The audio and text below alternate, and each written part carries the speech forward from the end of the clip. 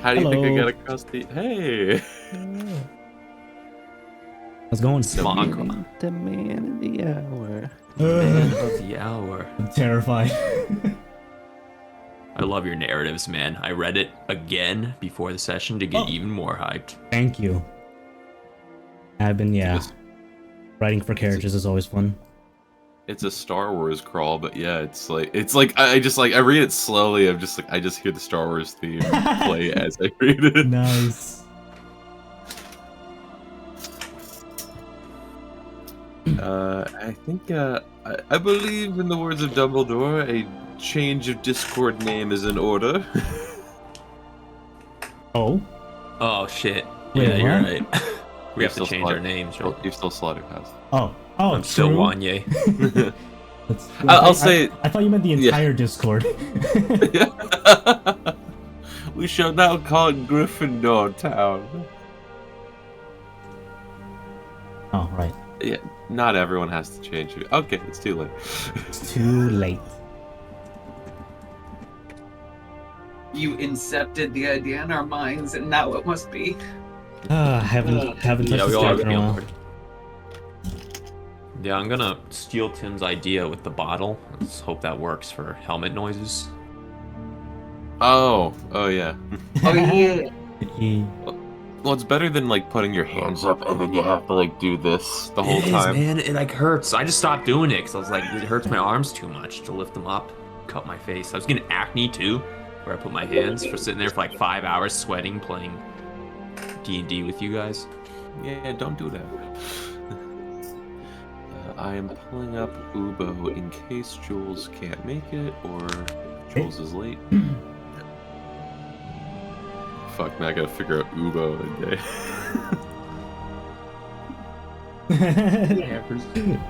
Uncle Iroh mixed with a little bit of something. Yeah. Is this occurring in the normal campaign? Say what? On Roll20? Yeah, Flavor Town. Oh, because we technically still have that second one. Yeah, this is all still in Flavor Town. GM, my avatar looks like Wanye. So you know. Oh, did you want that? Did you want that changed? Yeah, man, I'd appreciate. Did you want that Tim. different? Huh? Did you want that? You want that different? Okay. Yeah. He's getting the Orcus token out for me. Loading my AR-15. No. Hold on. Oh no. Only. Wait. Hold on a sec. Hold on. Damn it. What happened? Okay. I told you to get us that student loan. There we go. I'll still never get over that Baldur's Bet. Yeah, and I sailed here, and then we just like sailed back. Yup. Yep, it's water. Yep, it's an ocean. Shit, map must be wrong. We just go back to the coast. Back in the box. There you go. Oh, I'm probably not even gonna 3 find the days. thing you guys were looking for. I'm gonna find something else. Yeah, Hold you're on. gonna find some cosmic horror dungeon filled Yeah. with tentacles and shit. Hold on a sec. I gotta give you guys vision. I just blocked it, all of you. Wow. I thought this was part of the actual encounter. We all have to play blind, theater of the mind. Now you're in my world. Yeah. It's not nice when you can't see shit, isn't it? What a good day. Sure wish I could see it, huh?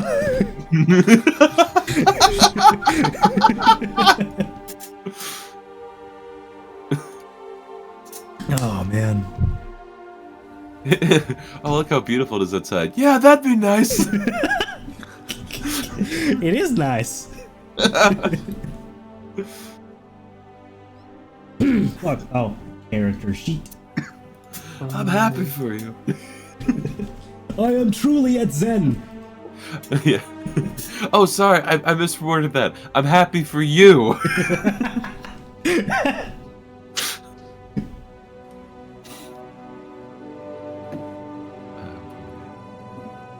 Well, this is gonna be.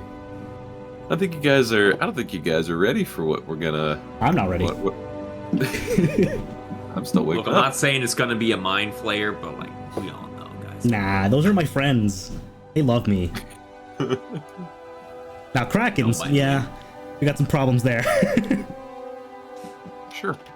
Is this finally the false Hydra, Tim? Do I finally get to experience it? I don't know what it is yet, but I refuse to look it up. I'm the false Hydra. It was me. I don't even know what that means. Yeah, that's the point. You're already getting into it.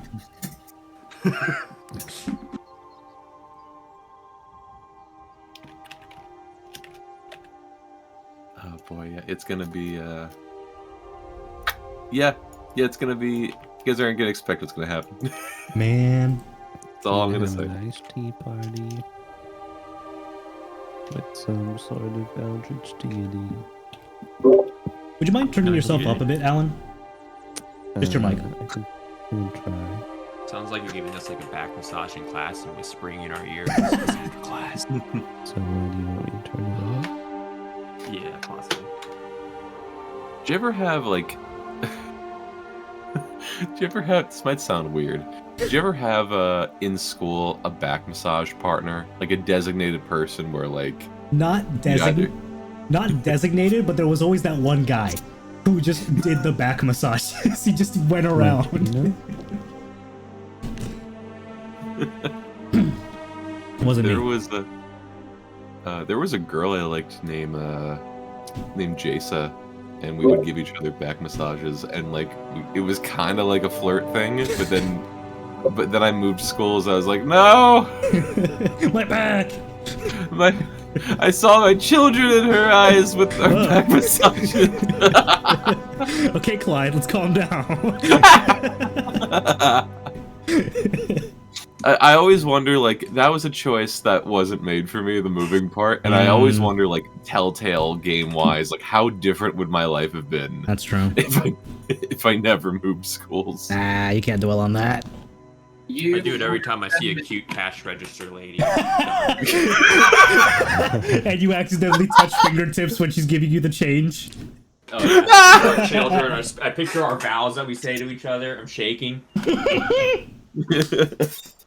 Just as long as it's not like the stuff, like the gas station, like cashier with like the 50 tattoos and like the half like covered eyes with Those the, like, especially, Tim.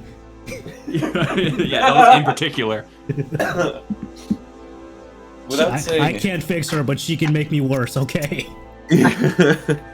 Yo, she can give me that for every $1 I get a quarter off my next gallon of gas.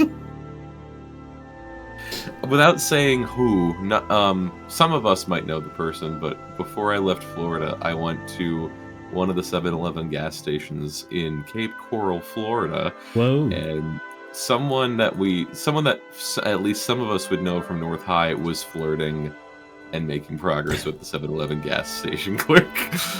Well, there you go. Chad. He needed that gas, that gas discount. Why do you need the gas? I need to get out of town. Gotta get out of here. Now I'm wondering what 7-Eleven. Fuck.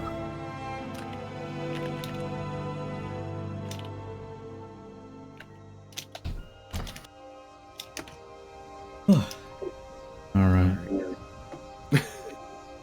Solomon and I are canonically going to be playing cards on the ship. Gotta when pass the time campaign somehow. Starts. Yeah.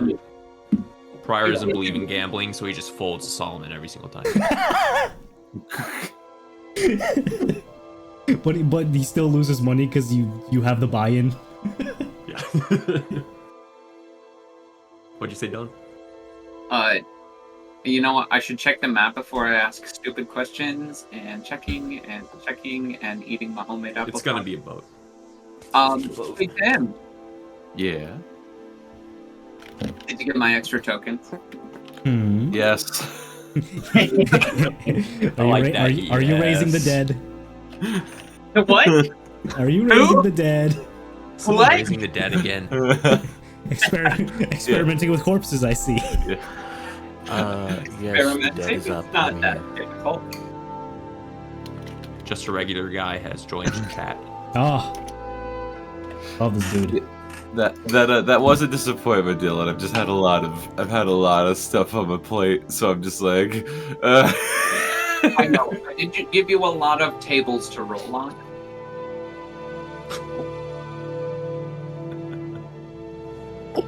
Are we doing this thing where we claim our free items that are promised? guys are really trying today, aren't you? I told you what stat block, right? Yeah.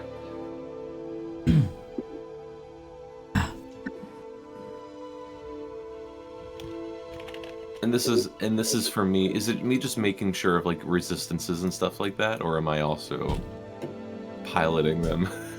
No, I'll pilot them. I've got their character sheets popped up so that I can roll for them. Thank God. I decided that I was only going to do one set of 4 because, you know, a Burt spell slot can maintain 4. So I could have up to... Oh, goodness gracious. Yeah, you can get a lot. Uh-huh. You can get a lot. Yeah, I've got... Let's say that I kept most of them at home, ready for the war. In Bossing Say. What are you talking about? There is no war in Yeah. Bossing. There is no war. Oh my gosh, how many? I could have 12. Yeah, Andrews remembers a specific one-shot in the desert that he was a part of, where one of the players was a necromancer and with a bag of holding, and quite literally the battle started with him opening the bag and like a dozen skelemen like rushed out of it. That was the single worst person I've ever played Dungeons and Dragons with. Made me so upset. He was like reading the stat block while Tim was DMing so he could cheat. Oh my gosh. Yeah, it was rough. Sounds like Chris at Cool Comics. Yeah, it's yeah, it was like right at the and he revealed his hand right at the end. There was also a deck of many things, I think, and I forgot what card it pulled. It was one of the big bad ones, and I always wonder how random or cheaty was that. Yeah, I got sent to the void, my guy. Rest in peace. Yeah. I always like to play a game of poker with a deck of many things. My hand is always the best. What German name did you play that day, Andrew? Oh, it was there were 2 brothers. I think it was. Oh shit! I don't have it anymore. I didn't have D&D Beyond back then.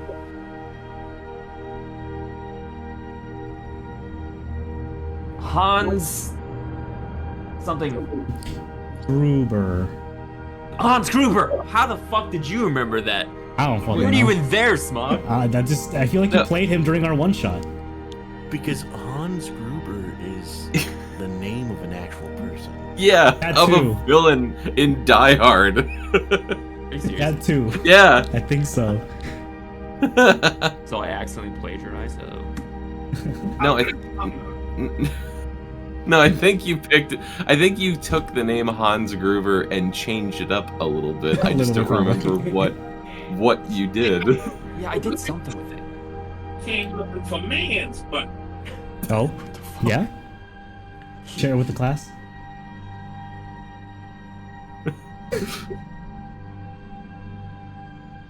Who programmed these? Program I one. got the 3 minutes. Oh, 3 minutes. Deep down. are these soundboards y'all are playing? What's going on?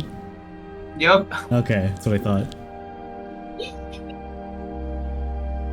Oh, I do remember. That one I have no idea what it is.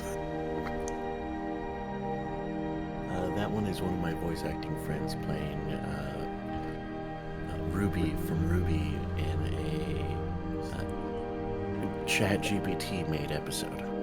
Okay, I have my volume for you set up all the way, and you're still like ASMR right now. Yeah, my microphone's fucked right now. I don't know why. Yeah, it was both Brandon and Alan for me.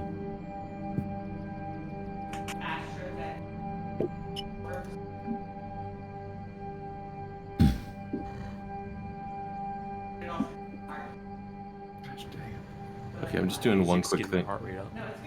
I'm doing one quick thing, and then we can all we can just dive right in. All right. He said dive right in. It's confirmed in the water. Oh my god. Thank God we didn't bring Baldrus.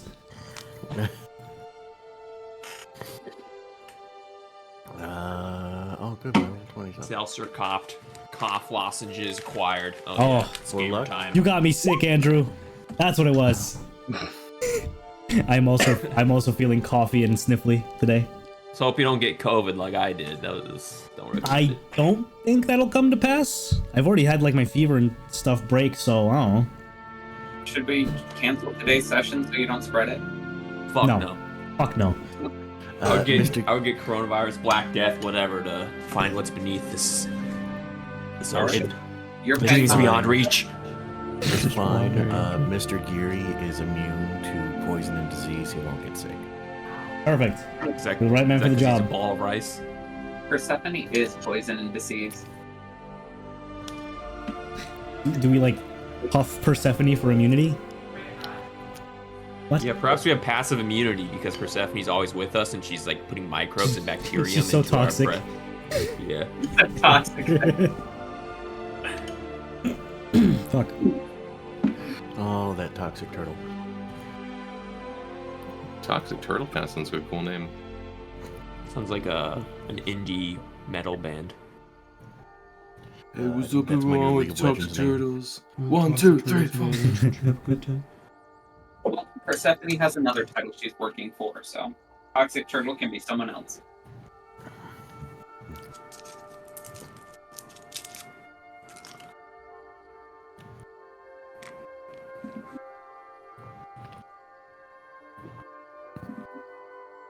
I can still see you.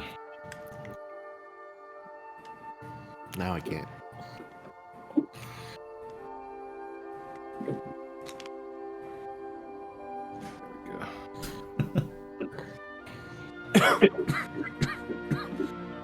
I got confused for a second when Clyde was here, and then I remembered that I'm an idiot. What is Clyde here? I was like, this is Campaign B mixed with a couple of other randos. Because Mr. Gary, he was a one-shot, right? He's been a one-shot character, yeah. He was the food one-shot, right? No, he was not in the food one shot. He was in the second and third. You were fine. Yep, that was it. The food one shot was lunacy. You know what? Weird. I totally forgot about that being a thing. I meant like the fish you feel fine food one-shot. Oh yes, yes. Oh, okay. Not the Like restaurant. Jesus, goblin. Not the restaurant. Not the restaurant one. No. DDD, Dine In and Dives, or something like that. Oh, I think Dylan came up with the name Breaker's Breakfast in Bed. That's the Or one. Bed and Breakfast. There's better BBB. Alright. That's a BBB 3-star rating. I loved that session. Oh. It was so corny and great. Oh, out of pocket. Alright. I think we're ready. Let's hop right in. Good.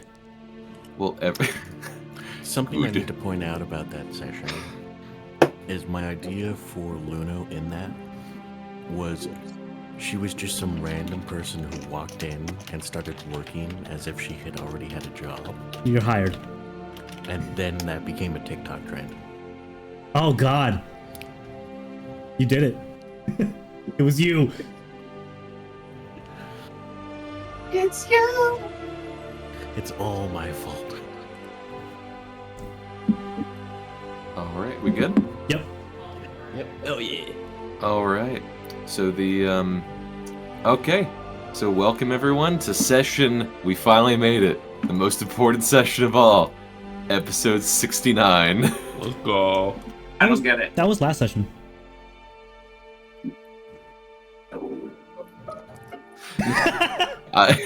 I had last session as 68. I had it at 69. I don't know. Maybe did I jump the gun? Maybe. Wait a minute. Wait, no. Okay, never mind. Okay, I thought I mistyped the numbers. No.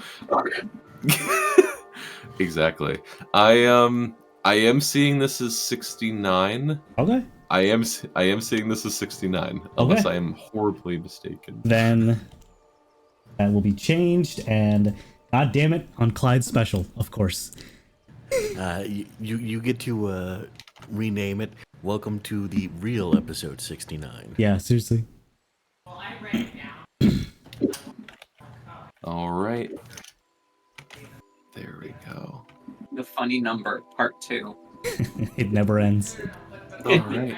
And even more, and we're going back in time a little bit. This is, I believe, nearly 2 full days prior of the, not prior, of the of the current day. So we're time traveling a little bit. It is also the first of the second month of the year, the month of Edlin, or how ironic for session 69, the first in the month of love. It was meant to be. So all of you to flashback had separated at Fort Worth. Clyde and Slaughterhouse switching positions. Santis being a bit of a what's the word? An escort to you guys, getting you to Breaker's Landing, setting you up at the Gilded Hall, which is probably one of the more expensive and beautiful inns in Breaker's Run. It's just so funny. I'm trying to get all the words correct. I'm gonna say one thing I wanted to say first. As you guys get seated, and Santis just waves hands, going, "I know Mistar, and I have tokens and coupons. I have coupons. We got this. We got this." Persephone, correct me if I'm wrong. Did you have the ability to do Hero's Feast? Yeah. So there is a moment Santis walks up to you, Persephone, and goes, "Okay, so here's the deal. Like when you guys wake up in the morning, like I don't mind paying for it. Like, do you want to cook it? And if you want to cook it, do you mind if we do me a favor, like as if I paid for it, or do you want me to like pay for it and like you rest your cooking hands today?" I beg your pardon. I don't know if that was necessarily a sentence. Could you try that again? God, the amount of Damn. You just see him at the moment, like, do you want to cook the food and I pay to say, hey, look, I did a good thing for all of you, or do you want just me to freaking pay for them, the hall, to cook the food? Oh, well, I've got to do the cooking, so if y'all are willing to do the funding, I'd be much obliged. Okay, and I'll take partial credit. Thank you. The next day, wow! Look at this beautiful food that's been concocted. Man, it was so much to pay for. You're welcome, everyone. A demon who continues to be class. Thank you, Santis. With a wink to Persephone.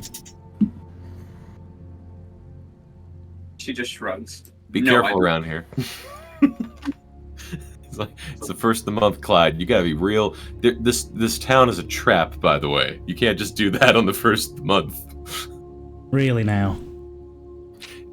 Look, I've been around the block. I think I can handle myself. You've been around the block and the alleyways, and I promise you, if you keep doing that, and he like aggressively winks at you, you are not gonna leave this town alive today. Let me tell you. Begins eating the chainmail glove of Prior is just gonna grab some basic bread and water, and he's gonna sit by Solomon, and he's just gonna sit there, not eating the bread yet.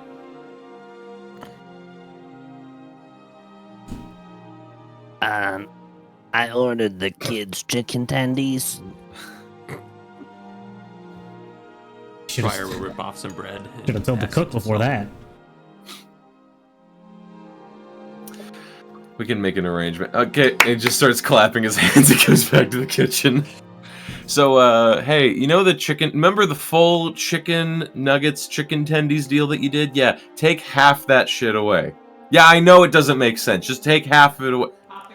Yeah, I'll eat the other half of it. I don't know what... Okay, fucking sure. They'll be back, Solomon. Your name's Solomon, right? Yeah. Okay. You happy? Well, you also have honey musty. Prior takes out some of his mobile honey musty he carried for you during the adventures in the Shrine of Arunwa pilgrimage and hands it to you. Admiral Staun's finest mercenaries. Hey, cut. I know this isn't like the normal kind of rabble that you sort of, fuck around with. Not No, that way. they seem just as chaotic as the others.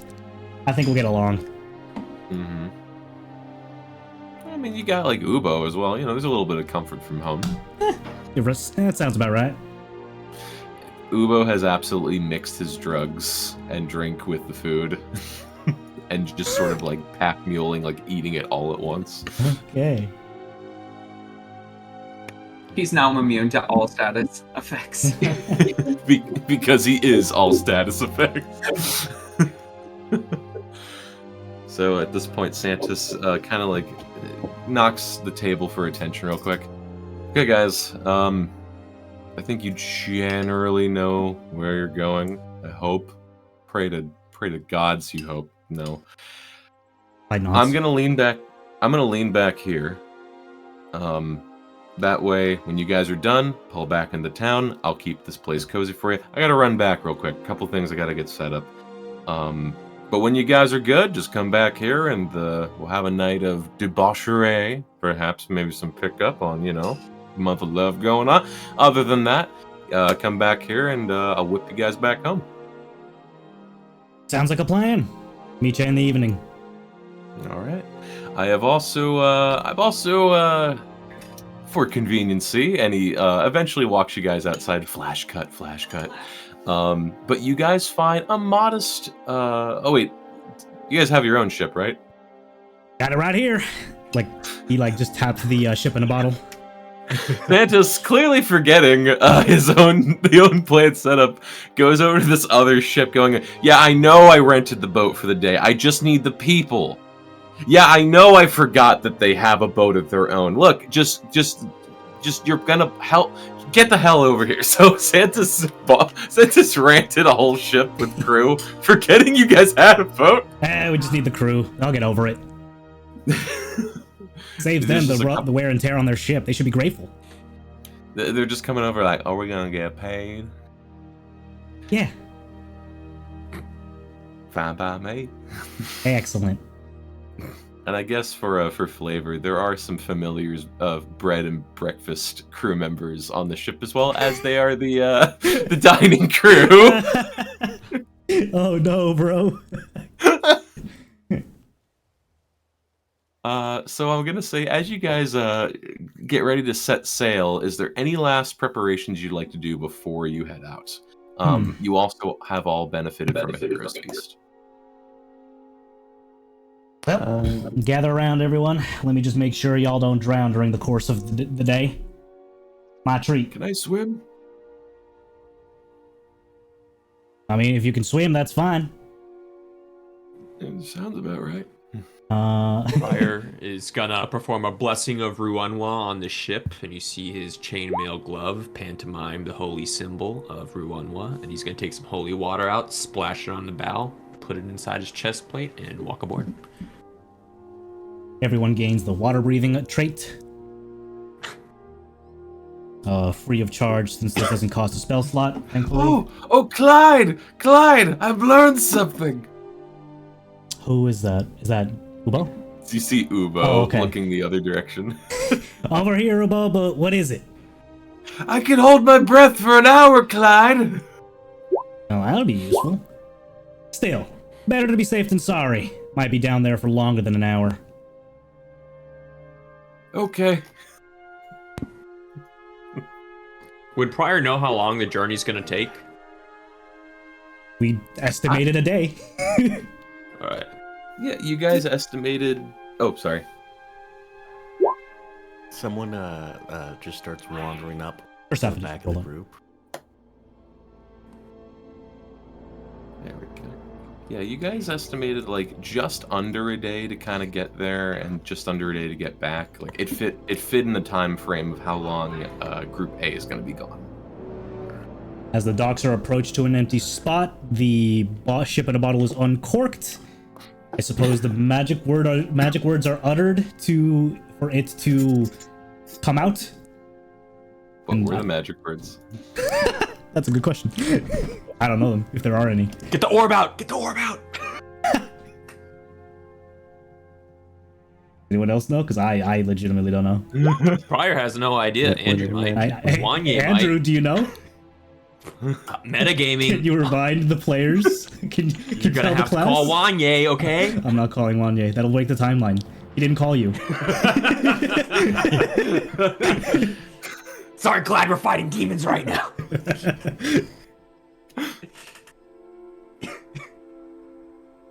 Oh wait, you know what? I think we set up a password for is it Forbidden's the spell that Clyde puts around the fortress? That does require a password, and the password is friends in...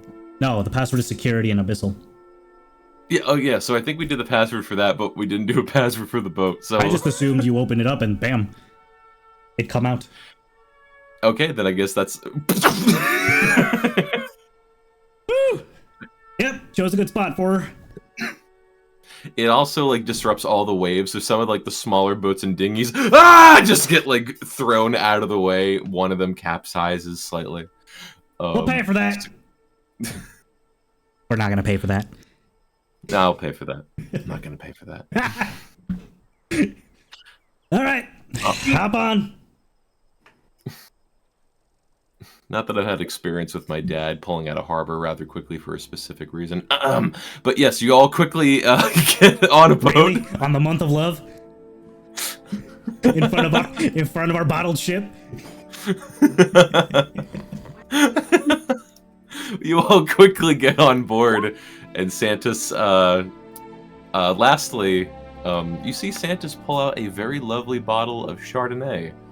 And you see him just kind of salute all of you, saying, well, good luck! And he chucks the bottle of Chardonnay at the stern of the ship as you guys depart. Ah, what a waste. You have to roll for it, Tim. If it doesn't break, then it's bad luck. Let's do it. I'm down for that.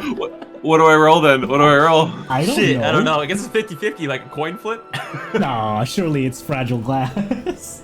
Okay, all right. We'll do like 30-70? 19 or 20. Yeah, like Give if us- it rolls 1 or a 2. Wait, no, hold on. Give us a strength check.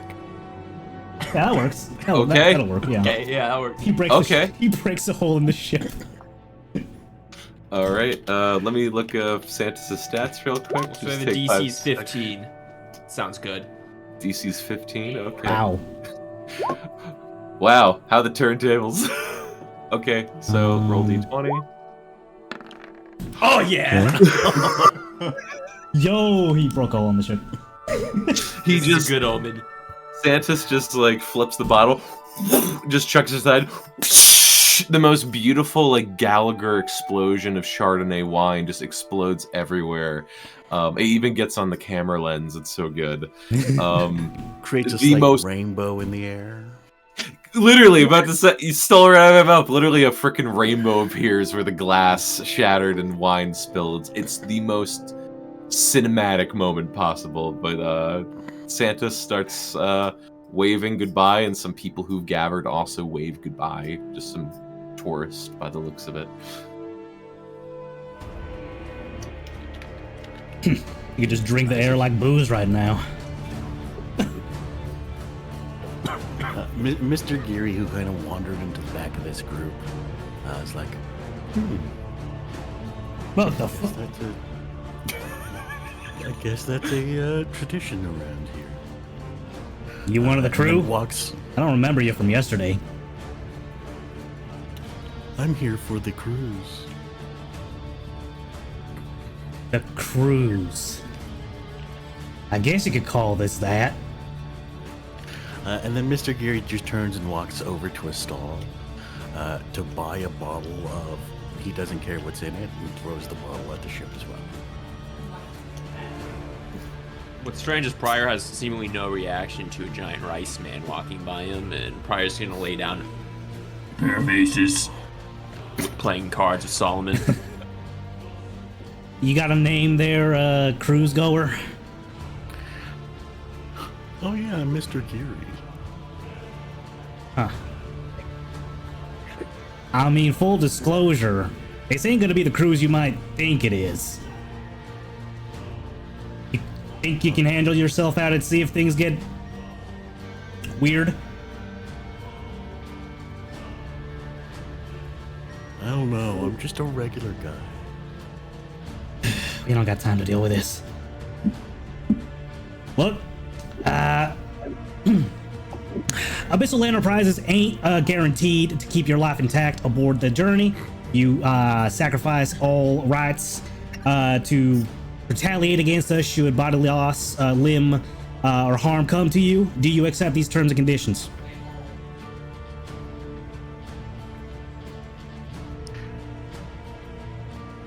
Yes. Welcome, He welcome just- aboard. He what you said, it obviously goes in one ear, out the other. He has no idea what you were talking about. He's And just like, Clyde doesn't care. That he's just glad his fast talk got this guy out of his face. and then Mr. Geary throws the bottle that he just purchased at the ship. Can you roll a strength check? Just I just can. at the ground. I can roll a strength check. I just noticed Mr. Geary's very weak physically. Oh god. Oof. The bottle doesn't Oh, even there hit she the ship. goes. A tidal wave comes. Maybe some lucky fisherman will bring that one up. Well, come aboard. I'm sure that won't be a bad portent of things to come.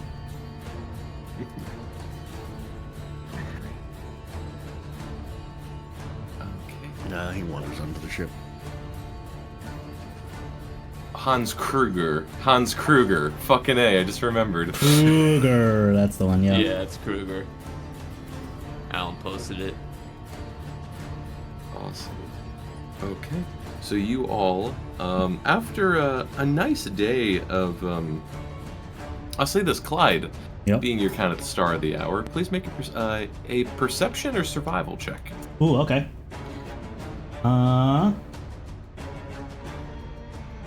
Okay. 10. Man.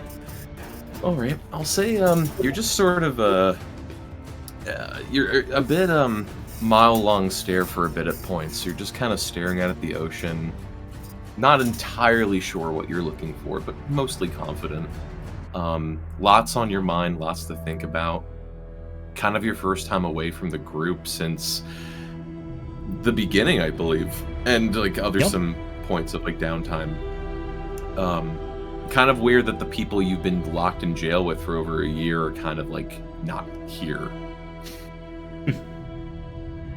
But at one point, I'll say towards nighttime, we'll say maybe around 10 o'clock at night, and after a sharp ringing of messages at one point, Yeah. speaking of the other people, you notice that in the distance, there's this faint, there's actually no moonlight. At the start and end of the month, that's where there's the least amount of moonlight, so it's really hard to see for a while because of just how dark it is. But despite that, you do notice in the distance, as you believe you're getting closer towards your destination, this giant wall of steam rising up into the sky. Well, that doesn't seem right. Slow her down a little bit. Something's coming up ahead. I tell the crew. King's over too. Solemn lays down a full house. At For attention. fire. Weather strange up ahead. Prior will get on one knee and hold his holy symbol over one while above him, and mumbling and chanting the litanies will cast Aid at 4th level. Oh, fuck yeah. Who gets Clyde it? will receive 15 bonus HP. Solomon and Persephone. And that'll stack with Heroes Feast. Heck yeah.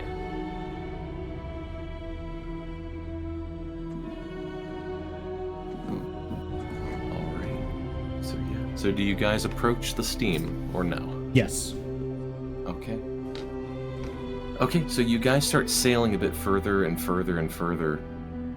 And there is this moment where, like, you do look at the size of the steam. It's quite large. It almost looks like the smokestack of a factory. Not that you would know what a factory is, but it's not. It's quite larger than a smokestack, I'll say. But there's this moment where, as the ship begins pulling towards it, I'll say Clyde. I'll say with you'd probably be. One of you would be near the vicinity of the bow of the ship, I'll say. Someone's up the front looking at this. You start hearing this this hissing noise, and as you look down, you see it's not eating away quickly, but you see the bottom of the boat is actually being chemically burned away. Ooh. That ain't supposed to be in the water. All right. Hard turn to starboard. I gotta avoid this water. Something's happening. Reminds me of the sewers back home. Things eating away at wood too over there. It kinda eats away at everything. Ugh. Well, Jill, collect a sample for us. I'll have Mage Hand grab a vial and scoop up this acidic water in a glass vial. Solomon, see what you can make of this. And you'll see a spectral hand float over towards you with probably an already deteriorating glass container. Does this water also eat away at the glass? Ooh. Sorry. I will say. I will say slightly it is. And be quick. Looks like that isn't enough to contain it either. And I will say, Solomon, if you'd like to investigate, either roll investigate or medicine, please. And I will give you guidance. Allow me.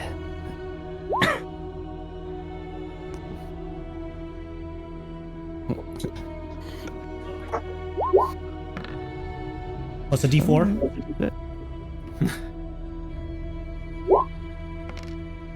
Just enough. So Solomon, you quickly inspect the contents of the glass. As far as you're able to tell, you notice a couple things about it. Number one, it does look like water, as far as its base form, but you do notice this acidic property to it, and you're trying to figure out chemically what exactly might be causing this. How does But it as far taste?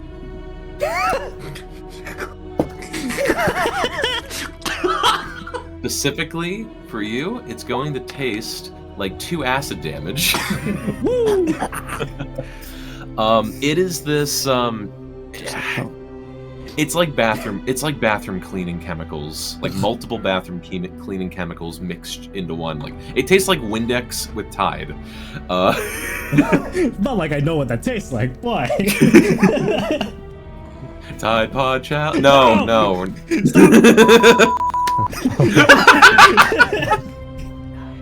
Shut it down! Shut it down! It's Minecraft. In Minecraft. So yes, you guys, technically, what do you notice with this?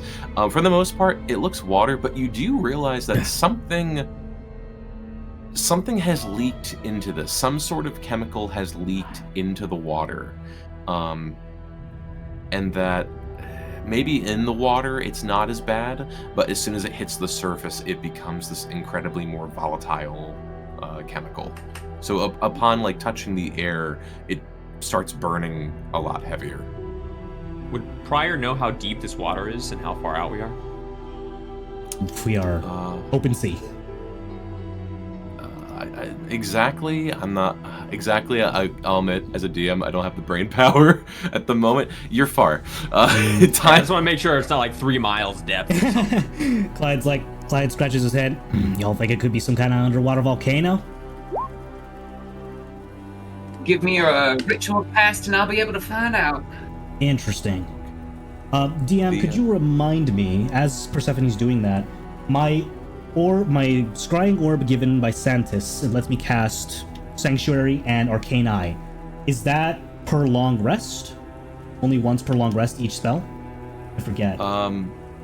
For what again? Was it as a warlock? The Crystal Orb of Scrying, the artifact item that was gifted to us. Oh, right. It came with a major and minor benefits. Gotcha. As far as that goes, I have that up here.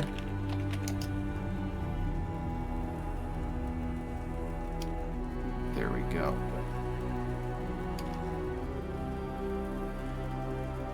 There we go. I wanted to say, and what spell was it again? Just so I'm clear. Arcane Eye.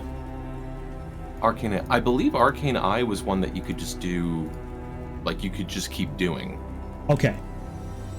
That is the case. As Persephone's scouts, Clyde will assist, summoning forth an arcane eye to dive into the depths of and the center of this fuming acidic water. Okay. And I'll say, there we go. And I don't think the eye has... I don't believe it has health, so you should be okay. Right. There we go. But yeah, as the eye goes underwater, it's a little bit tricky where the water does change, even with coloration. And the one thing I meant to say with Solomon, as you kind of move the water in the glass, before the water burns to the bottom of the glass, it has all these different color textures to it. Like at one point it looks kind of aquamarine, then it has sort of a purplish pinkish glow to it, and then back to green, then blue. It's all these cool colors and maybe a little bit of red at 1 or 2 points, but the color actually changes, kind of like an oil spill. As the arcane eye goes under, you do see that there is that distortion of color. It's almost like an underwater aurora borealis. Oh, okay. That's sick. But you see at the very bottom, like quite a long ways down. The best way to probably go straight down from where it's not acidic and then across. Mhm. But you see what appears to be this sunken, possibly fortress. It's not huge. It's not like a giant castle or anything. But you do see that all of this is emanating from that point. Oof. With no safe way to get in, you'd have to be constantly like burning an acid to get inside. So that's why I said probably the safest way would be going straight down and then across. Wow. Gonna have to anchor up if we want to go in there. Mm-hmm. So this is probably going to take an hour just to get there, and you'll take maybe a little bit of acidic damage on the way in. Got it. I guess next is, do I feel a pull from my eldritch powers to investigate this place? You guys are just hitting like one after the other, like before I get to say it. There is this moment where you do try to commune, and you do hear the very faint voice of your icon, but easier to access. You just hear, "Clyde, you've arrived." Drop anchor, everyone. You hear from Clyde.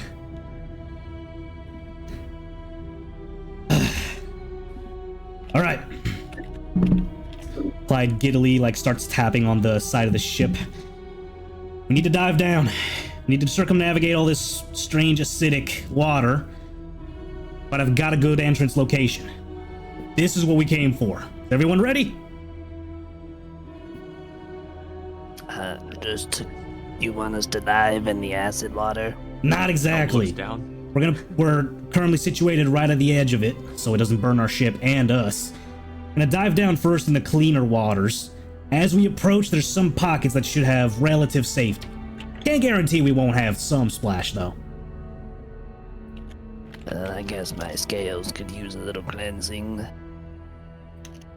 As a disciple of Ruanwa, Solomon, you see a gloved hand reach your shoulder, and you feel the warmth of Ruanwa and the light as he casts protection from energy and acidic damage on you. You see the sigil form on your chest, and then he offers a hand to anyone else who wishes to take it.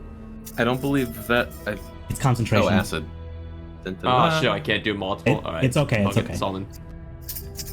But you're gonna have to roll as yeah. That's fine. Clyde shakes as Pryor extends a hand. Clyde understands the limitations of that magic, but he shakes the hand nonetheless. You're a good man. My parents would have probably had me meet someone like you as a kid if they ever took me to a church. There isn't much emotion conveyed through the helmet. It just stares at you, the black shawl underneath the helmet, unblinking. He doesn't talk much, but he is a nice guy. I say it all. As you can see that somehow, or perhaps unnervingly, Pryor Clyde definitely can see through your helmet, slits of your helmet, and looking directly into your eyes. You see, he doesn't have eyelids because his eyes were burned from a dragon, and you see his eyeballs kind of squint. He tries to squint at you, but it probably looks scary, but you've seen scarier. I like a kind, similar soul. Let me return the favor. It may not be as potent, but some of us might need it. Clyde will strum a small reassuring tune to cast aid at 2nd level to the remainder who didn't get it.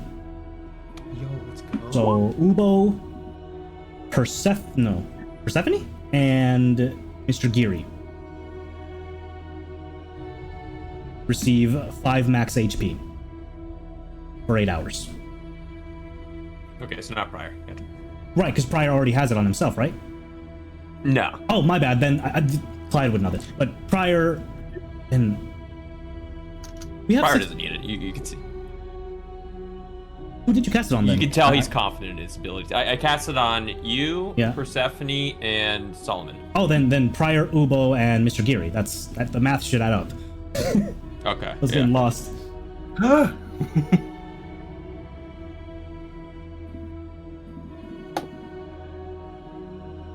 Is that rice guy gonna be okay?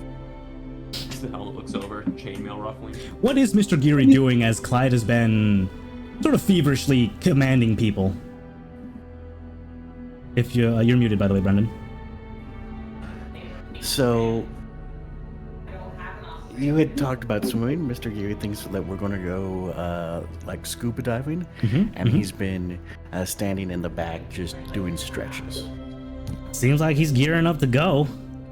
Don't quite understand him, but kind of like his adventuring spirit.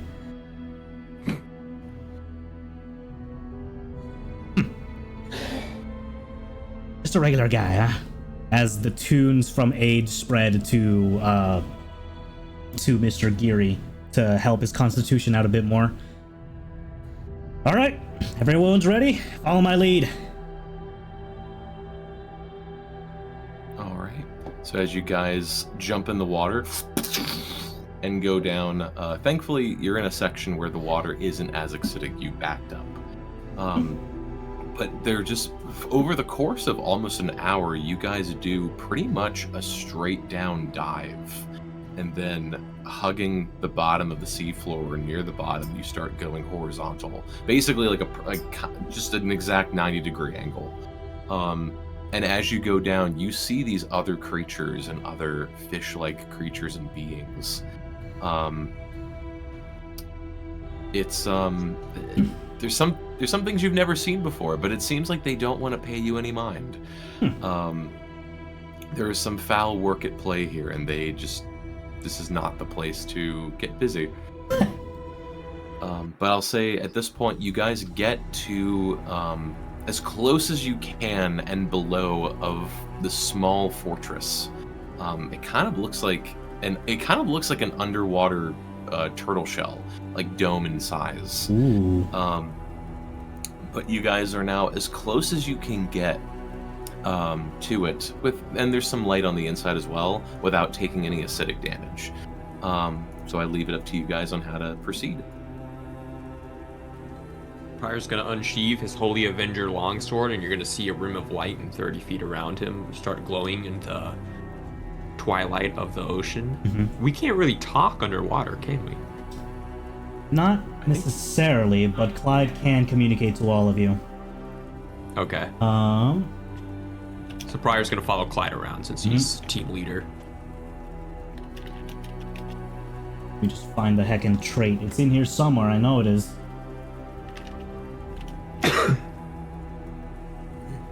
How far away is Fortress Tim? It's as close as you guys can get. Probably it's gonna take, with dashes, probably 3 rounds to get inside. Okay, yeah, so it's farther than 60 feet. Gotcha. And you do see kind of this this translucent looking door. That's powered by this, and Clyde, you would know this, it's powered by, we'll say, mind energy. essentially to keep. It's like I hate to make this reference. It's like the Gungan city in Phantom Menace. Oh, God damn it. There is this mental force barrier wall that functions as the main door. All right. I guide everybody telepathically to go through there. If anybody's struggling with swimming, Clyde will make sure they get through. He is quite adept at swimming, unnaturally so for a human. But he makes sure everybody gets through with the guiding light of Prior. Okay. And then remind me, Dylan, are Persephone's skeleton zombies already with her or not yet? Yep. Yeah. Okay. Give me 2 of each. 2 of each, okay. Okay, so you guys are right on the precipice of before this upward dive into. Is that what you guys would like to commit to, or anything else? I'll commit. When Prior commits. Oh, so I was just like, are you okay, bud? Okay, so you guys immediately start going in, and as soon as you pass the barrier from, we'll say, the dark and clear water into this ooze, immediately, this immediate acid burn hits all of you. Okay. I need everyone to... Yes? Oh, I said okay. Oh, okay, sorry. I thought someone said... Sorry. Okay. Okay, everyone please make a Constitution saving throw.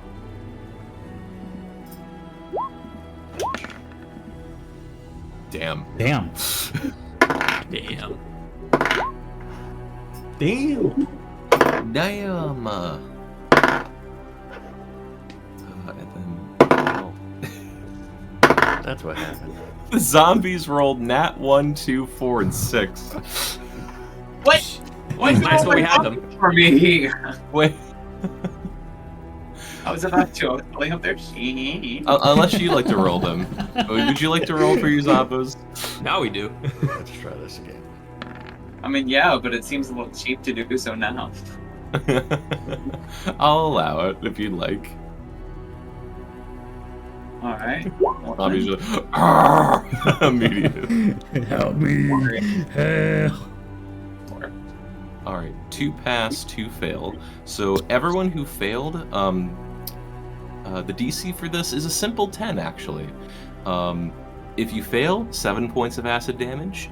If you, failed 7 points. If you succeeded, only 3 points of acid damage. Got it.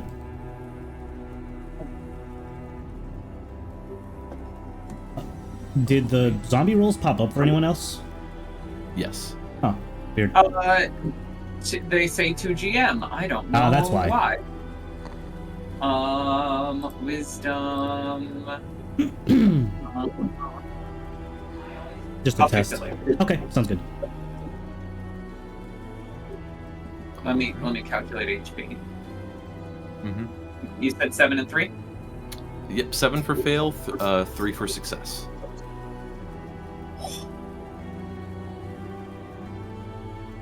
Okay. So we passed through a mental barrier, and we're still in water? So you're not you are a third of the way to the mental barrier. Oh, okay. All right, so everyone again, Constitution saves, please. Everyone will guide us.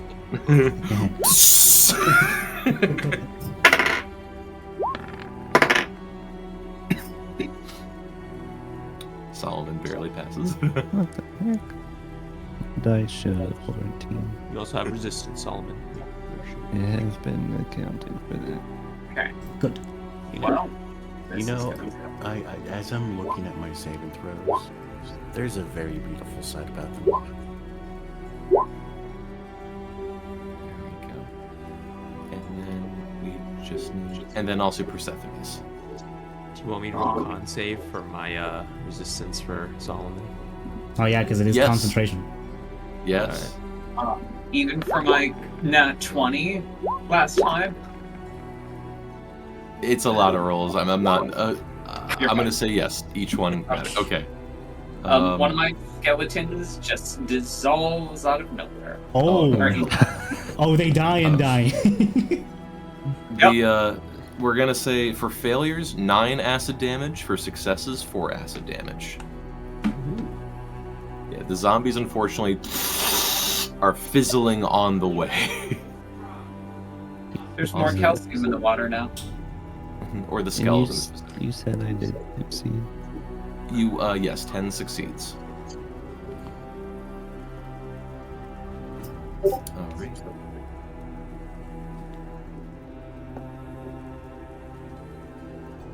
Okay. And then lastly, yep, when we're ready, last Constitution saving throw from everybody, please. Did you roll damage? Who, me? Yeah, for the second round. Yeah, second was 9 if you fail, 4 if you succeed. Not bad. Okay.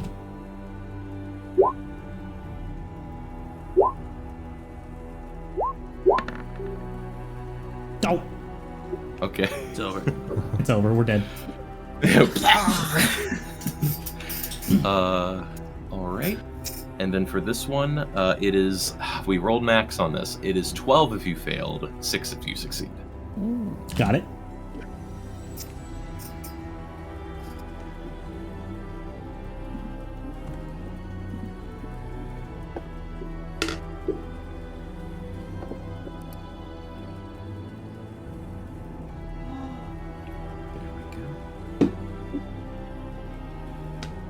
There we go. Okay. And at Another this point, skeleton dissolves. Alright, the skeletons unfortunately are dead. But yes, there is this moment where you finally plunge towards the barrier and you just go right up to it. There's a little bit of fear of what if it actually reflexes off? What if the door's locked? But you all thankfully just zoom right through and just tumble into the room, all taking a measure of acid damage each. But at the current moment, you guys are safely in this octagonal-like chamber.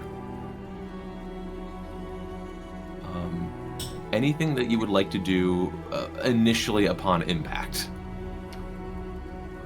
If there's prior, even in the water, upon impact, we'll grab his sigil and he'll mutter an incantation, and he's gonna cast his divine sense to see any celestial fiend or undead within 60 feet. Ooh, yeah. And you Yes. have undead within 5 feet. I want to double check because I saw something on Reddit last night. I wanted to confirm. And behind cover. Yeah, let's go. Hello, paladins. Okay. So yeah, this is how I'll do it. So you guys walk into this room and immediately you try moving just a little bit and your feet, this ooze, this slime-like texture is covered everywhere. Completely everywhere. And you start looking around the room, and it's all these different shades of greens, blues, pinks, and like I said before, some reds and dark kind of like violet shades. It's this very just otherworldly, alien-looking room. The best way you could kind of look at it is it looks like it has a Mind Flayer aesthetic to it. This very old, ancient Mind Flayer aesthetic, but you see even some of the statues and other sorts of architecture in the room covered over in this mucus. To answer more so Pryor's question, you start looking up at the ceiling and you see all these different slimes and oozes coating everything. And specifically for your spell, let me look this up. I want to just see what. And it was Fiend, Celestial, or what? Undead. Or Undead. Okay, well, there's 2 Undeads right next to you.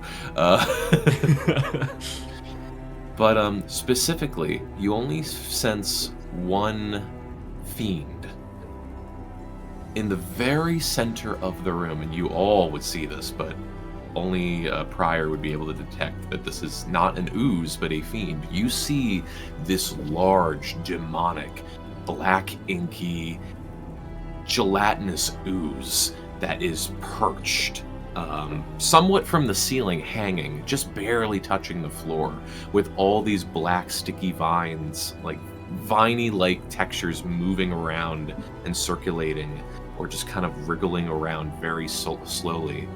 I want you to make a religion check, Pryor. Oh yeah, let's do it. as that's also happening, okay,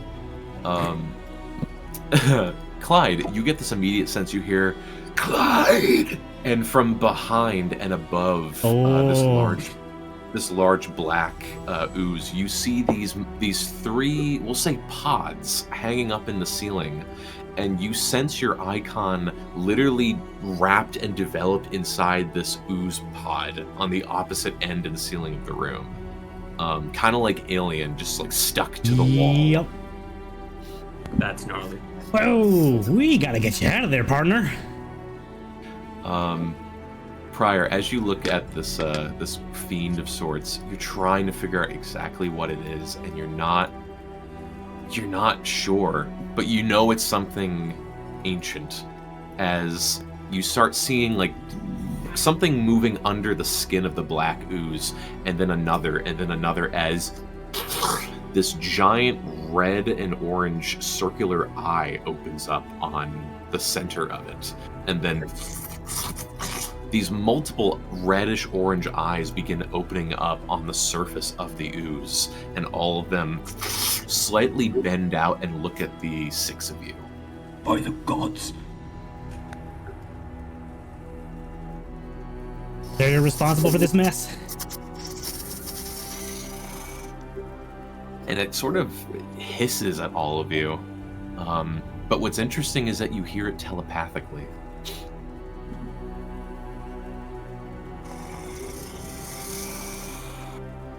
Clyde.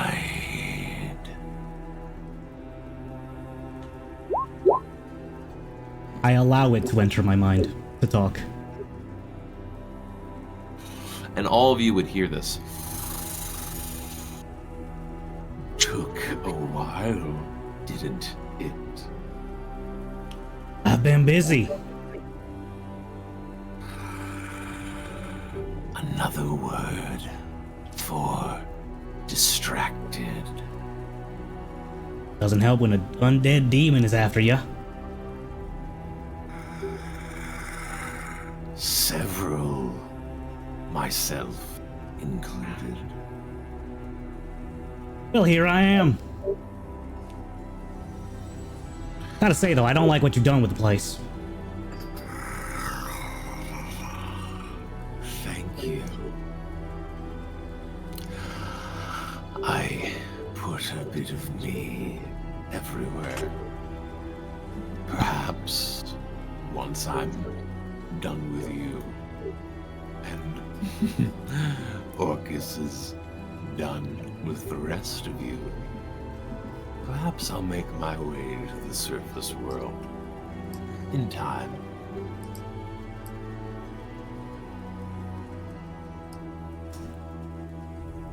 You ought to experience the sunsets. They're quite beautiful. Here, let me show you. Like, And you see him like, you see him kind of quiver a little bit when you say sunset. Quiver in what? Fear? Anxiety? In some kind, it looks like it's this reaction of pain. And as Clyde says here, let me show you. Through telepathically speaking, he'll just send images of a sunset over the sea that he's seen over Breaker. Okay. And you do see this moment where it does sort of writhe when you bring up the sunset. You bring that foul image into my mind. Just paying you back for whatever the fuck I'm seeing here.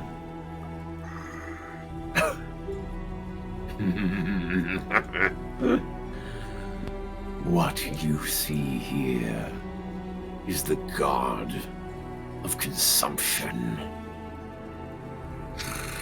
I am the demon lord Jublex, the lord of ooze and slimes and consumption.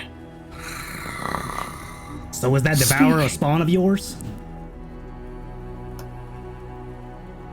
This is the DM asking. What's that referred to? Was that the Devourer we fought in the Foggy City? You know, it had like a weird. It was feeding off the body when we defended the Foggy Town. There is this moment that, like, it then starts peering through your mind, and you see the eyes move a bit. Well, Goes, come on, this disgusting thing. Come on, it kind of looks like you. What? I guess its appetite. Suppose its appetite wasn't big enough. I wouldn't make something so hideous as that. Really? Seems right up your alley. Well, let's cut to the chase. What is it that you say? Your kind says, Clyde. In order to gain all, one must give all. Is that correct?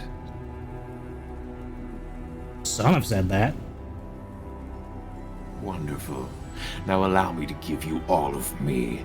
everyone, we're going to roll initiative, but 1st I'm happily married. Oh shit, that's terrifying. Not for long. Oh yeah, boy, let's go. And to give you an idea of also the cubes on the ground, those are not gelatinous cubes. The floor has actually been pre-slimed. If you step in one of those spaces, something happens. Let's fucking go. Can you give me access to my Zomboid? I thought I already did. Okay, there. Everyone, you'll see an aura of light around me within 10 feet radius. You get +2 to all saving throws. Courtesy of the goddess of Ruanwa. You can edit your token so we can see the aura. Shit, I can. Yeah, go to the gear and scroll down. Here? Yeah. Scroll down. Token I didn't know aura. you could scroll. Yeah, I know. It took me a while to figure out. feet. 10, and then you choose the color, and it should save settings, and it should do it. Let's go! Do I see Good it? tits, Mog. Tim, can you show all? Because I can't see it. Oh, shit. Not see what. The aura that Pryor is Oh. emanating. Yeah, I'm not sure why. I don't know if that's a token, but we were able to do it with Slaughterhouse. Do you see? Oh, maybe because it's with vision, possibly. Okay, I think I know what I can do. It also would be helpful for my sword because my sword emits light in 10-foot radius. Gosh dang it! Hold on. Players, there we go. Can you see it now? Thank you. Yes. There we go. Alright. There is the light of Ruanwa physically and Hell yeah. subconsciously. Let's go. Initiative roll.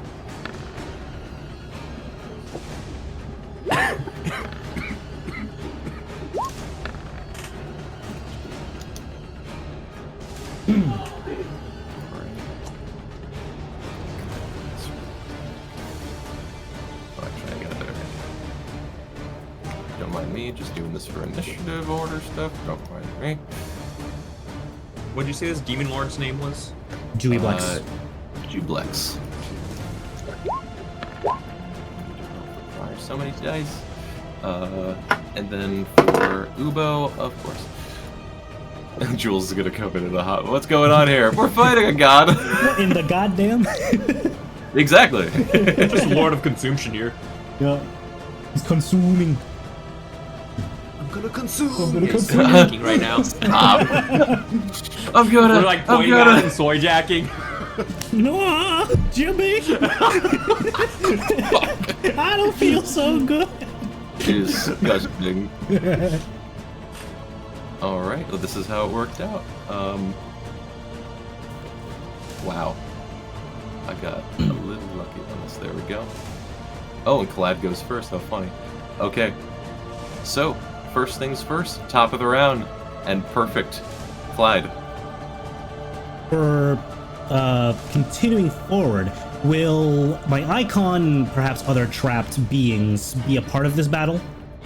Like, At the current moment, they seem to actually be stuck. You can will freeing them be something that can happen during this battle? If I focus on I'm gonna say no on this. Okay.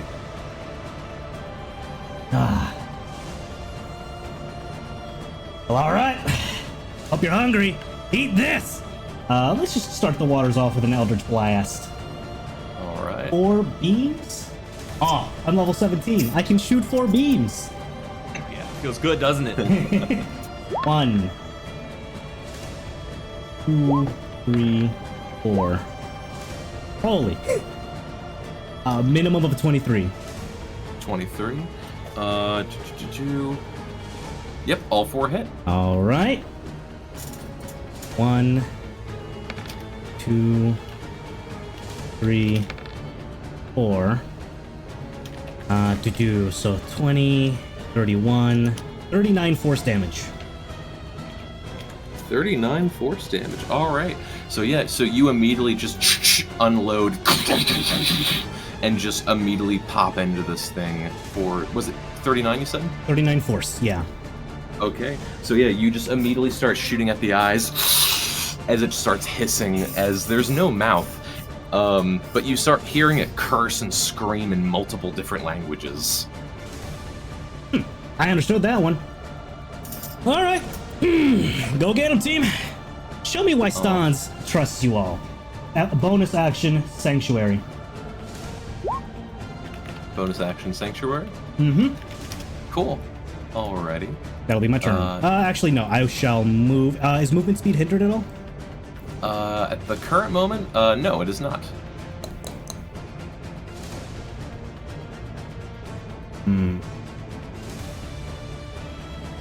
Yeah. That should do nicely. Okay. But did you move, or are you just checking the... There, I just moved there. Okay. In that path.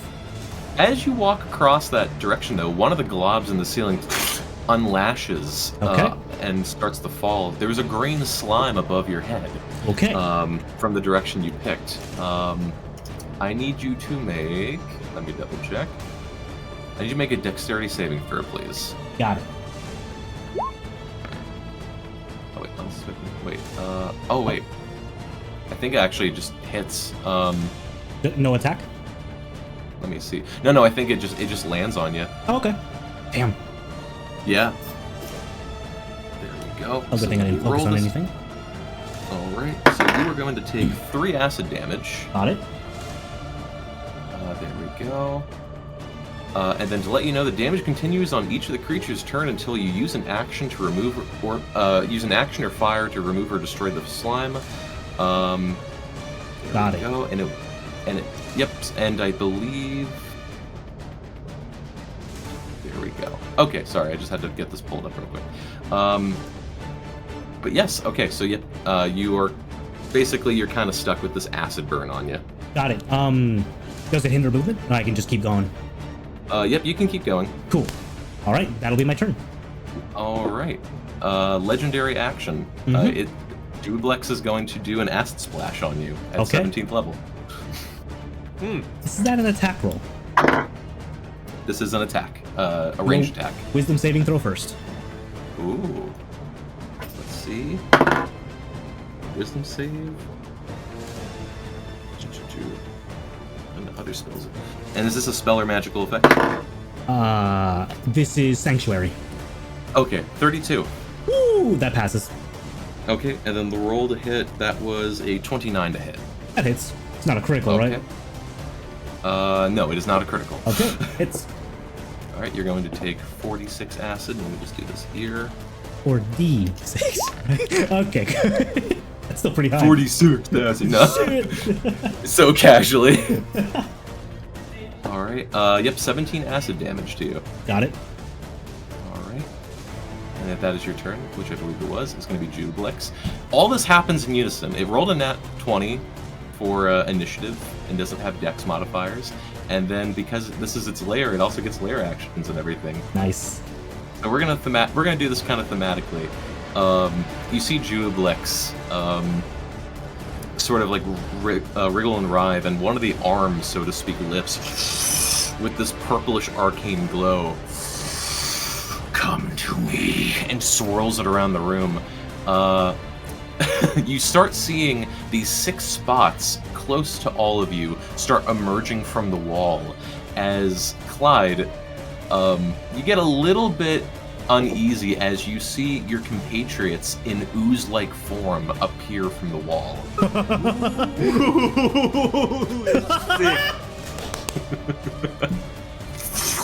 and they look exactly like they look older. They kind of look like older versions or later versions. They're all at different stages of the journey, but they look completely like your companions, but made completely out of ooze. So we're gonna do this in order.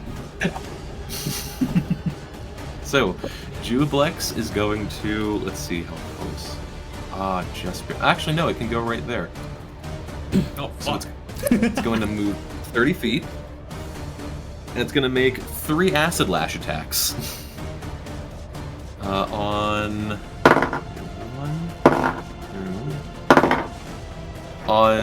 Mr. Geary, Pryor, and Solomon. All right, so Mr. Geary, does a 24 hit you?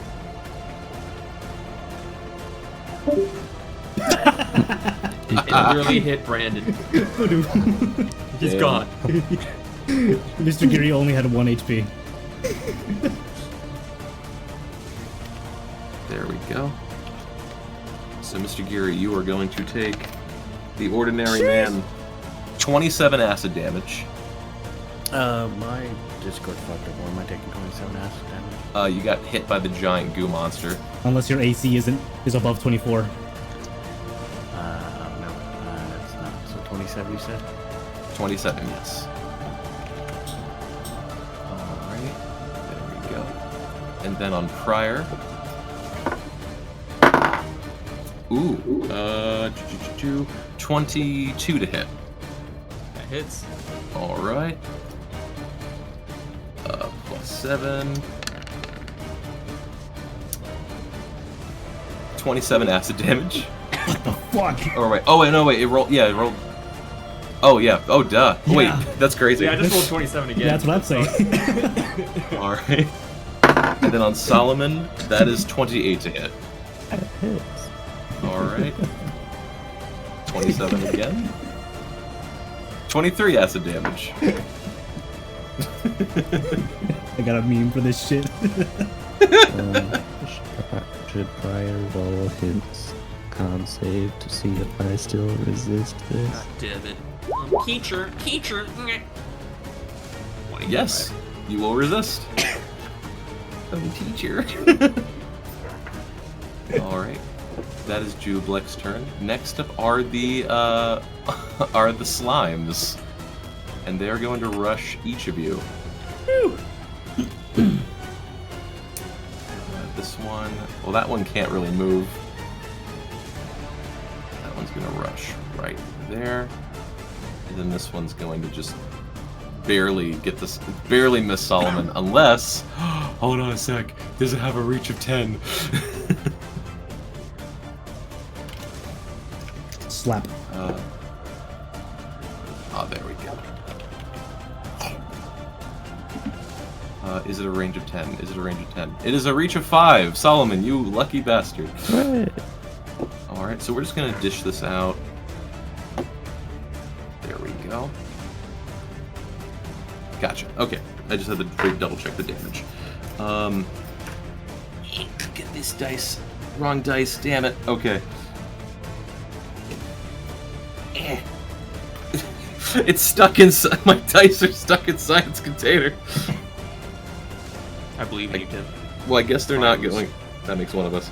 Well, I guess they're not going to roll damage if I can't get the dice out.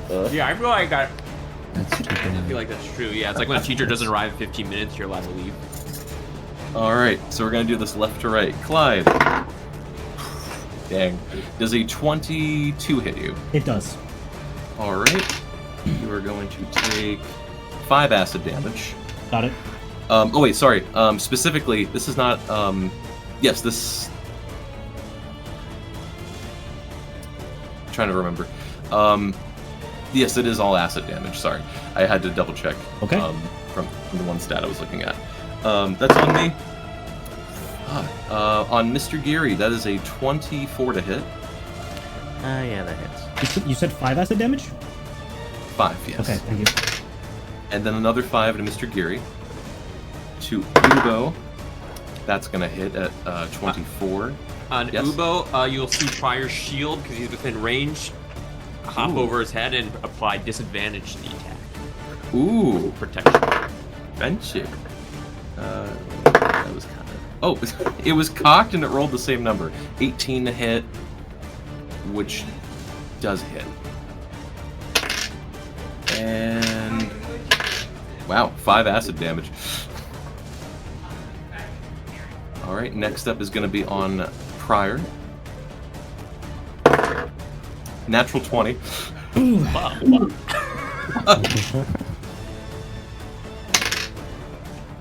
Okay, I rolled. It's 10 acid damage because I rolled 5 again and it doubled to 10. And then and then Persephone. Before you do, con saving throw, DC 18. Persephone is going to use hail words. Also, I have to use mine. Basically. Con save throw. Oh, that reminds me. Once you're done with this. That is, wait. 1, 2. 1, Negative 10. Got it. 2. That's 19. It passes. We're good. Okay. So then roll to attack? Yeah. Gotcha. Natural 1. Doesn't hit. Okay. So Unless it's got a huge modifier. Question for the Betia that attacked Clyde, could she have rolled retroactively a wisdom saving throw, please? Due to Sanctuary? Sanctuary.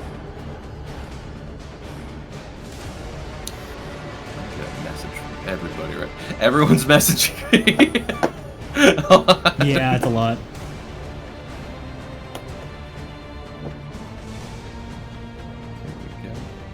Everybody's messaging you. I will muffle this room. Let me put you this. There we go. It's gonna look a little weird. But... Alright.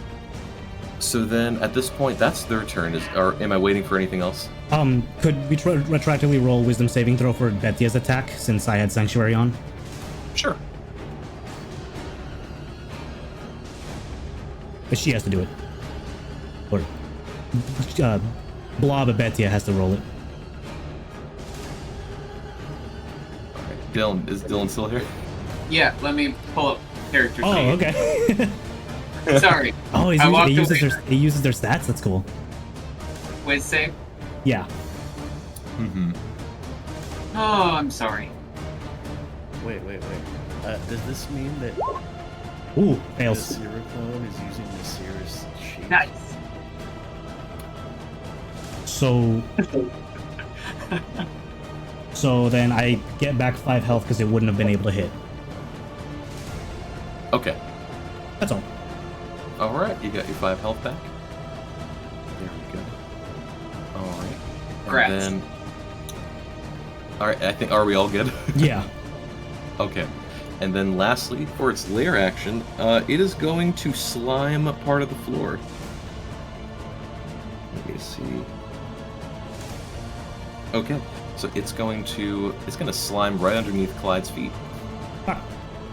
Alright. Clyde, I need you to make a strength saving throw. Nice.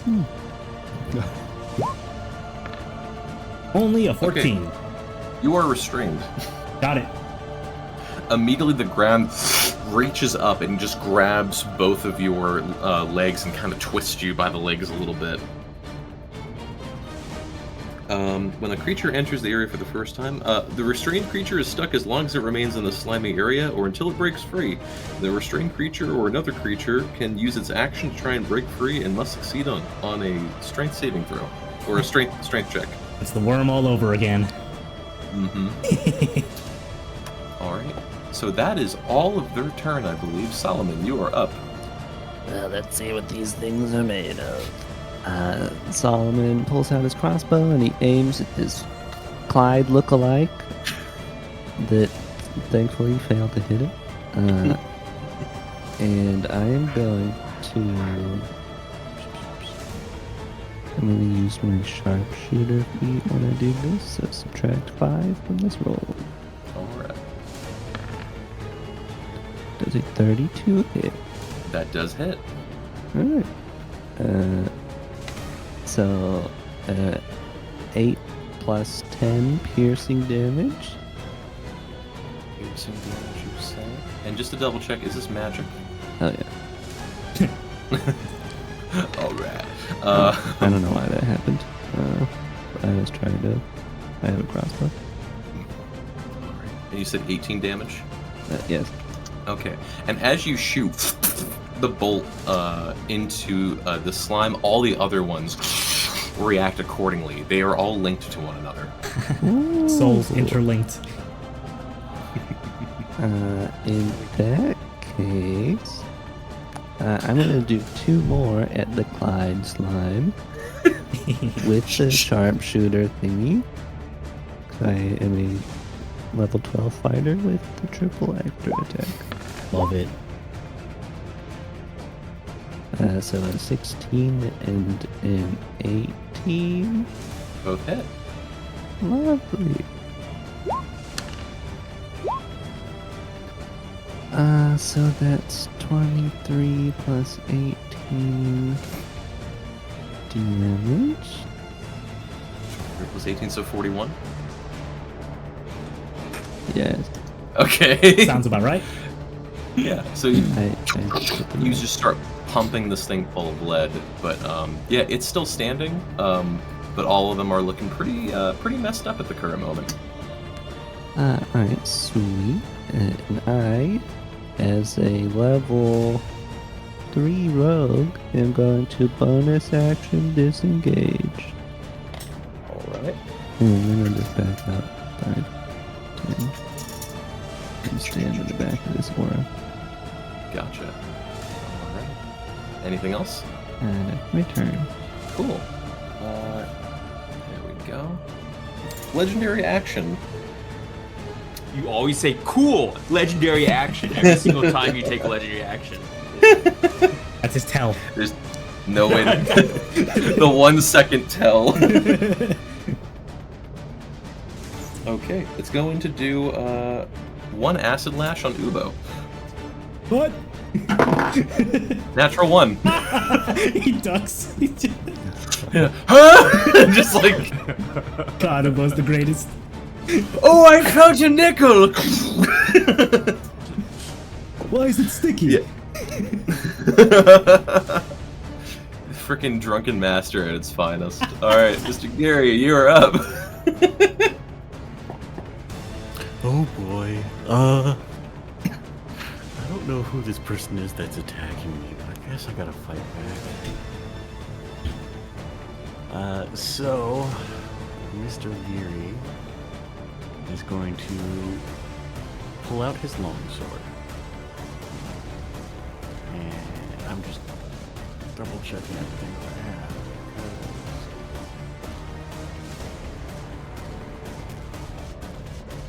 It's been a while since I've played a monk. And I've never played one up this high of a level. Take your time. Ooh, okay. Perfect. Yeah. So yeah, Mr. Geary pulls the long sword off of his back, and he's going to attack the fake Nasiri. Okay, attacking fake Nasiri. I'm so tired, I can't even see my character properly. So attacking fake Nasiri.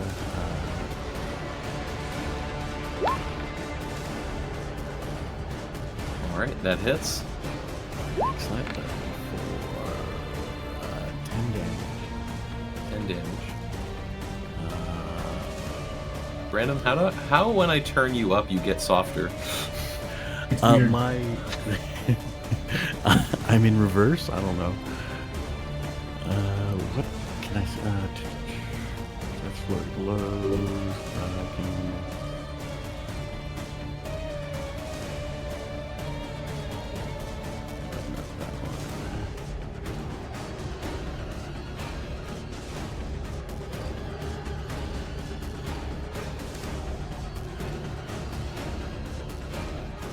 Yeah, with that attack landing, I am going to spend a key point for a stunning strike. Okay. I then also have extra attacks on this one again.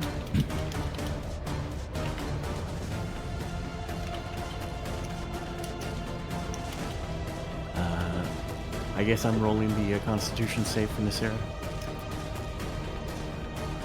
For what? For the stunning strike. Oh, okay, gotcha. And it was just weird with this here. I just like. Alright, so Constitution. Ooh. Con save. There we go. That is going to be a 15. 15? Let's see. Excellent. I have no idea what the save is against because it doesn't say.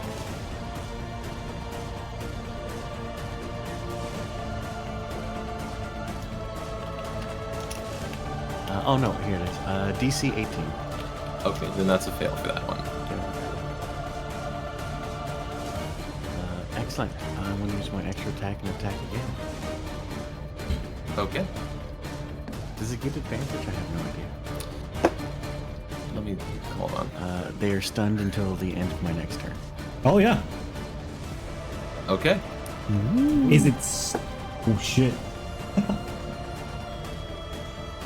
So I will attack with my longsword for the second time. And they are all stunned because of this, by the way. Oh. Fuck yeah. 17 or 23? Well, it's at advantage, so 23 should be their hit. Okay, yep, that hits. The damage will be 12. 12, okay. And then... just 12. Just to make sure that doesn't cost my bonus action, does it? No, that's just because I will spend a point. So as a bonus action, I will spend one more key point. And I will... flurry blows. Mm-hmm.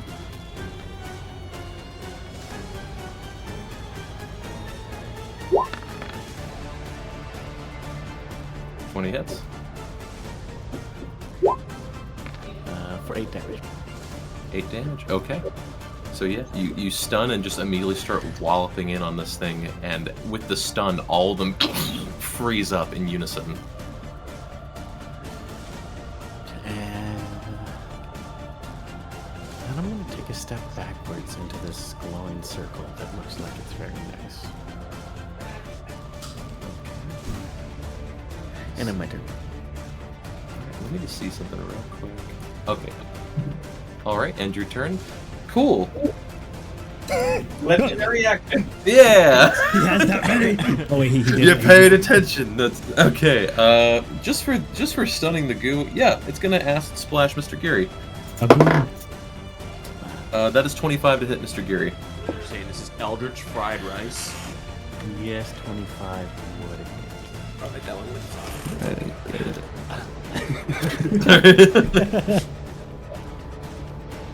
Alright.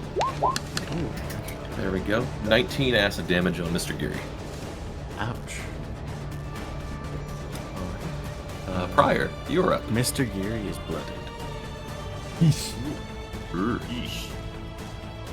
Prior is going to remove his Holy Avenger longsword. You see it's decorated with runic sigils that glow faintly in the light, reflecting off this profane ooze of these unholy walls. He's gonna point it right at this monstrosity, this demon lord. He's gonna use his bonus action and say, I will send you back to where you came. and he is going to use his channel divinity, which means I get advantage on all rolls, or all attacks against him. And Prior is gonna run with his Holy Avenger longsword, and he's gonna whack into him. Freaking Bane on deck. 22. 22 hits. Alright, it's gonna do... oh my god, some fucking numbers. Okay. It's gonna do... Radiant... It is doing Radiant against fiends or undead. Okay, so it's rolls for me. Okay, we'll just say it's 15, and I'll roll the 3d8 manually. Okay. Nice. Okay, so it's 15 plus 18 radiant damage for a total of 33. 33 radiant. 18 radiant damage. Okay, 18 radiant, but is it a total of 33? Yeah, total 33 damage, but 18 radiant damage. Gotcha. Okay, and as the sword cuts into Jublex, you just and you see like the burn actually sticks onto Jublex. It seems like it has a regeneration property, and the radiant is preventing that now. Nice. Clyde might notice if during this action that Pryor is smiling under his black cowl and helmet as he twists a blade inside him for 25. That hits.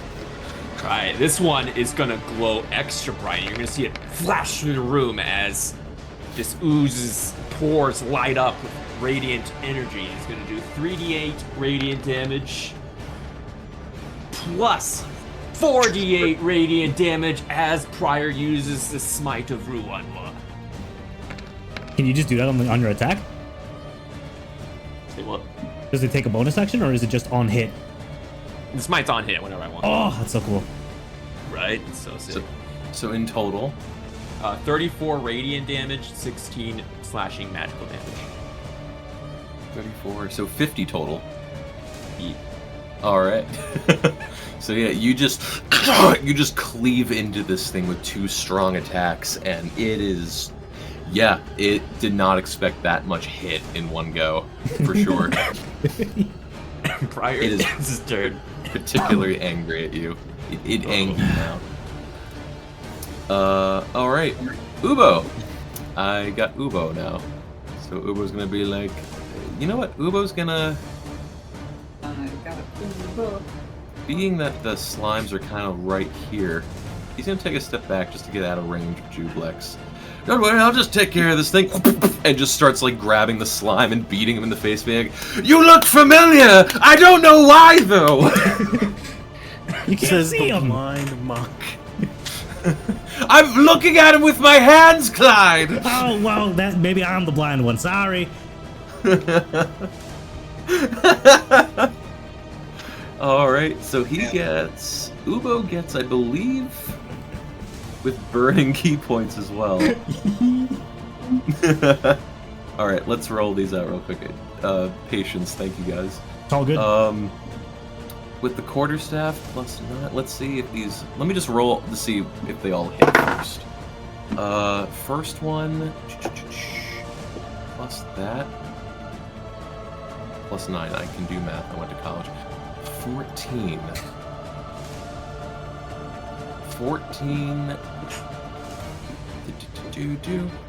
14 barely hits. Alright. And then he can burn a key point. Because I'm learning monks on the fly. I've played monk before, it's just been a hot minute. Yeah, you and me both. Where is bonus action? After you would use the attack action, you can make 2 unarmed strikes as a bonus action. Wonderful. Wonderful. Alright, so then the That's unarmed what I strike. did not do when I did my flurry of blows. Both also hit. So it's going to be 3d8 plus 12 total. I missed an entire attack. You still stunned them, though. That's pretty good. Yeah, I did stun them. When I used flurry of blows, I was supposed to roll it twice, I guess. Alright, I just want to make sure I'm not missing anything else because I want to give you guys everything, all it is. Well, is the stunning strike also, is it a bonus action or is it a... It's I you use it doesn't on look hit. like- Yeah, it doesn't look like it's bonus action, it's just on hit. Mm-hmm. Oh, but, gotcha, okay. 15 key points, hot damn Ubo. Okay, that's gonna be Ubo's turn. And lastly, Persephone. Hey, double check-in, just a couple of questions. First, We passed through a barrier. Does that mean we're not underwater anymore? You are you are under the water, but you are not underwater. Okay. Second question: how high is the ceiling? Ooh, great question. It is 50 feet high. 50 feet high. Excellent. First thing that Persephone is going to do is she's going to pop her wild shape so that she has her spores circling around her. And then second thing she's going to do is, y'all stay chill, and I'm going to make this easy like shooting fish fry in a barrel-chested man. And she is going to cast the spell, Bones of the Earth. Don't question it. Don't question it. It doesn't make sense. So, ignore the damage that's happening on this because there's not actually going to be any damage to do. What's going to happen is that she's going to start waving her claws around, and a large amount of this coral material is going to swarm in from the water, and it's going to root under each one of our main characters. And this will be like live coral that starts building up out of the earth. And as soon as it takes a form of a 30-foot pillar, it's going to decay, so it's like that bleached, dead coral situation, so it kind of looks like bone, still made out of calcium. So I'm gonna need 6 pillars. I just sent you a token, one under each of the main character. God damn. I thought I was free. Underneath Clyde, I think this should free Clyde from restraint. It's not gonna go under my zomboys, just our character. Oh. And now everyone is going to be 30 feet up in the air, and in comparison to all of the things around it. And what size are the pillars again? 30 feet tall. Oh, 5-foot radius. A 5-foot radius? Okay. Yes. Oh, this is interesting. Is this spell concentration? It is not concentration. Oh my. Oh, I made it disappear. Hold on, let me back this up. Back it up. And so it's on. You said you wanted to do this underneath all 6 of you? All 6 of us. Okay. There we go. Hot dang. So you guys are 30 feet off the ground and away from all of them. Hot dang. And if y'all don't mind, please stay on the pillars. So DM, do I lose my restraint status? I will allow that. I will allow that. Okay. Creative. I think you put one under Anti-Clyde. You couldn't tell the One difference. for Solomon, one for Clyde. But which one is the real one? Treat them both, just to be sure. And then, hold on, let me just double check because I think my zombies, I need to use an entire bonus action to talk to them. Yeah, I don't have enough actions, so they are going to stay on the ground and defend themselves. Gotcha. Okay. Just go this real quick as well. This is the most. We've never had this many layers of tokens on top of one another. It's kind of Pretty nuts. dynamic, yeah. Okay. And this is on fine. I'll just do that. All right. Anything else? That is my turn for now. Cool. Don't Top say of it! the- Oh. Oh. No, I've already said it. So, no. Cool. Top of the round, Clyde. Okay. Whew. It's balancing on top of this rock. No longer restrained, but probably should still stay up here. How much damage do I take from the acid? Ooh, Ongoing. thank you. That is going to be 1d. Ooh, 5 acid for that. Okay.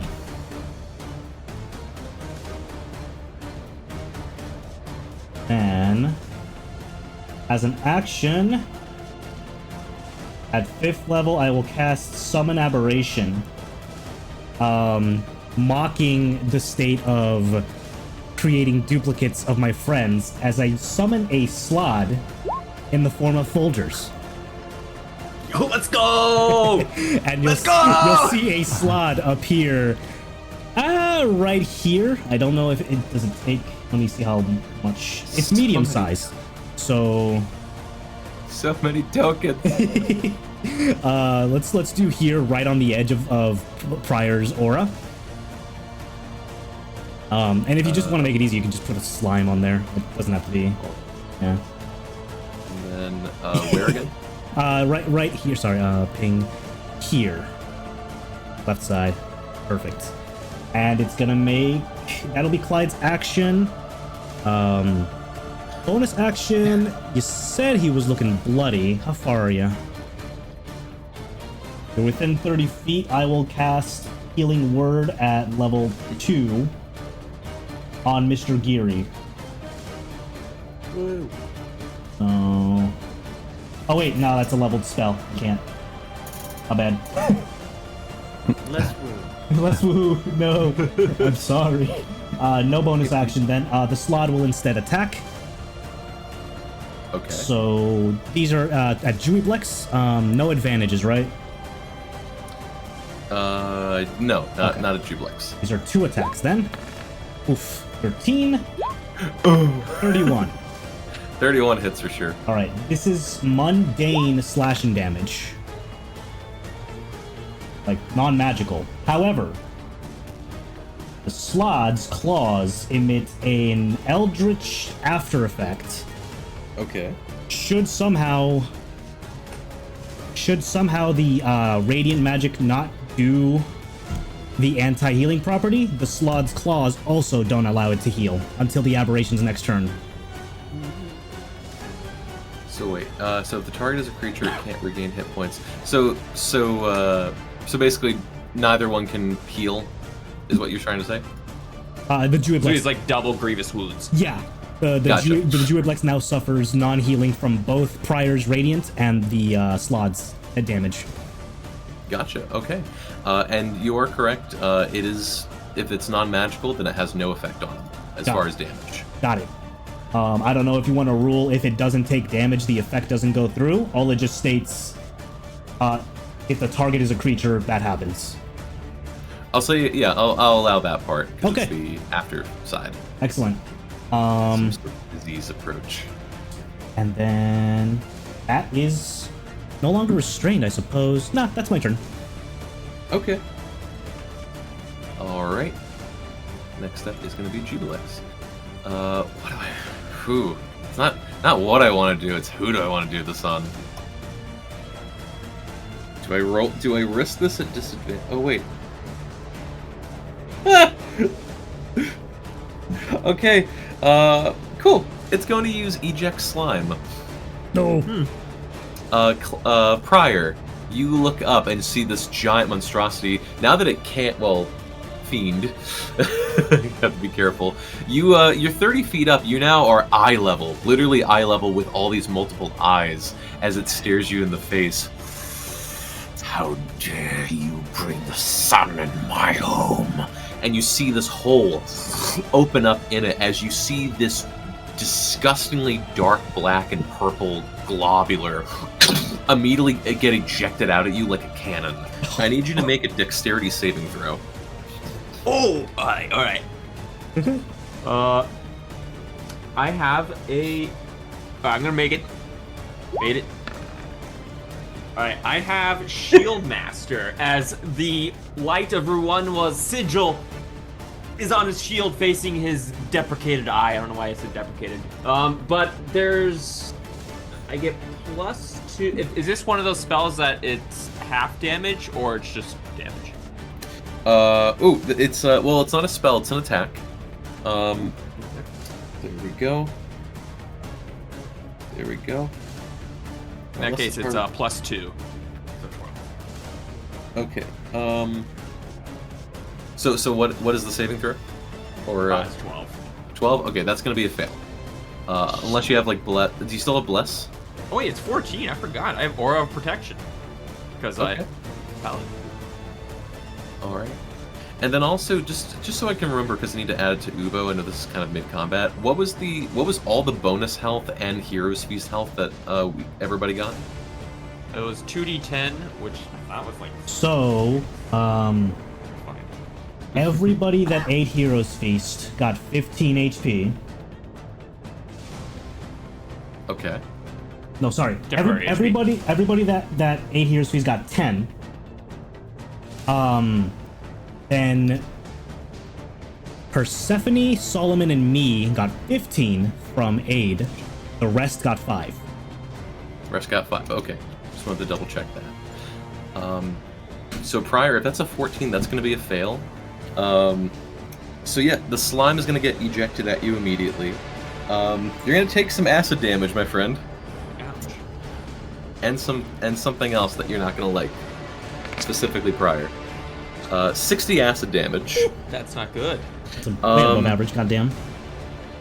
Unless the target avoids taking any of this damage, any metal armor worn by the target takes a permanent -1 to the AC it offers, and any metal weapon it carries or is wearing takes a permanent -1 penalty to damage rolls. The penalty worsens each time the target is subjected to this effect, and the penalty if the penalty of the object drops to -5, the object is destroyed. Damn. So your AC and your damage on your weapons are reduced by 1 permanently. And as the acid corrodes my beautiful shining armor of Ruwanwa, you see Pryor use his reaction after he attacked to hit his sword right through his globe with a little eye thing, and he is going to make an attack. Oh my. Advantage? Oh yeah. Wow. 18. 18 will miss. Alright, let's cut through him, and I get an extra attack, so I believe I can attack again. And what is this But from this is a again? reaction. Yeah, can I use an extra attack on a reaction? I haven't No. played Marshall. No, you Okay, cannot. just kidding.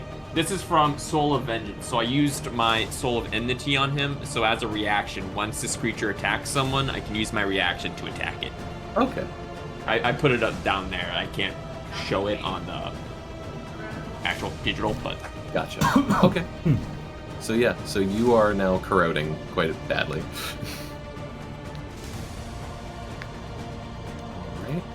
Alright. That is going to be, as far as this goes, what is it going to do? Well, first off, I'm going to roll a d6 to see if it gets its slime ball back. It does! Wow. Hooray. It regains eject slime. And then it is going to... Does it want to move? You know what? It's going to... Yeah, it's just going to park it right there. These guys are stunned. Is it until Mr. Geary's turn? Yes. Okay, they're stunned. And then lair action, it's going to coat the floor a little bit more. Just for that, it's going to coat this section right here. Specifically, more specifically, I'll just, specifically the pillar that a prior is standing on. It doesn't want you to leave off of it, so I need you to make a strength saving throw, please. alright, I'm good at these. 43. You pass! Let's go. You are not restrained, but that ground is still sticky. Let me see. When a creature enters the area for the first time on a turn, it ends its turn. Okay, cool. So you dodged it. But if you stay there, it might possibly try to re-stick you. There we go. Solomon, you are up. Okie dokie. So these, every last one of these clone things are stunned? Yes, Still, every yep. single one. So I just want to clarify, because I've never played this class ever. This says, I don't know what I wrote, that once per turn, if I attack a creature with advantage, that I can sneak attack. Do I have to actually be sneaking, or do I just No. get that? It's No, just no, you have- if you attack with advantage, Alright, sick. or if your Uh, ally is within 5 feet of the creature. Yeah, this is basically where we're allowing flank into the campaign. Okay, cool. Also, the beauty of the wording is once per turn. So if you have a reaction opportunity attack on someone you have advantage on, you get sneak attack there too. Oh, cool. I've never seen it come up, but that's cool. That was the whole idea when I made Lilith. Yeah. Changeling. Is if they attacked and missed, I got to use repose and attack them back for sneak attack. That's cool. Well, in that case, we're gonna point back over to Anti-Clyde. And all three of these attacks are going to be with the sharpshooter thing, so -5 to the hit. But at advantage. But all three of them are at advantages. Alright. So, 1, 2, 3. All three hit, yeah. Alright, beautiful. So that's already what, plus 30 damage, or Yeah, it'll be plus 30 to the total. Yup. This one is the sneak attack, so I get the 1d6? 1d6? add the 1d6 after you do all the damage numbers. Yeah, might as well. Okay, sure. That works. So, damage. D6. 61. So 62 damage. I will believe you. Yeah, 62. Alright. And with that, the form, you start bolting into this thing as you just... It doesn't make noise, but it looks like it's screaming as as every single one of them start disappearing one by one. And they are down. Epic. So I happen to also have the crossbow expert feat. And as a result, I can bonus action attack because I'm using a hand crossbow. One-handed weapon. Okay. So I'm gonna shoot the big guy. Oh, this is the shotgun where like you don't get disadvantage within 5 feet. Yup. It's like, Yeah. surprise, motherfucker. And this will also be with the sharpshooter. Oh, shit. Yo, let's go. Do I add a tattoo charge to this bad boy? You double the dice if you do. I mean, might as well. I mean, alright, we'll add a tattoo charge. Hopefully it doesn't bite us but anyways. We'll see. So this plus 10, and then the tattoo I will link, but it's 46 necrotic damage. But I guess it will be 8d6 necrotic damage. Yep. Hell yeah, brother. Damn. Wow. 24. Oh, wow. 38. 24 piercing, 24 necrotic. Okay. And the, let's see.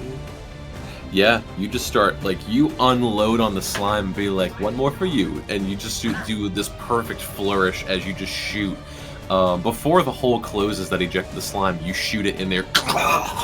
And just, the whole thing writhes as it is completely underestimating you guys, but still confident in its own abilities. Alright. Just for my personal thing, is the necrotic damage straight? Like, Yes. Alright. I heal for all of that. 24. Hell yeah. Alright. But you do lose resistance now to necrotic damage, by the way. Oh, I do? How does that work? I rolled a con save. Okay, Yeah. okay, gotcha. And he took 60 damage, so that was a pretty rough con save to make.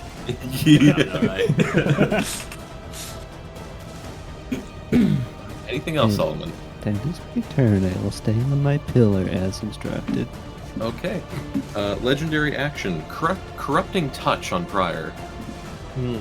Alright. Sound good. It's gonna do a melee attack. So let me see. 22 to hit. That hits. Alright. So first things first, this is gonna be poison damage. Quick question, Tim. We're immune. Yo. So all the slimes died, correct? Yes. Yeah. Would that be considered? a death. Their health reduced to 0. Yes. Excellent.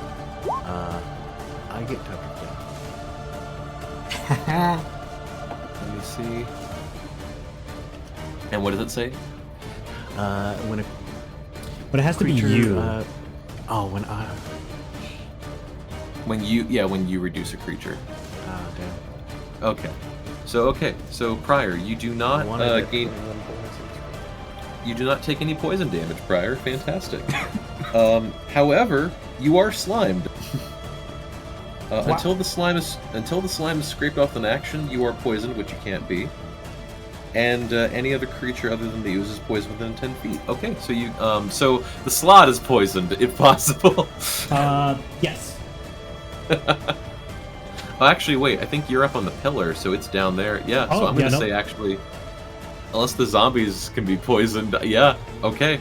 But you still have this horrible slime over you that is making everything around you poisoned, so make sure to get that off you before you get back to town. Yeah, you can see Pryor definitely hates it. Alright. Perfect. Okay. Food for thought. Man, Hero's Feast coming in handy. Geary, you're up. So I do have a question. With us all being on pillars, would I be able to jump and hang off the same pillar that Pryor's on? I will allow it, but that to let you know that area, if you end there, you might get restrained. It is slimy. Well, because from my understanding, the floor is being covered with acid. If I stand in the floor, I'll take Well, like acid it's like the damage. whole pillar, you know? Well, no, I'm just saying, like, if I walked up to, like, here and stayed there, I would end up taking damage, right? I'm not understanding. And he's asking, I guess, if the entire floor is coated in some Gotcha. sort of acid damage, or if it's just specifically. That's a good question. And so it only says 10 feet, so I'm going to say it's targeting the top of the tower that Prior is on. So it's just the top and then 10 feet lower of that. Okay. Then I definitely still want to stay within this glowing circle or something. But I'm going to move to this side. And I will attack. Okay.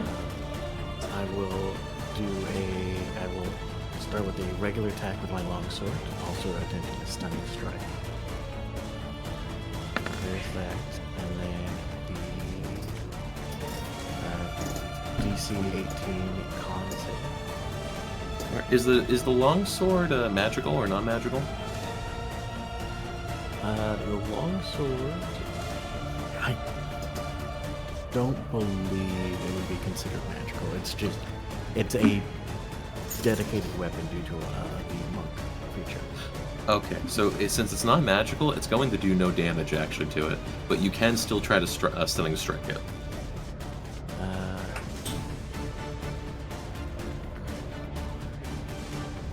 Yeah, I'll still have it go for the stunning strike, and once I notice that the longsword does no damage, I'll just start using my hands. Okay. What type of saving throw is it again? DC 18 con. Con. Okay. A natural 20 to 33. Woo! We have a chance. What else do I have? Points, advantages on. Because there is. I know there's one other thing.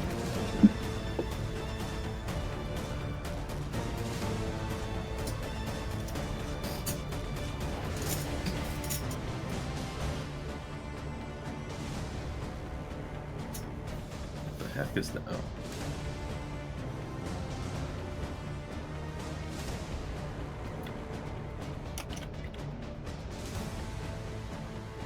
Nope. Okay, I will do another stunning strike, this time as an unarmed strike. So I'll need another con saving throw. All right. This will do damage because your unarmed strikes are magical. Yeah, my unarmed strikes do. That's true. pass over any resistance. 22 for the save. Okay. And then I will use one last key point. God, I'm going to burn all of these. For Flurry of Blows.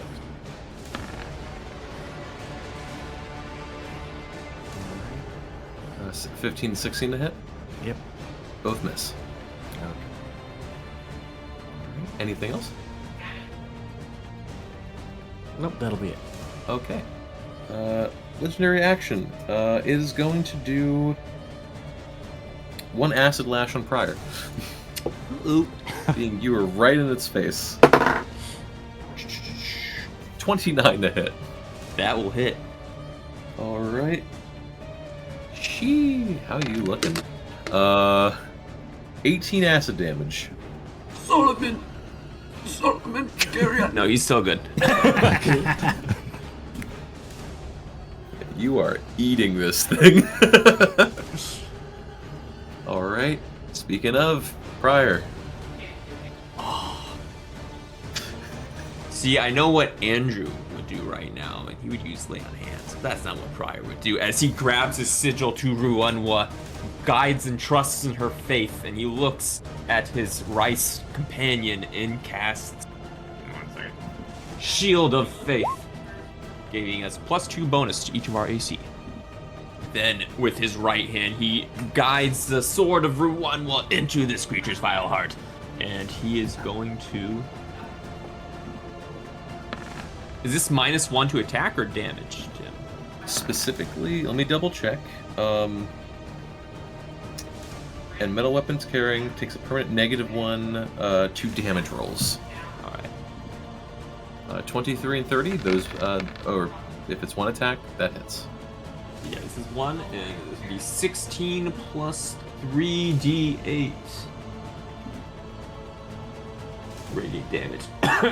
Nice, that's Whoa! good. 40 damage. Fuck me! Damn. Fuck, man.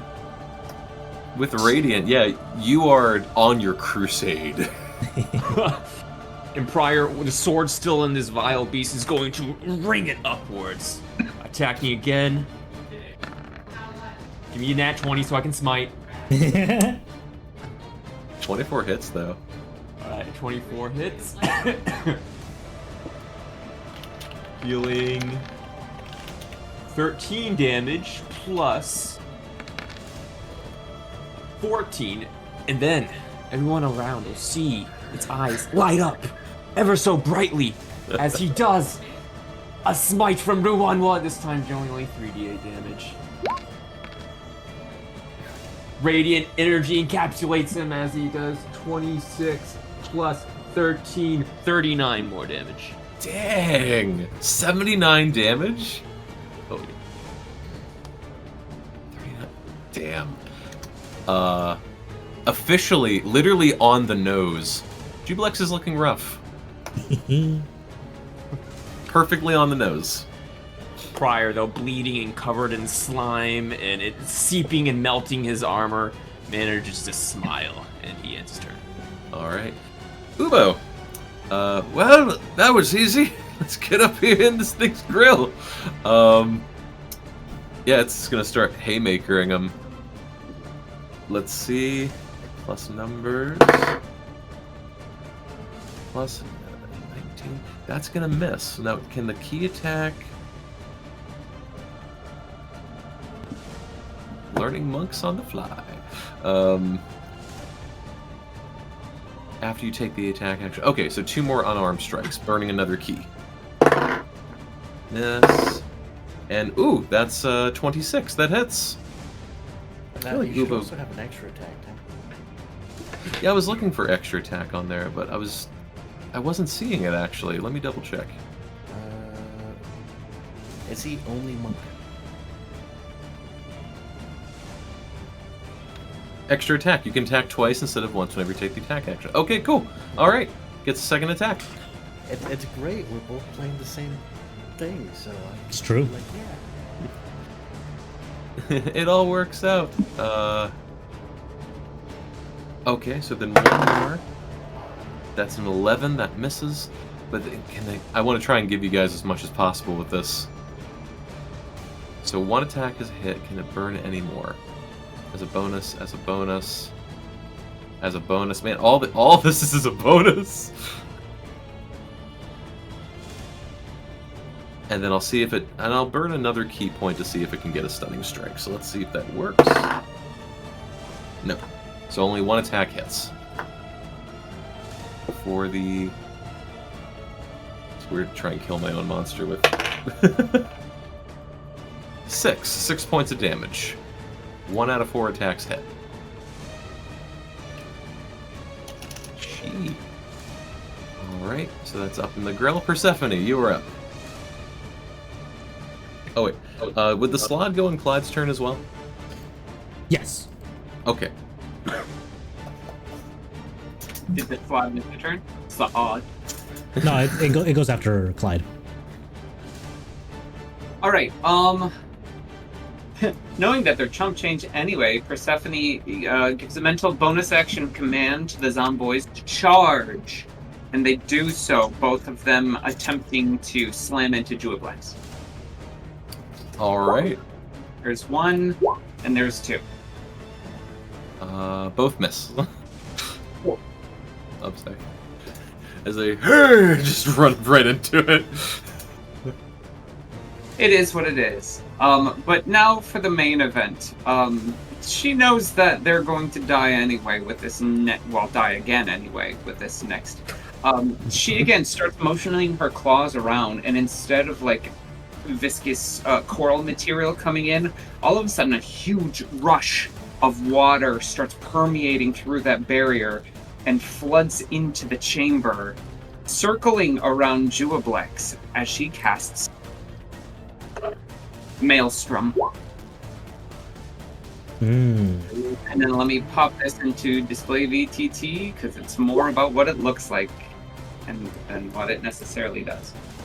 So it's going to be all of a sudden a mass of water is going to circle right up, probably towards the front half of Juablex, so that it pulls it closer to us and that we can, shoot at it like she previously said, fish fry and a barrel-chested man.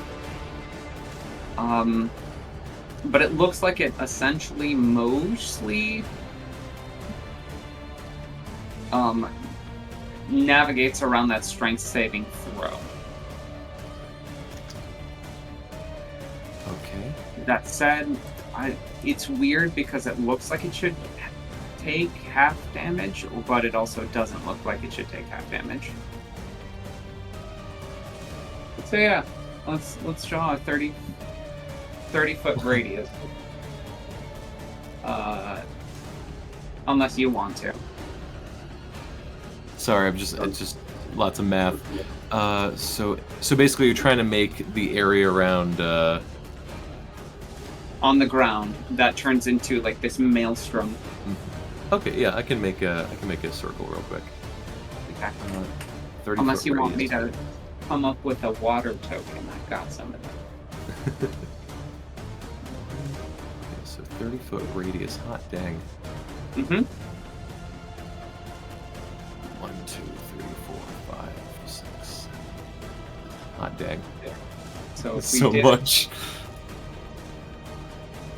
There we go. 30 foot, 2, 4, 6. Wait, no. Maybe this. Hold on. Maybe this. Hold on. 1, 2, 3, 4, 5, 6. 1, 2, 3, 4, 5, 6. Damn it! I made it by one more. 1, 2, 3, 4, 5, 6. 1, 2, 3. Almost perfect. I overdid it by 1. Oh, there's no problem with that. You can keep it overdone. Okay. So then, where would you like this exactly? Right where you had it earlier. Here? So that it bottoms out at the very bottom of the map. Yeah. Ooh. Okay.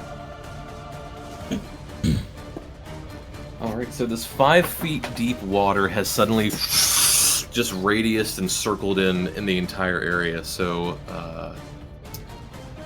so everyone on the ground is kind of in rough terrain right now, Yep. including Jublex. Yup. There we go. Oh shoot. So is it? And when does the damage come into play? I think it starts immediately, right? Oh, that starts its turn there. Yeah. Hot dang. On its turn, yeah. Alright. And the pillars weren't concentration, correct? They were not. Okay. Alright, if that is your turn. That is my turn. Okay, everyone get off the floor. Clyde, top of the round. Acid damage. Yes. Oh. There we go. There goes. I have a 7 acid damage. Okay, I will roll con save to maintain summon aberration.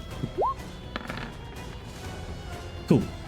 As an action, seeing the floor is lava or water, gonna go ahead and don the mask of a corrupted Aasimar and begin flight. Boop. I'm gonna try at least. Move 5 feet here, and I was 30 feet up. Move 25 feet down, so I'm hovering 5 feet just off the floor. Okay. As a bonus action, ooh, fire's looking pretty rough, right? Oh yeah. Oh, yeah. Blood, At slime. the very least, gonna try a bonus action healing word at 5th level. Let's go. For 17 healing. We do not like that. And action, bonus, movement. On the Slod's turn, it's going to make a strength saving throw now. I just need to look its stats up. Help me! So it only gets a +3.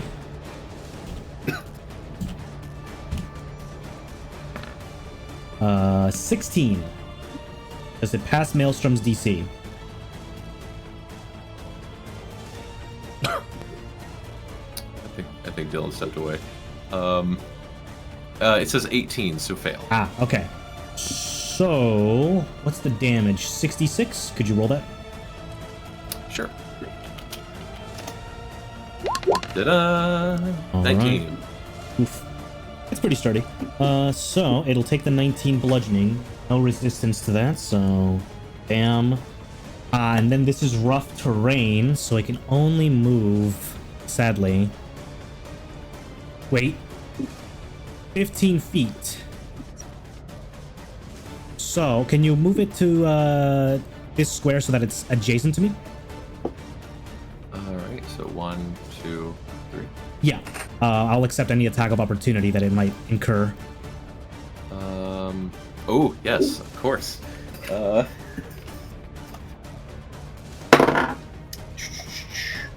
23 to hit, acid lash. Hits. It's gonna do some acid. It's gonna do some acid. Ooh!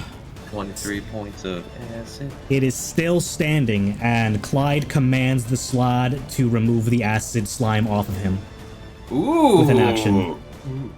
Fantastic. Is that taking strength roll, or just it takes an action to get him off? Just an action to get it off. Alrighty. And now... Wonderful. that is my turn. Okay. There we go. Legendary action, acid lash on Prior. I have to believe it. I'm sorry, I have to who could have foreseen? 31 to hit. My +2 AC did not help. 19 acid damage. Thank you so much, Smog. For Clyde. No problem, buddy. Alright. Druidblex at this point, Oh, not shit. enjoying the fucking how long this has gone. It's not enjoying this right now. It's been But in 18 a weird seconds. At this point, it motions over to the wall and curls a bit, as they won't be able to do anything for this turn, but you see, to the annoyance, the 6 slimes reemerge They just need this turn to reacclimate, but they are back. Cool. Okay, what's it going to do? How am I gonna be mean? I could eject a slime. What? You know what? That's not necessary, dear. Oh, by the way, my You know slot what? at the end of its turn regenerates 5 HP. Gotcha. You know, and also because it got hit with radiant, it does not regenerate. It's Wahoo. funny that you speak up, Baldrus. It's going to eject a No, slime at you. Why would you do that? Solomon! Yeah, Baldrus is over and Jubic right now. Slime randomly attack. Dexterity saving throw, Solomon. Let's see if you can dance. Can I dance? The sewers taught me everything I need Oh, to yeah. know. That's a failure. Wait, it's not over yet. Blessed by admire the it, though. gods! Yeah, We're favored. Is Bless still hanging? No, not that.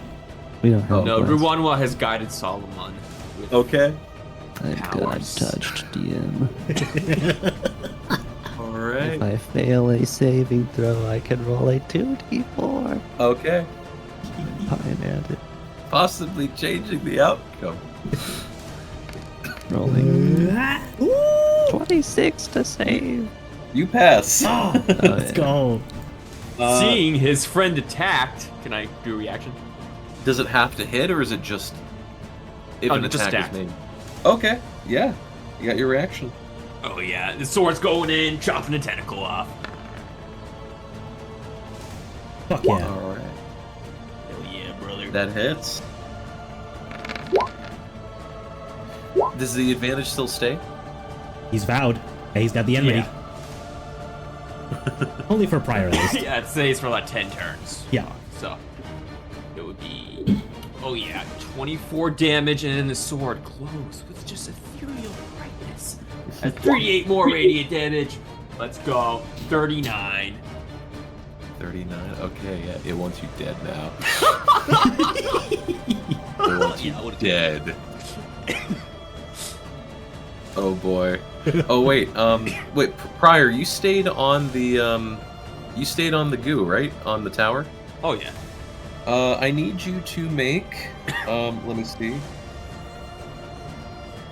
Or when your turn ends there, I need you to make another strength saving throw. Because technically, I think it should have advantage on you, even though it'll still. You fail. You are restrained. Uh-oh.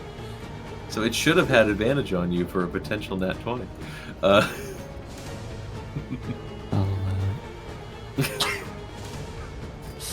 Alright, so thankfully, and here's the cool thing, if you pass the saving throw, Solomon, you do not take half damage, you just dodge all of it. Love to see it. Bless you, divines who have blessed me. Yep, and as a reward, I'm gonna slime your space. Okay, awesome. Please bless prior. He needs it. I will... Uh, There's on the map. Yeah, there's around. us holy men, we have it rough, brother. Oh yeah, you see a helmet getting stuck to the pillar, not at you. Being subsumed by this Someone, You're nodding with your whole body. someone out there is fighting the good fight. Alright, now let's roll to see if it gets its slime ball back. What does this slime on my pillar do, by the way? Oh, great question, Solomon. Please make a strength saving throw. Oh, yes, very strong. Oh, You fail. You are also restrained. Alright. And then the clones, the little jelly people can't do anything this turn? Just wanted to make sure you rolled a strength save for the maelstrom, right? I did not yet, actually. That's a great point. Thank you. Strength saving throw at advantage because it's a god. Strength is going to be 22. Yeah, it passes. Okay. Does it take half damage or just no? You know, it doesn't say that, but it's a 5th level spell, so it'd kind of piss me off if it did. kind of wild. Hey, Like- You're fighting a demon lord, and there's no half damage with the eject slime bullshit. True. That's fair, but Do we want to undo that roll? I'll give you the water damage if I get my slime damage. Alright. Solomon, you are up. Okay.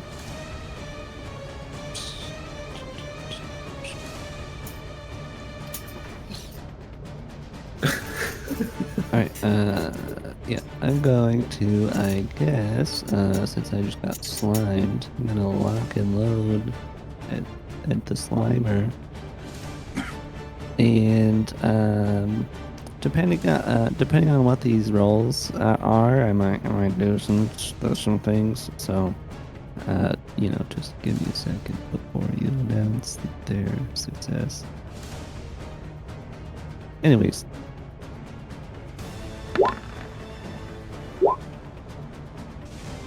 Damn. Okay, I'm gonna do the last one. Awesome. These are okay.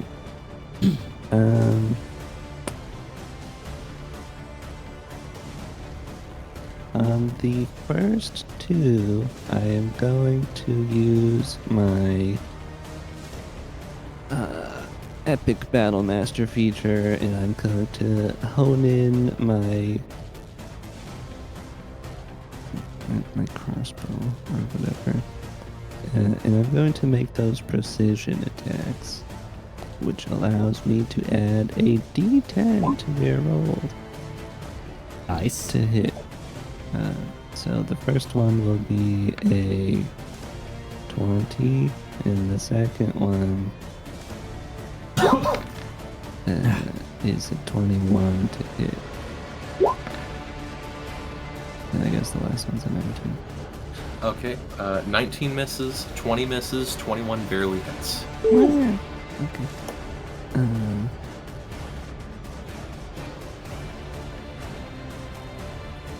I guess I'll just roll the damage right now. So 12 piercing damage.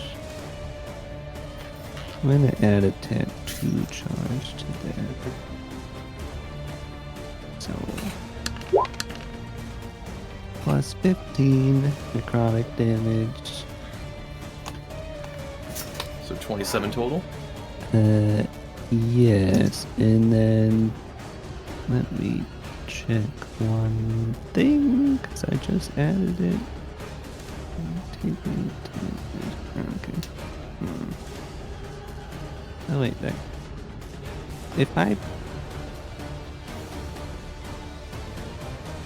If I bonus something, I have a thing that says when you take the attack action on your turn, you can do something. If I make a bonus action attack, does that still apply? Is that based on weapon attack rolls? I'll just copy and paste what it is. Yeah.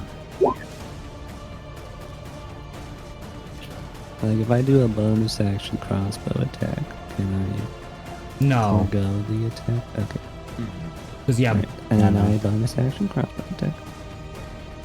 Oh wait, can I do something to get out of this ooze stuff? It takes an action. Oh, yikes. Okay, And specifically, it's a strength check. I see.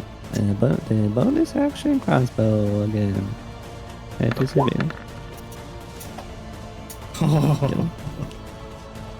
Oh, take that. Yep, that hits.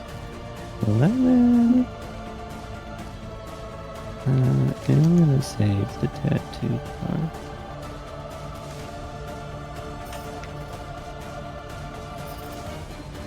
So it's just 11 damage. And I think that is all I can really do. Okay. That's all you can do. There we go. I believe it is time for a legendary action. Fuck. Yep. Price helmet looks over. It's hard knock life for us. Let me double check this real quick.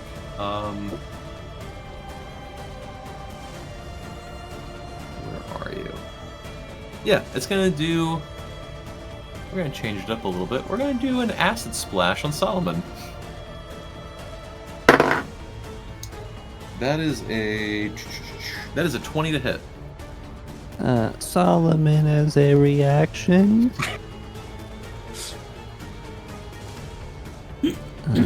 Cast shield. All right. So my AC has succeeded. It's 23 now. See, it is just immediately vomit projecting all this sludge and acid and ooze at you, and you just block and duck and do whatever you can. Oh wait, it has advantage because you're restrained. It's true. True. That's Can I true. undo my shield then, just in case? We'll see. You rolled another 20. Okay, I'll do it. Damn it. So close. Okay, you live this time, you little bugger. Gary, you're up. Is he on a stat pedestal? Nope. Oof. Strength saving throw, pal. You are muted. As well, yeah. Although, I mean, Brandon. I saw your character move. I moved. There we go. Oh, okay. So, I'm going to get off the measuring tool. Take a step over to here. You gotta make Well, a strength first saving throw off- first. Yeah, I need to Strength do a saving throw. first. Or take 66 bludgeoning. I don't even think Fail. Prior's aura can save that, right? +2? No. Nah. No. Wait. What's the DC on that? 18. 18. And So pulled towards the center. Unless you've got like, is it I'm flash? going Yeah. to spend a key point so I can roll again. Holy fuck. Oh, Alright, that's Andrew what that messed up. is. Everyone has advantage on saving throws because of my relic longsword, by the way. So it's +2 and advantage. Within 10 feet of you? But- Or 30? Yeah. But you're 30 feet Okay. up. Oh, shit. Oh yeah, I no, never am. mind. Shit, yep, you're right. So, let's yeah, try so- this one more time. No. So you don't get it either way because you're out of his range. He did Diamond Soul. Oh. Yeah, no, Oh, I okay. did Diamond Souls so that I got to re-roll. Gotcha. So 16, I think, still fails the 18. Yeah, so and I don't get the +2 because he's up there. Nah. All right. So So, how much damage do I take? Persephone, would you like to roll your 66?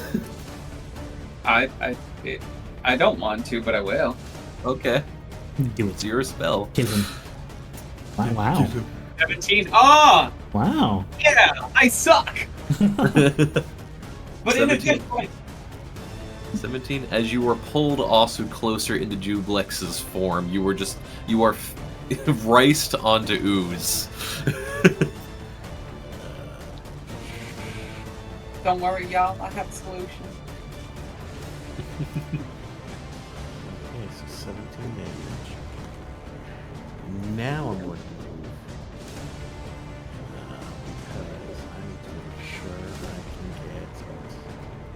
get... It is rough terrain, so half. Well, right now I'm only moving 5 feet. So that'll be... Already did attack of opportunity, so it can't attack you. So that's that there. Then I am going to use my Hour of Reaping. Hmm?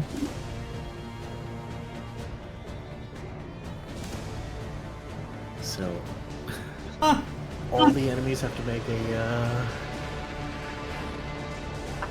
No, Wisdom saving. that's every creature. every creature. Even the zombie. Including allies. Fire And jumps Ubo. off pillar. Well, Jublex got a 22. Ubo, ooh!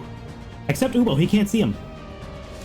He's blind. It specifically states that can see you. What's going on? Why is everyone screaming?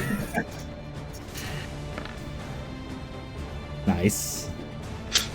Oh, wait, no. Every creature that you can see. As in actually every Or that can see That you. can There see we go, you, yeah. yeah. 30 feet, they can see me must succeed a wisdom saving throw of 18 or be frightened until the end of my next turn. How is this helping? I'm trying to keep the slimes away. Jublex just... Oh, true. Hold on. Oh, yeah, the slimes. Oh, they're within 30 Let's see, feet. Okay, yeah. That's why I moved, to make sure each one was in 30 feet. Fair enough, fair enough. Okay, gotcha. So they eat. So I don't know if the effect will be shared between all of them, whether Okay. any one of them fails. But Oh. now each of them have to roll. I mean, so also, for the everyone's very immune to frightened because of the Hero's Feast. So, Oh shit, in my aura, everyone's immune to frightened, by the way. Okay. That's also a thing. There we go. Why is everyone screaming? Know your aura. I just read the item right now. Yeah. There's like this other passive Alright. paragraph I just completely forgot to read. I was like, oh shit, that's actually really good. All right. God damn. All right. So the first one, like literally the first roll was a natural one. However, since they are a part of Jublex, Jublex is going to burn one of its legendary resistances so that they succeed automatically. Bitches. Using up resources. This is a good thing. All right. Is that your turn, Mr. Gary? Hmm. Is that- You know, Yes. muted. Muted, by the way. I'm gonna assume yes. All right. Sorry, I missed that. M had asked me a question. Oh yeah. Anything else? Yeah, I'm gonna move back to where I was, and I still have a bonus action. So I'm going to decide not to actually do Flurry of Blows, but I will bonus action Unarmed Strike. Okay. Yes is fair. 28 hits. 13 damage. Okay. Wonderful. Okay, and if that's your turn, legendary action. At advantage, acid lash on Prior. Fuck, man. Whew. That was dangerously close. 27. Oh, no. Said, yeah. 25 acid damage. Fuck. You see Friar's helmet, his hand reach out to Solomon, and it goes limp as he collapses on the pillar. He's down.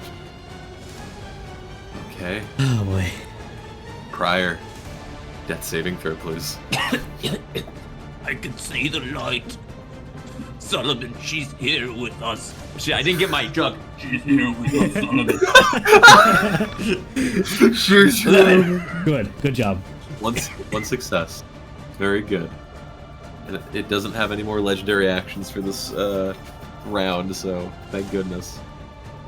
One success. Ubo is up. Ubo is like, not on my fucking watch. Is going to Strength saving throw. at the start. Yeah, at the start, not the end. Oh god. Ooh. Damn it. So close. 17.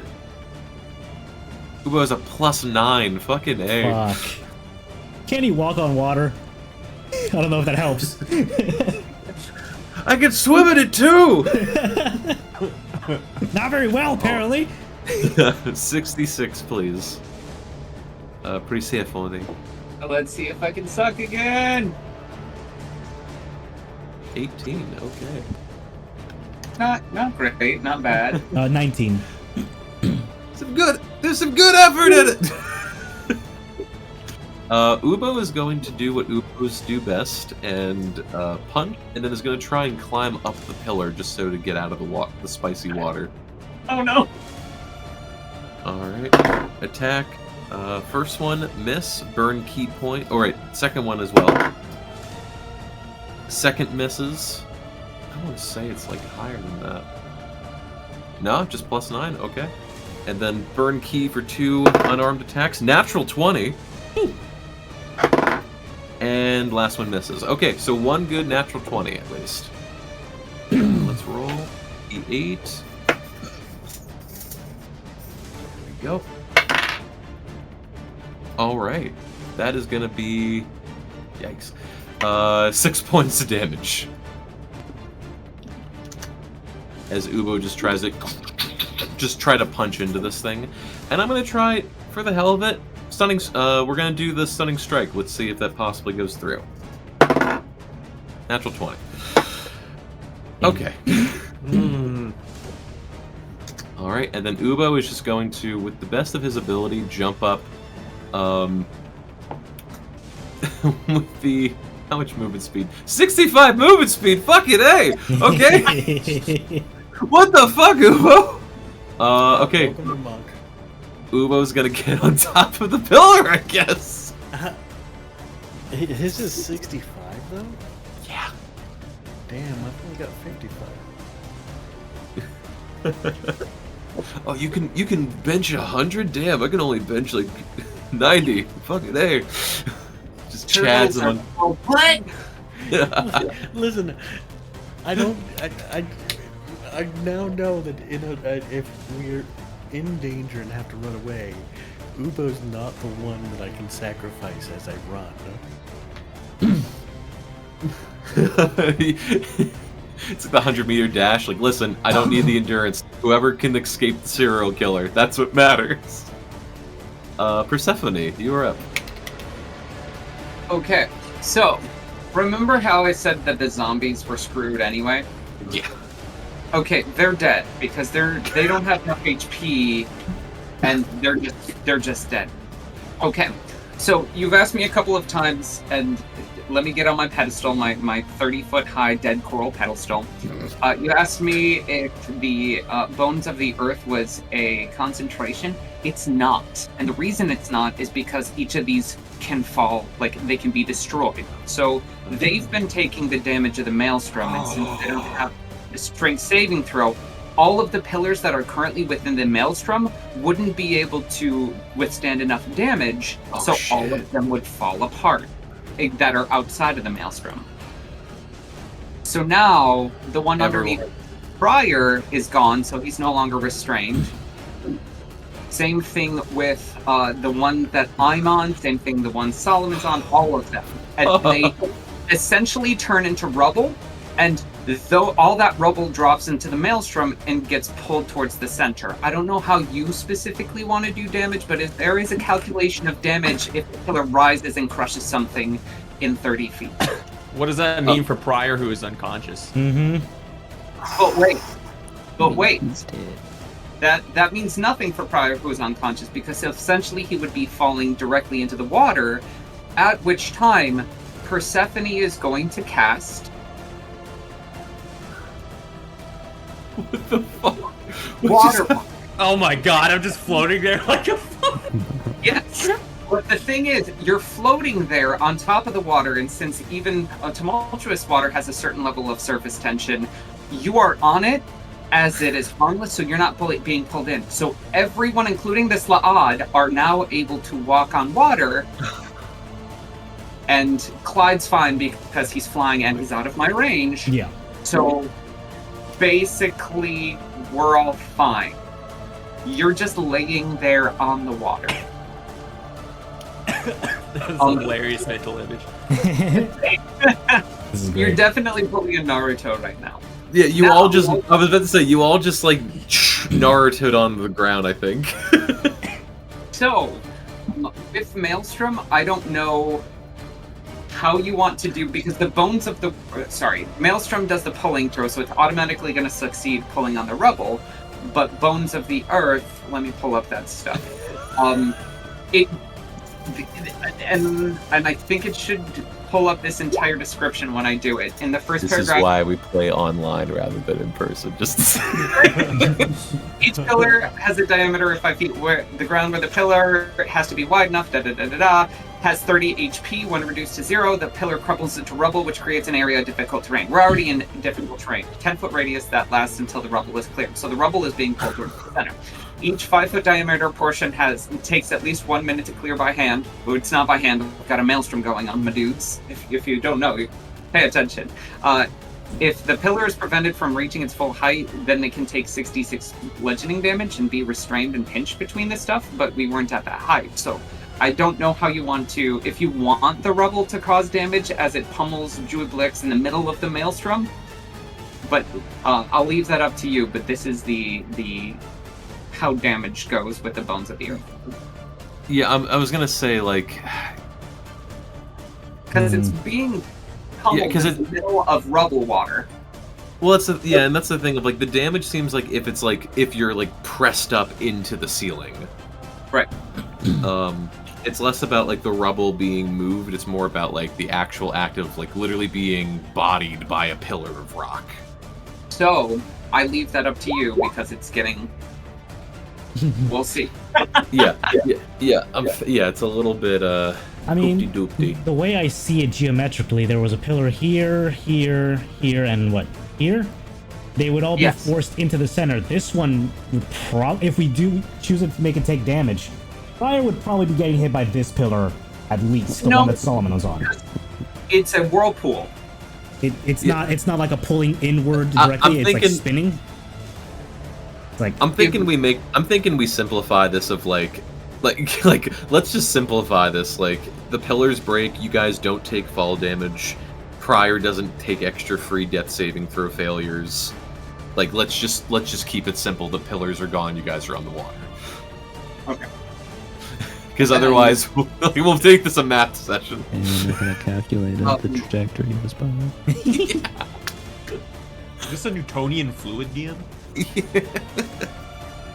It is a non-Newtonian fluid for our purposes. Also, Dylan, the reason why I say things get pulled, even though it is a whirlpool, the spell states if it fails, it gets pulled 10 feet inward, not going around. So that's why I made that call or observation. Fair, but it would also be going underwater, whereas Prior is sitting on top of the water. That is something else, yeah. Okay, so with all that out of the way, Persephone, anything else? I don't suppose you would let me feed a single good berry to Prior with a bonus action, would you? Not with a bonus action. Okay. The turn. Prior turned like a dog hearing the word treat. That's how much pops up.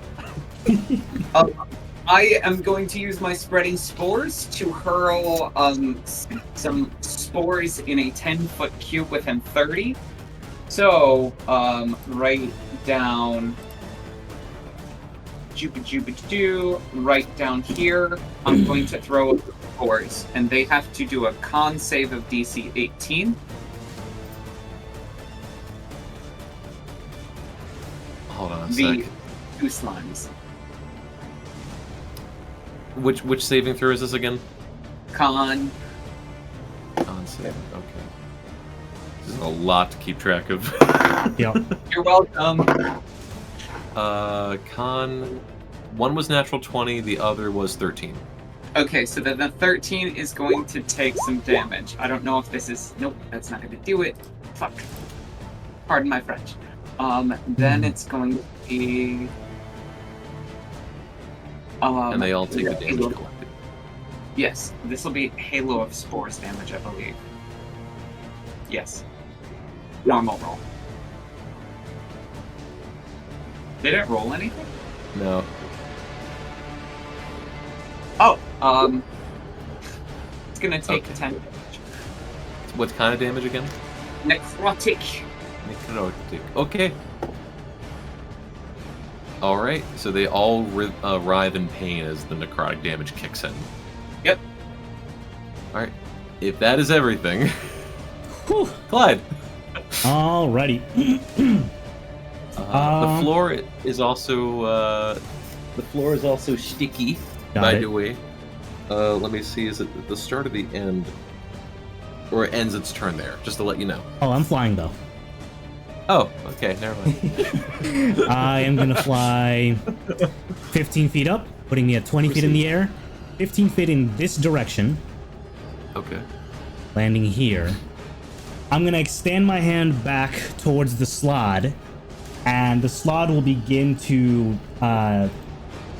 degenerate and form into Eldritch Spiritual Energy as I cast Spirit Shroud as a bonus action at 5th level. So hell is it? There you are. Let's ignore. Yeah, here we go. All right. And now surrounding his back is a cape of eldritch, undead, necromantic energy. Holy energy, actually. And as an action, I'm going to cast Eldritch Blast at Deweyblix. Okay. And did you say the slot disappears? Yes. Okay. Because both spells require concentration, and I'm flavoring it as using one magic to form itself into the other. Gotcha. Okay. Eldritch Blast away. Okay, 4 of these. My minimum is a 20. Minimum is a 20. 20 misses. Got it. Okay. So 3 of these hit. 1, 2, 3. And he will take extra radiant damage thanks to Spirit Shroud. For each bolt that hit. Oh, bam. Bam.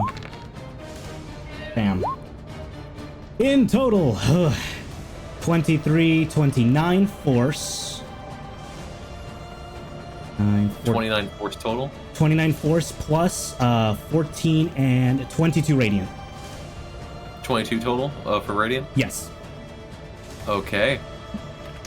So you brought it past the point. It is quote unquote bloodied. All right. All right. Is that your turn? That is my turn. Cool. As a kiss, you're gonna get an acid lash attack. Got it. Oh right, and Sanctuary wears off because I attacked him. Oh, gotcha. Ooh, 26 to hit. Hits. Also, one more thing. My bad. Because I'm wearing the ASMR mask, it takes 17 necrotic damage. It's equal to my level, just flat. Flat. Okay. So you're going to take this much acid damage. Okay. Okay. And roll concentration check on Spirit Shroud. Whew, it stays. Okay. Gotcha. That is your turn, Deweyblix. Oh man. Let me read one quick thing real quick. Okay. There we go. Okay. So we're gonna do this in different order of operation. First things first. Lair action. I'm gonna put this right on top of you guys. I need Solomon and Persephone to make dexterity saving throws, please.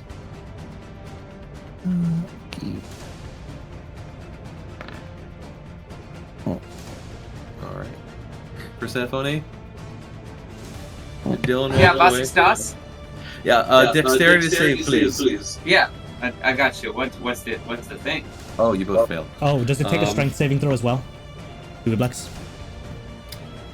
I will do that in just 1 second, sorry. Okay. Just a lot. Alright, so I need both of you to roll an individual d8, please. What's going on? Alright. That's better. So Solomon, you are going to get forcibly pushed. You're going to get pushed into Ubo, actually. So right there. Sorry. And then 1, 2, 3, 4. And then Persephone, you're going to be pushed just 1 space to the right. The cube has forced your movement. Okay. Second strength saving throw for the Maelstrom at advantage because it's magic. And it was strength saving? Yeah. 22. Yeah. Alright. Gotcha. And then I'll get to those guys in a second. Okay. Time to be mean. It's not going to get it this turn, but I just want to roll this out of the way. Let's see if it gets the slime ball back. No, it does not. I rolled twice. Prior. Fuck. What You are. just happened? I heard you're trying to be mean, and my AirPods died immediately. Am I getting killed? Oh boy. Well, you're not dead yet. This doesn't sound good, guys, for reaction. You are prone at the moment. Let me see. You're technically prone. Attack roll against the creature has advantage if the attack is within 5 feet. And it's a crit, probably. Or unconscious. Okay. Cool. So let's do this acid lash attack on Prior. 1. Natural 20. Fuck. I had it, a crit anyways. So 2 automatic death saving throws, and just to roll the damage, just for the hell of it. Oh wait, I rolled the wrong dice. No, that's fine. We'll take I that. doubled the wrong thing. 40 acid damage, and then second acid lash attack, also again on Prior. Oh, goodbye. 25 to hit.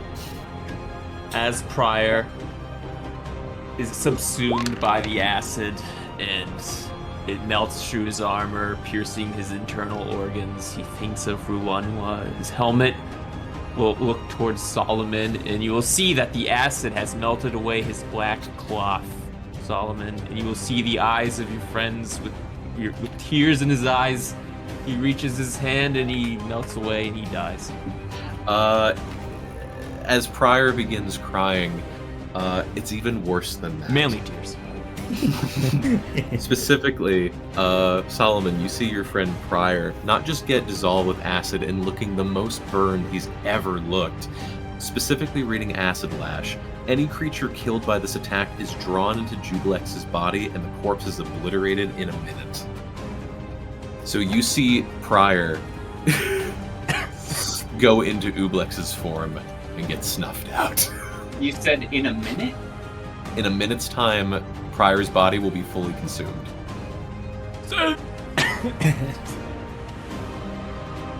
We got time. Damn. Alright. Let's keep going. This could be our first character death. Well, no, we've had death before. Just kidding. Our first Third combat character death. Yeah.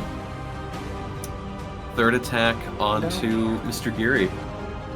Didn't we have someone die in combat before? Kinda. It's more narrative, though. Kind of, yeah. It's Gillig Twiglims, kinda. Kind of Misha.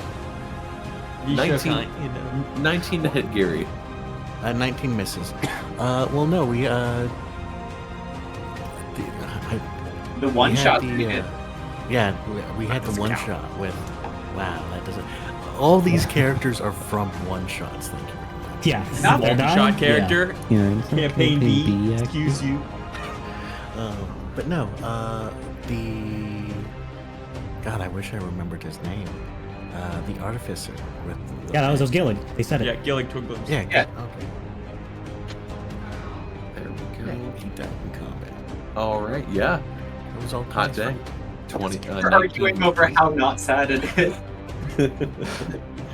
Alright, and that is going to be its turn as you just, as it just starts consuming Prior, and some of the eyes roll back, and you just hear it telepathically go. So that's how the sun tastes. And then all the oozes are going to attack. The two that are in the box need to make another saving throw. Of what kind again? Con? Con. Con! Did the oozes not get feared? 18 and 10. No. 18 and 10, and No, it's Jubilex feared. burned a legendary resistance to make them pass. Okay. Okay, I missed that part. Damn Alright. you, Jubilex. And what's 18 and 10? What does that do, Dylan? They would be damaged if they failed. They're not. Wait, the 10 passed? No, the 10 failed, but you burnt the legendary resistance. No, on the Frighten. Like, everyone was talking on top of each other, sorry. Ooh, my bad. Yeah, no. That one takes some damage. Alright. Phew. Let's throw some of this. It's gonna take 5 necrosis. 5 necrosis, okay. Necrosma. Necrosma. Alright, and then these Necronom. guys... These guys have nothing to lose, and now suddenly everyone is on the floor. So yeah, they're just gonna dogpile on this rough terrain. Strength saving throw. That's if they start their turn in there, correct? I thought that was one they moved as well. Hold on, let's pull up the information. Yeah, I thought it was at the start of the turn and rough terrain if they move through.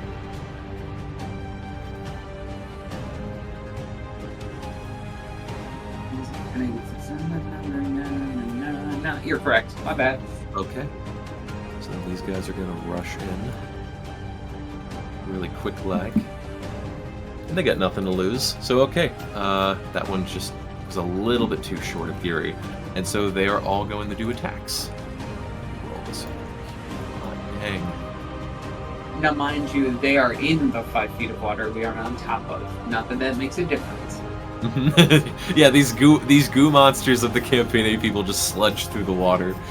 Also that. Okay. Alright, so first going left to right on Ubo. 21 hits. 2 attacks on Solomon. That is a 23 and a 7. 23 hits. Alright, 2 damage on Ubo. Hot dang. Roll higher. Damn it! Two acid damage on you, bud. That's it. Really waiting for more. That's it. Okay. On Persephone, 21 to hit. 21 hits. It needs to make a con save of 18 as well. Because it's moving into space. Natural 1. Okay, it's gonna take 3 necrotic damage. Gotcha. 6 acid damage to you, good sir. Oh no! My 10th HP on top of my increased max HP. Oh, don't worry, we'll get to you. And then Geary, soft 20 to hit. Soft 20 does hit. Alright. That's 3 acid damage on you. Alright. It's your turn.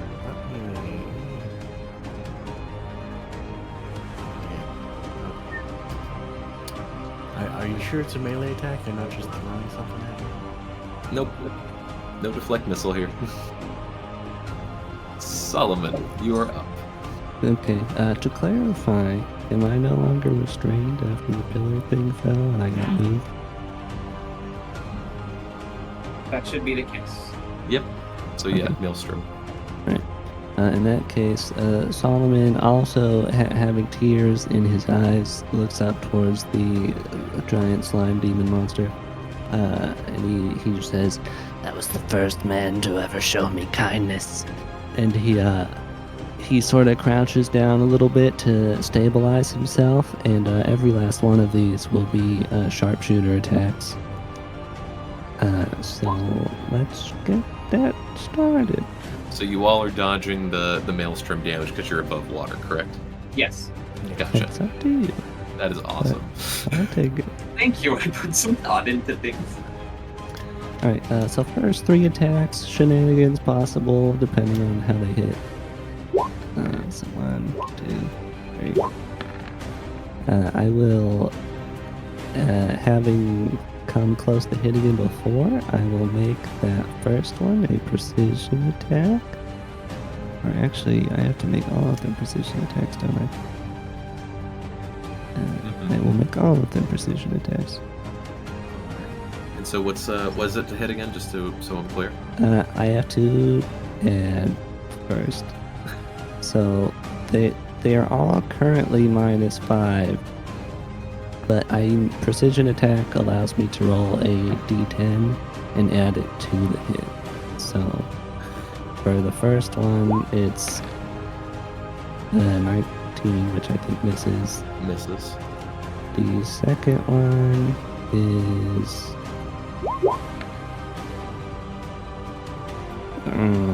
just like a 22 or something. Hold on, let me see. I was gonna say that's 1 minus 5 plus 8. 24. That's even better. 24 hits. Okay, and then the last one is 22 minus 5 plus 8 25. is 25 to hit. 2 hit. Alright, so 2 hit with a plus 10, and I'm gonna roll tattoo charges on both of them. Okay. So damage plus 20 plus Oh, sorry.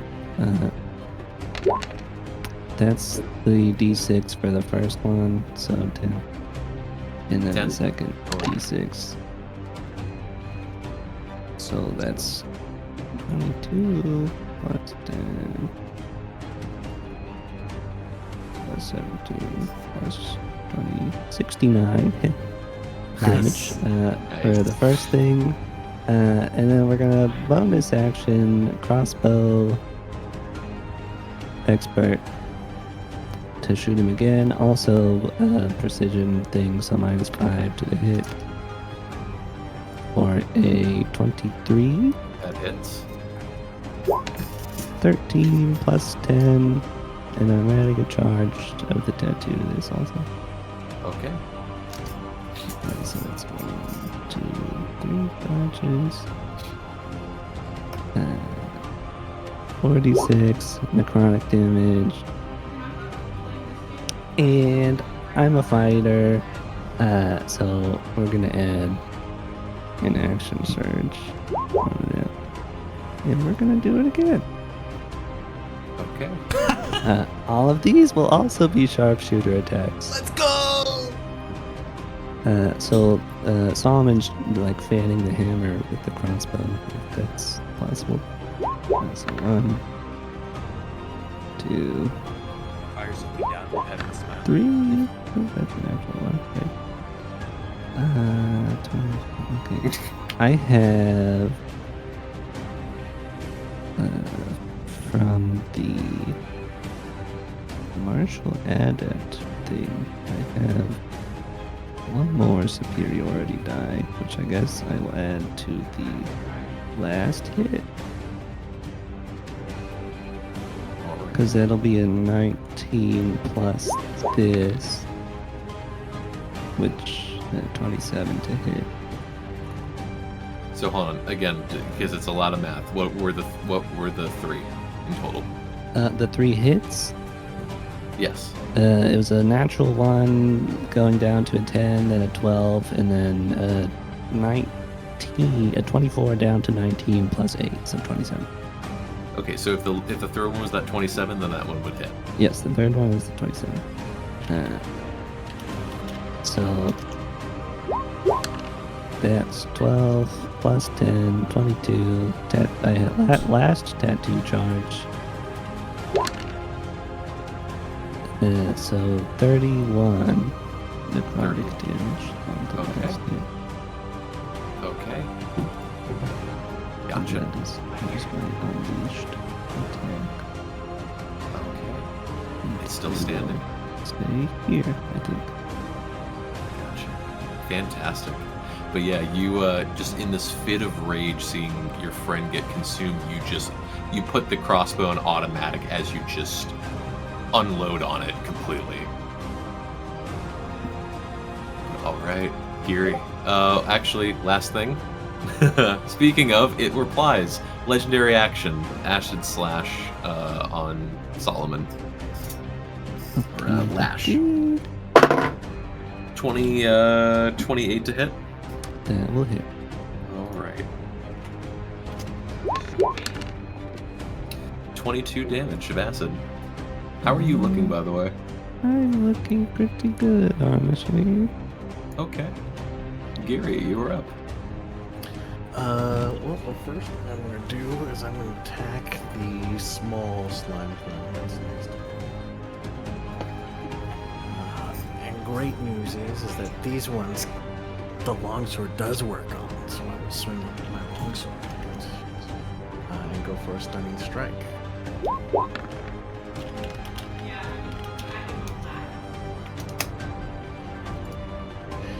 That is a miss. Well, extra attack, I'll do it again. Same stunning strike.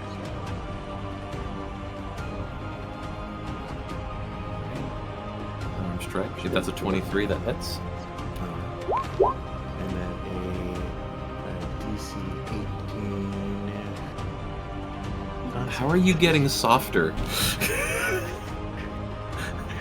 I can speak softer. DC 18 con save. I think part of it is just I'm tired. And I have no caffeine. 23. Damn.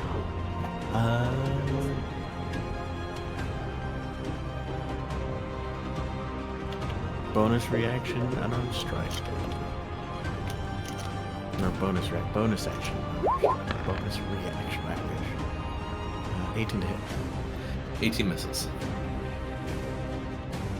On this guy? Oh, sorry. There we go. On 18, that one does hit. Sorry. Okay, yeah, no. Lots of damage.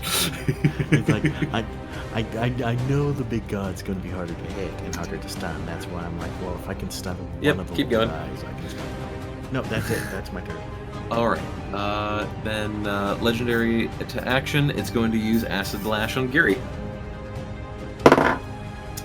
Ooh, almost nat 20. That is a 33 to hit.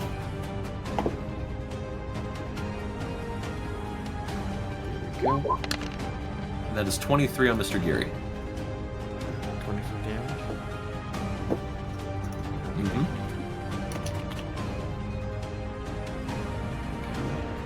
And how rough is Geary looking right now? Because I know your health is really low. Fury is very Okay. Geary's I'll very go. what? Fury cannot take another one. Gotcha. Oh, so next one coming up. Gotcha. Ubo. Ubo is going to pound in on the gelatinous monster, be like, "You again? I thought I... whatever." And just starts punching in. Natural 20. Hot dog. I'm gonna add a stunning strike to that in a second too. 24 to hit for the second, and then burning key for 2 unarmed. 24. Damn, 26. And then stunning strike. We knock off 2 key. And then the saving throw. They might actually save that. Let me double check. I don't know what the saving throw is. Where the hell are you? 17. For what type is it? Is it con? They got a 16, just barely failed. So they are all stunned again. Woo. And then all 4 attacks hit. So that's Go going to Team be 4d8 plus 16 for Ubo. Hot dog. 27 damage. Fructose and syrup.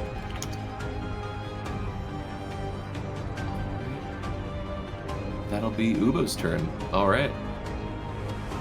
And I think at this point, like, Ubo would just be... Ubo would grab the gelatinous arm and just, like, punch himself. Be like, "Stop hitting yourself! Stop hitting yourself!"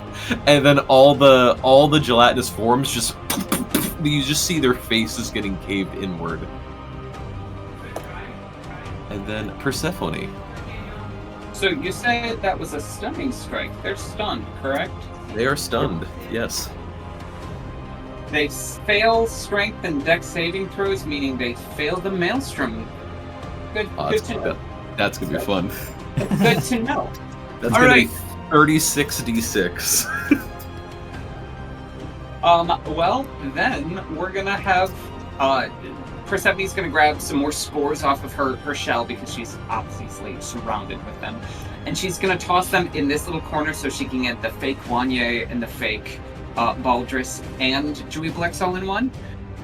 So on the start of their next turn, they're gonna have to do a Constitution saving throw, each of them.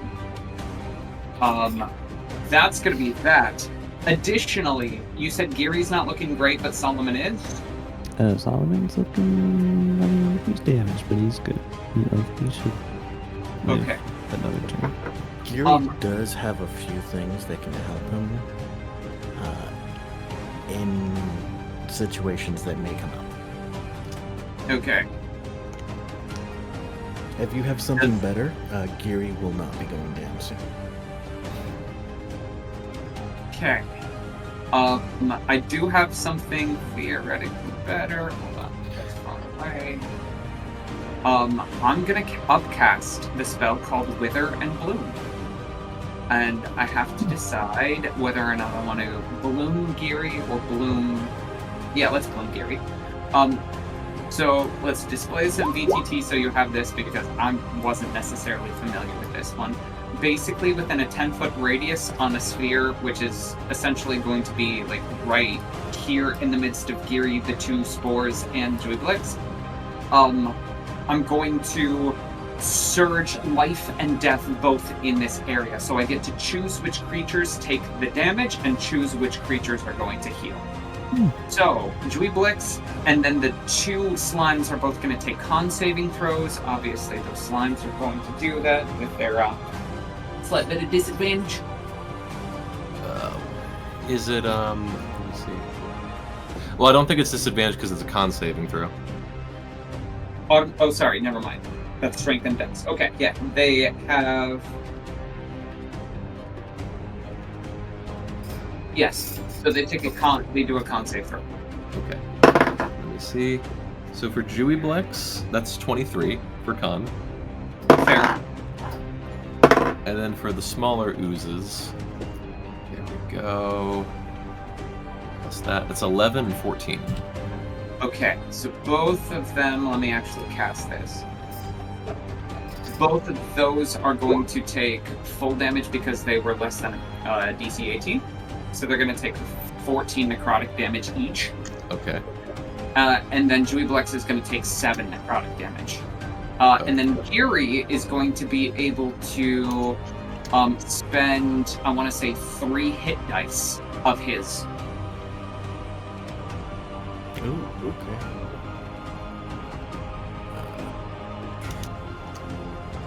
Yeah. So As I try and remember where to find my hit dice.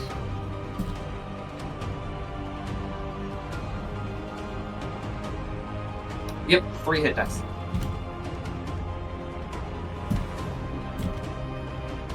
Help me out here, I'm blind. I want to say... Oh, here we go. I'll just do it this way. 1, 2, 3. Should be under HP management, but it's not.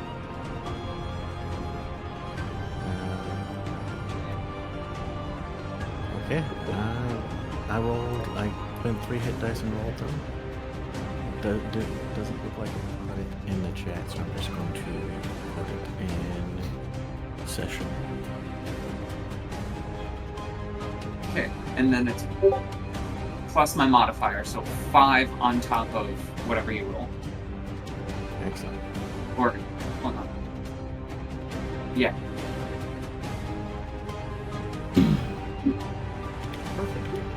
So you get health, everybody else gets damage, the cushion smooths can carry on. And then, the slime that's to the left of me on the map, is that same, like, restraint type of slime, blah, blah, blah, blah? They're all, God dang. Oh, the blue? That is basically, that's a movement space, so it forces your movement when you go in or stay in it. Okay. Is one able to move through it? Great question.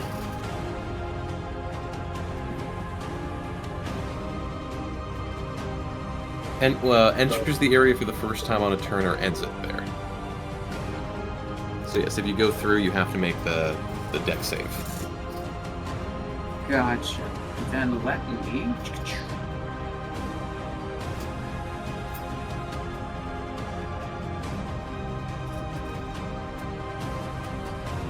Stay right here. Okay. No, I'm good. That's your turn? That's my turn. Can we, okay, gotcha. Top of the round then. Clyde. Okay.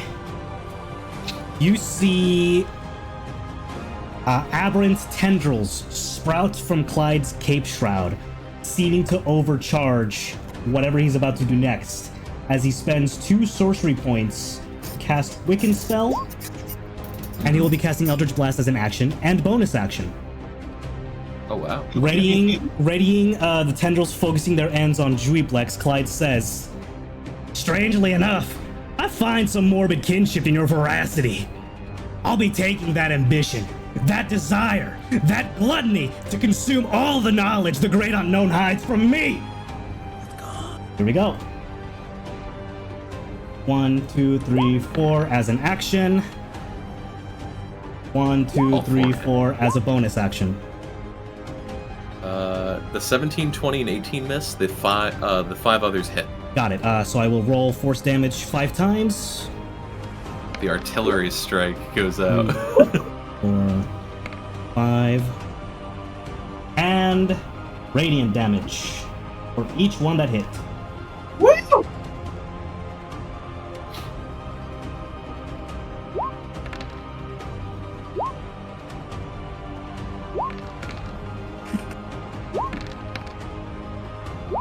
Shit, okay. So, 13, 22, 29, 37, 44 force damage, combined with 4, 26, 30, 46 radiant damage. 46. So 100 damage solid. Wow, solid? That's awesome. Total of And- 600 hit points. The floor is yours. Yes! Plus 17 necrotic because of the mask. So I have a description for this as well. To the party that is still conscious and can see, every blast is invisible to the party. However, pulses are felt emanating from Clyde as each blast is a psychic image of the scorching sun. Each a grand sight Clyde has seen in his lifetime. Back in his childhood, the daytime at the farm of his home. The sunrise after he had left the insane asylum. The sunrise after he had spent a long night with Blossom. Baldrus' sickening radiance burning away vampires in their coffins. The scorching sun that almost killed multiple party members in the War Sands desert. The sun that Clyde saw when he first saw the open ocean. And lastly, the light of Urunwa that Clyde could always see emanating from within Pryor's devoted soul.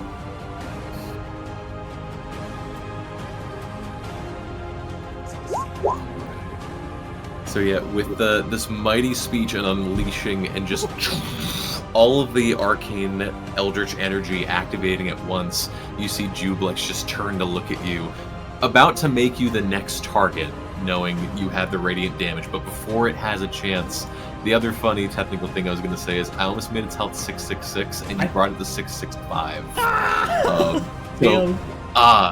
So I was so tempted, like, do I just give it 66 extra hit? Nah, It would have been fair. good. But you, That's funny. you just unleash every single blast into the eye stalks. It just burrows holes through it as Jublex just... And just like, you just hear this trill and this energy, and you just see light kind of like bursting through it. And you just see its main large eye barely hang on, stare at you, going, When I return, consumption begins with you. and you see its whole form just like lightning get pulled straight into the floor, back into the abyss. Gone.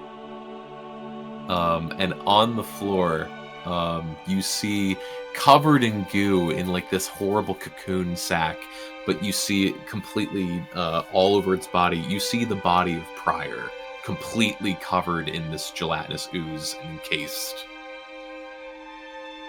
Twirling in the maelstrom. And I'll say at this point also, as Jublex returns, you see all of the goo remnants just immediately get sucked completely back into the walls as well. Is that the slimes on the ceiling as well? That is correct, yes. Okay. With all of that going on, everything disappearing from the area, Persephone's gonna break concentration on the maelstrom and let Pryor's body rest on the ground.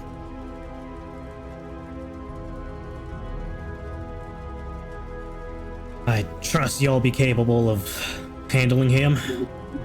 I need to go take care of some other business. As Clyde will begin to fly to these sacks where his icon and probably other eldritch beings were holed up, and he's gonna try to safely get them out of their cocoons. I'm here. Ah, thank you. It all looks kind of the same, to be honest. The other technical note that I was gonna do was, well, I was really hoping I would bypass the radiant damage or get Clyde down. If you bring Jubilex to 0 and no fire or radiant damage was done to it for the turn, it plays dead for a turn and then comes back with regeneration. You have to use fire and radiant to kill it. That is awful. Spooky. I have a question on that front, though, just to figure out how mechanics work. We can get to it later. You sure? Yes. The let me go through here. So Clyde, you going up to the back wall, you do see these 3 large cocoon-like sacks on the wall, and from the center one you feel the essence of your icon. Well, let's start with you, buddy. Don't you be corrupted now. I'll give you a good smacking if you are.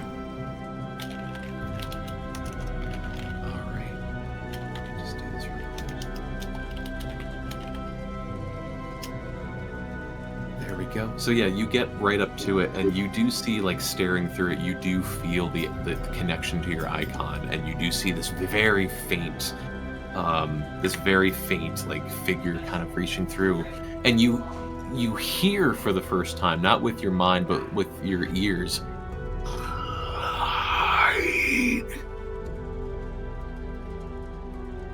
Hey. You sure you should be speaking? Seems like you need all the energy you can get to recover. Release me, Clyde. On it. He begins to try to pull him out of there. Alright. And I'll say make a strength check real quick. Oof. Can I give myself guidance? Sure. Okay. That'll help. But does that even help? Ability checks. Yeah, okay. There we go. Let's see. Whoa! Yeah. Yeah, not only do you get it pulled out, I'm also trying to make something real quick, but not only do you get it pulled out, but you do start peeling away the layers one after another, and you do see the very kind of not mint green, but very like lightish green, kind of cyanic color of your icon, covered in like these purplish, like aquatic kind of robes. But you do see him get pulled out, kind of seeing him face to face for the very first time. And you kind of catch him in your arms if you'd like him to kind of like descend on the ground. We descend down slowly. I have the token. I'm just uploading it real fast. But you just see the icon lay on the ground. Well done. Performed past what we originally had arranged for you. Glad to hear it. Apologies for taking so long. We all get here in time. Clyde. And you just see him like he's completely like just he's horrible. And you do see that a lot of the acid has actually like over time slowly eaten him away. Well, that ain't much. But I will cast Healing Word, at least to numb some of the pain. And you just okay. There we go. Okay. And at this point, you do see him kind of quickly get up to you, saying, I don't have much time. To the center. And then starts kind of like hustling his way over here. While this is happening, what was it again that everyone was doing around Pryor's body? Oh, Mm. well, Persephone's like, that's nothing. I mean, I can't make a silk purse out of a sow's ear, but I can fix this. Like you can bring it back. Or What? Good as new, but maybe not with the same materials that we're talking about. you're not gonna turn him into a zombie, are you? Oh, absolutely not. I'd never do that. Inside check. Go ahead.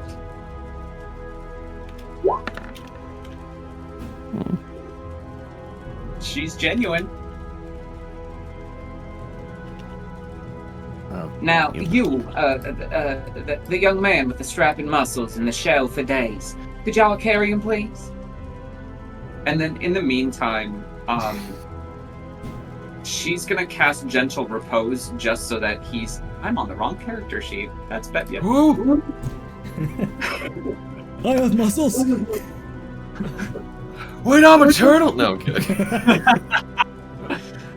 She's gonna cast Gentle Repose. Not that she necessarily needs it, but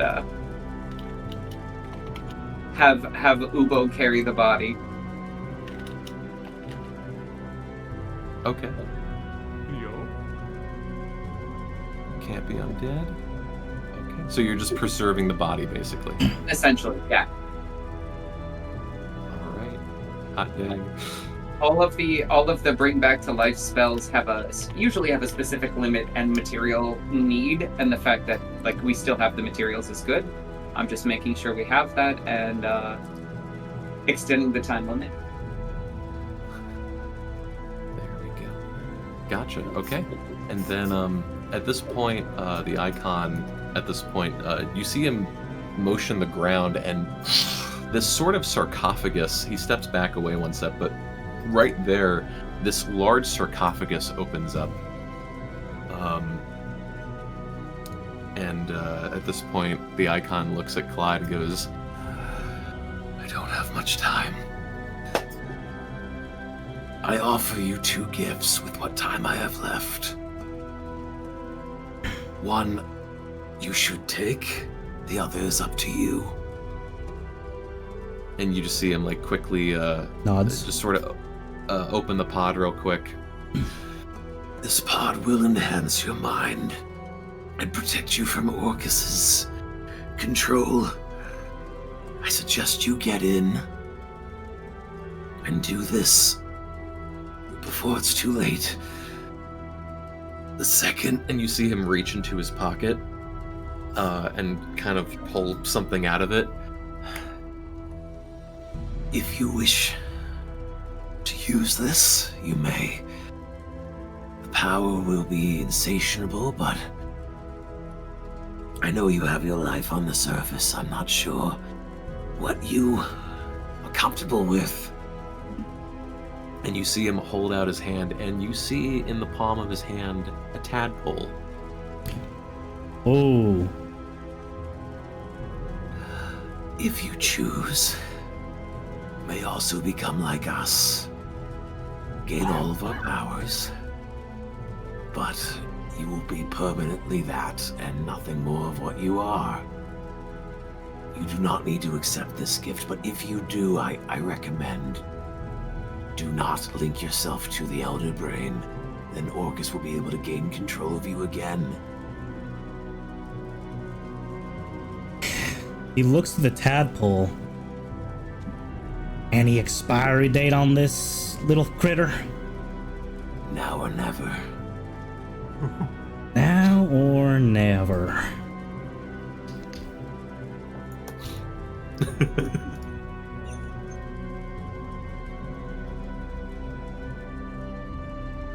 Keep it. Ooh. I And you prefer to see him show the kind of- world just what a pitiful human can do, how far one can get. Understandable. And you just see him look at it, and in this surprising moment, you see him crush it immediately. and just you hear it screech before it just gets smushed into nothing. And he opens his hand covered in blood now, and looks up at you. That is my final. And you just see him kind of like rinse in pain. A final act of charity for you. I'm afraid. As of just now, And you see him kind of like dart a little bit. he has it. Has what? He, And he just stares at you like 1,000-yard stare. he has it.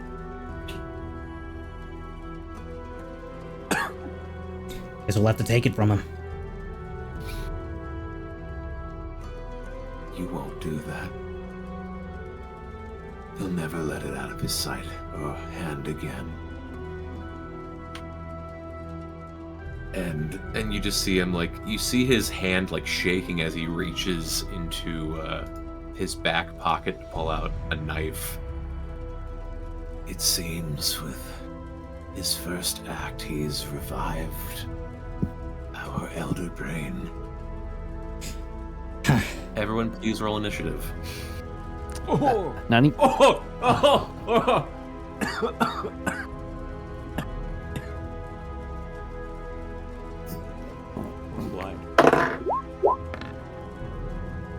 Oof.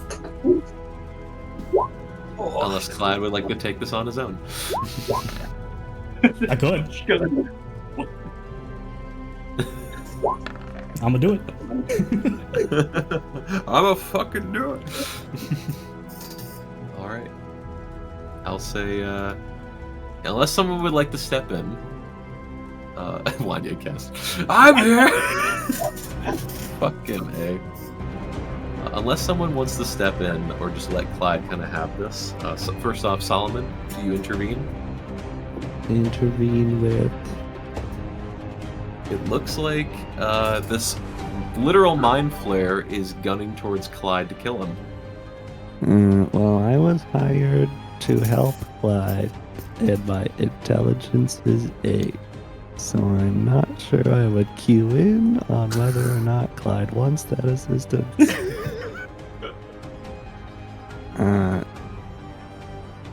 So Solomon would intervene unless That's okay. out of character you don't want that to happen. No. I mean, Clyde is not like saying stop, no. Like he's gritting his teeth and he's gonna fight back against this opposing creature. Yeah, okay.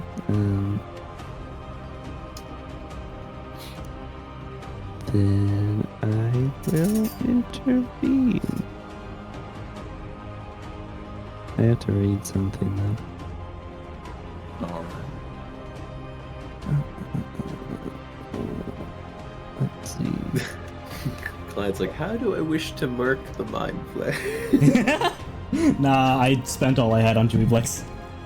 Okay, so I have this feature. And as far as I know, this thing has not taken a turn in combat yet? Not yet. Okie-dokie. Then I will roll 3 sharpshooter attacks and advantage.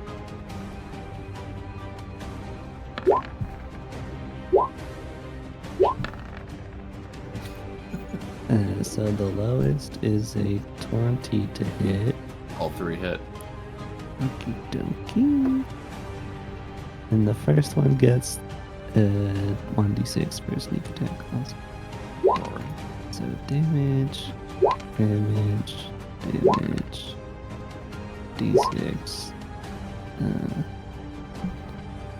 So 26 plus 8 is 34 plus 3 is 37 plus 30. So 67 damage. Where's the 30 coming from again? Those are all sharpshooter attacks, so each Gotcha. one gets a plus 10 to the damage roll. So yeah, he's almost on death's door. That's alright. You just see him immediately start making a move towards Clyde and Solomon. You just instinctually just not to make fun of the icon who's been with you for so long, but yeah, he's nearly done. So yeah, Clyde. Yeah, finish it. It's been a good ride, partner. Farewell. That hits. All hit, yeah. All right. 20, 26, 36 points of force damage. 36. 36, yeah. Yeah, already on the floor.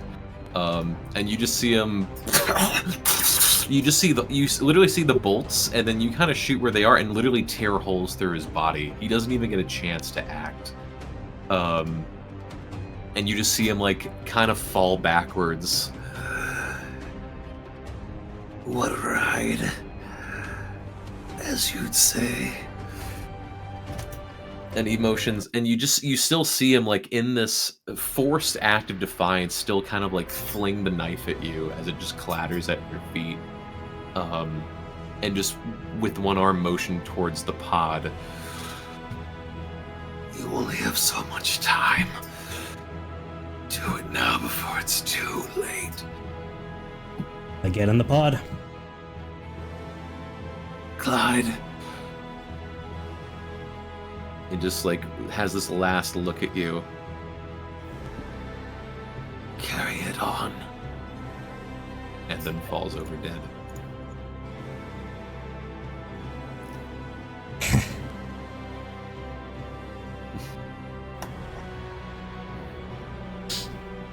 And at this point, and you get in the pod already? Yeah. Alright, at this point, as the pod begins lowering, and this large kind of like it's I didn't really get to explain it. It's made of stone partially, but there are these this biomechanicness. There's this biomechanic nature to it, as there are these vines and pieces of coral and tentacles that sort of wrap and envelop you and pull you in, as well as this covering that appears over. As this begins, you guys notice as the entire fortress begins shaking and rumbling. As pieces of slime and rock begin falling, the place is falling apart. To expedite this, as Clyde, you're in the pod, everything gets dark as suddenly everything around you becomes almost celestial. You are in the ocean,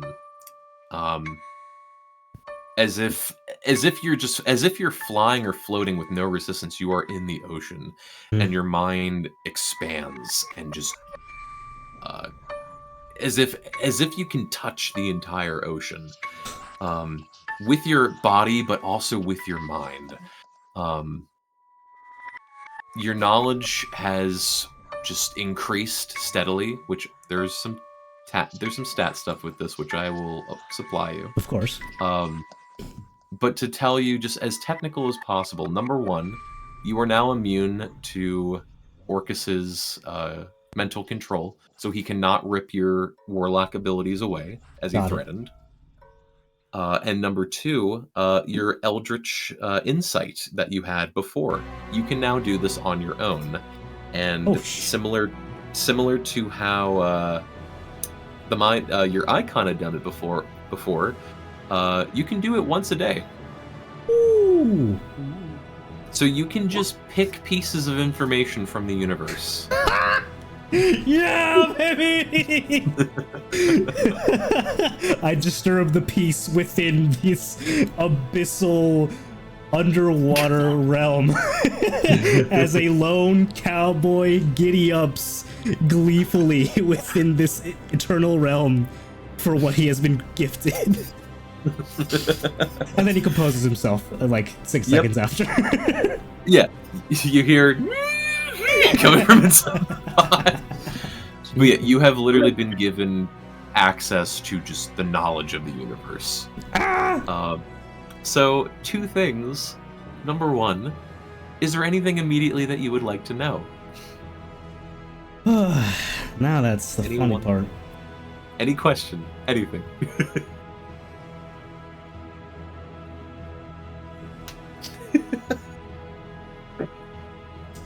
Fuck. How to completely eradicate creatures from the abyss. Ooh. Okay. So we'll do this in unison. So at this point, as the entire fortress crumbles and collapses, as the highly acidic water begins flooding into the room, Clyde, you have this sort of avatar state mental awakening as everyone gets covered in this mind-based energy, as all the acid covers the room and crumbles the fortress into nothing, as everyone is protected. And you and the pod still begin ascending everyone upwards to the surface. It's so including the body of Pryor, if you wish. Yeah. As if there, you don't get the bends from this, thankfully, but you all begin just skyrocketing like 100 miles per hour, underwater supersonic. But as you were going upward in the surface, and the specific question was how to vanquish the fiends, or since all these creatures have been from the abyss, I specifically state how to completely eradicate a creature from the abyss. Got you. So the answer is multi-part.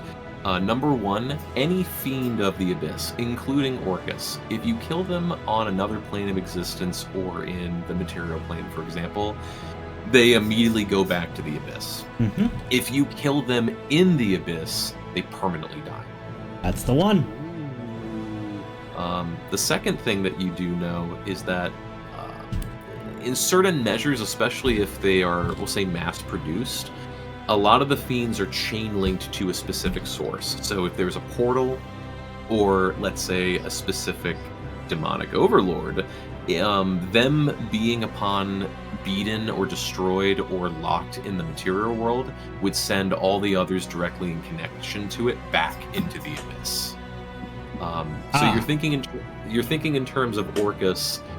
Killing Orcus on the material plane won't permanently kill him, nope, or the other fiends for that matter, but the majority of the fiends that were brought here via Orcus would immediately be sundered back. Mm-hmm. Got it. Not all of them, but most of them. And so you guys immediately pop up on the surface and sort of fly up in the air a little bit and then slam back down on the deck of the Knight's Fight. Safe and sound.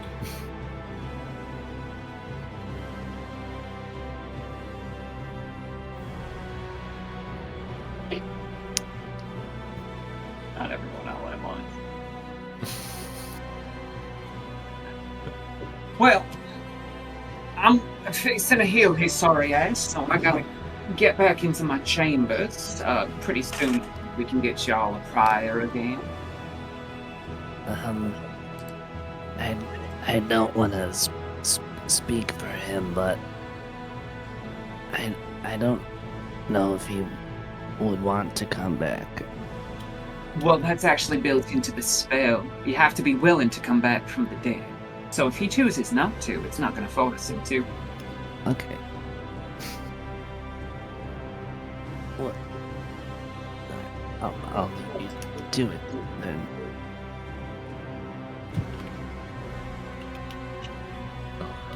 Mr. Geary,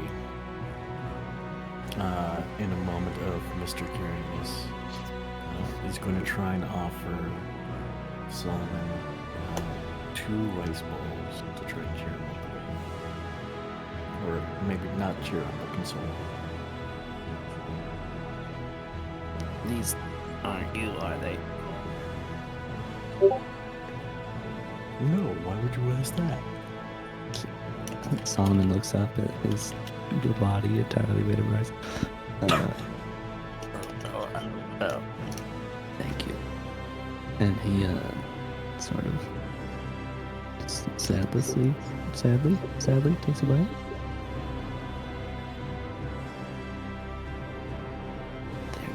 They're good.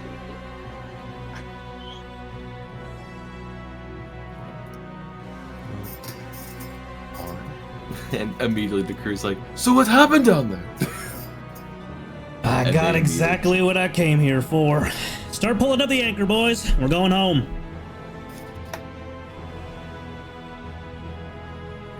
And so the so the anchor gets pulled up, and you all begin making your way back. As immediately, a certain familiar group of characters start chattering in your ear, Clyde.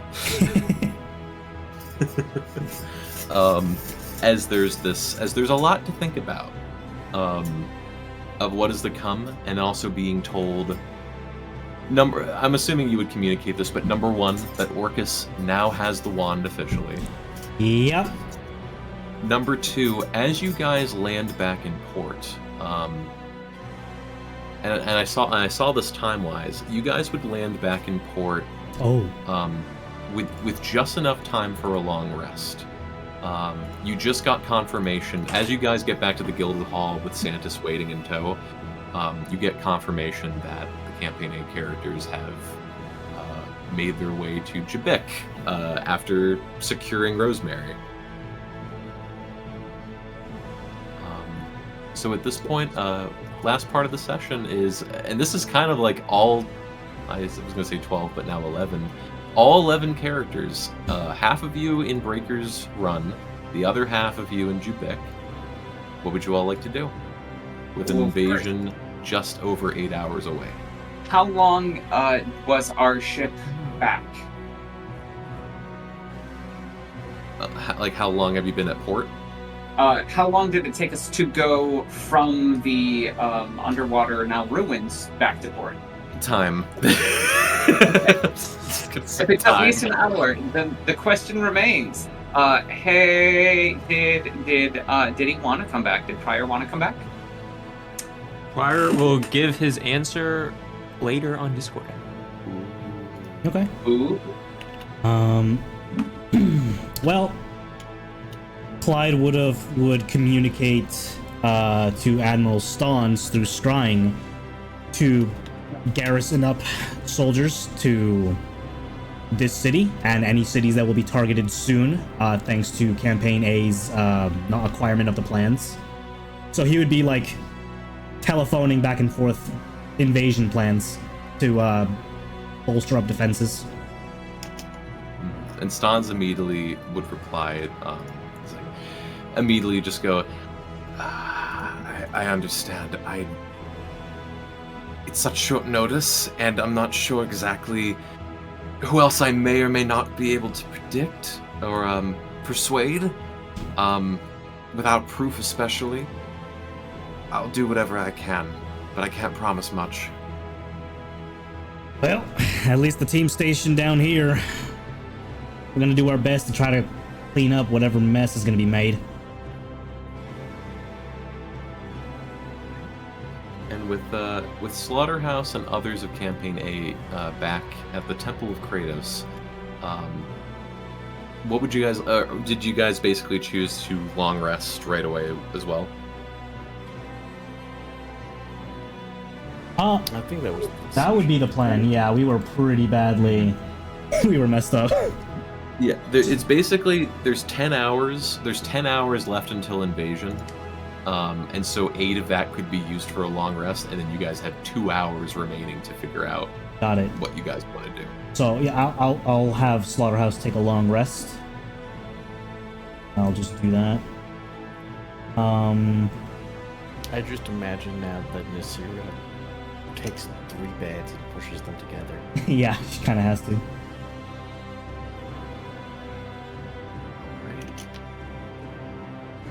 So, for sake of where to end the session, it is now the 3rd day of Edlin. It is midnight, 2 hours until the first invasion. So, unless we need more time to think about it, we have. Where would you guys like to go or do? Half of you are in Breaker's Run, the other half are in Jubik. Where would you guys like to go? Or do you guys actually even want to try and save one of the cities? Slaughterhouse would love to be where there's war, so he would try to get himself to Breaker's Run from Jubik the next day, since he knows the plans are happening. And if he could rally troops from Jubik to there somehow, that'd be great. If not, he would love to go himself. I will definitely say Jubik is way too far away to get people down there. Yeah, unless teleportation was a thing that like they had access to for a whole army, but I doubt it. Just certain individuals. Oh yes, the campaign. So Clyde, you are at level 17, if not already. Yeah. And then all the Oh wait, no, you're level 18 now. Okay. And then all the campaign B. Everyone's the level they're supposed to be. Everyone campaign B is level 17, I believe, and then everyone campaign A is level 18. Clyde. Ooh, I get to level up. Level up. Geary's level 60 now. Hmm. I think Wanye would be more concerned with just trying to kill Orcus rather than save the people of Breaker. I don't know where that would. If anyone else has any thoughts to the original Well, party, Lords of War. that would mean you would rather spend time defending Fort Worth's defenses, because you know that's what's going to get attacked last, and where most likely Orcus will actually be at, which is fair. Clyde, having given warning to the Admiral of Breaker, feels satisfied with that information being present as warning enough. He is not that patriotic to try to defend this area, and the only person he cares about the most is his baby girl, which he wants to go see. So I think he'd try to find a way to get to Jubik. I think he can make that happen. He would ask that. Y'all want to go to Jubik? Well, my friends, I can get us all to Jubik if you'd like. All of my friends, including or disincluding, try it. Depending on his answer. True. Why do I feel like Persephone said that too? Prize body, like, yeah, depending on whatever you pick. He kicks his body just. Kicks him off. Why don't you hurry it up in there, you little saucy grass nugget?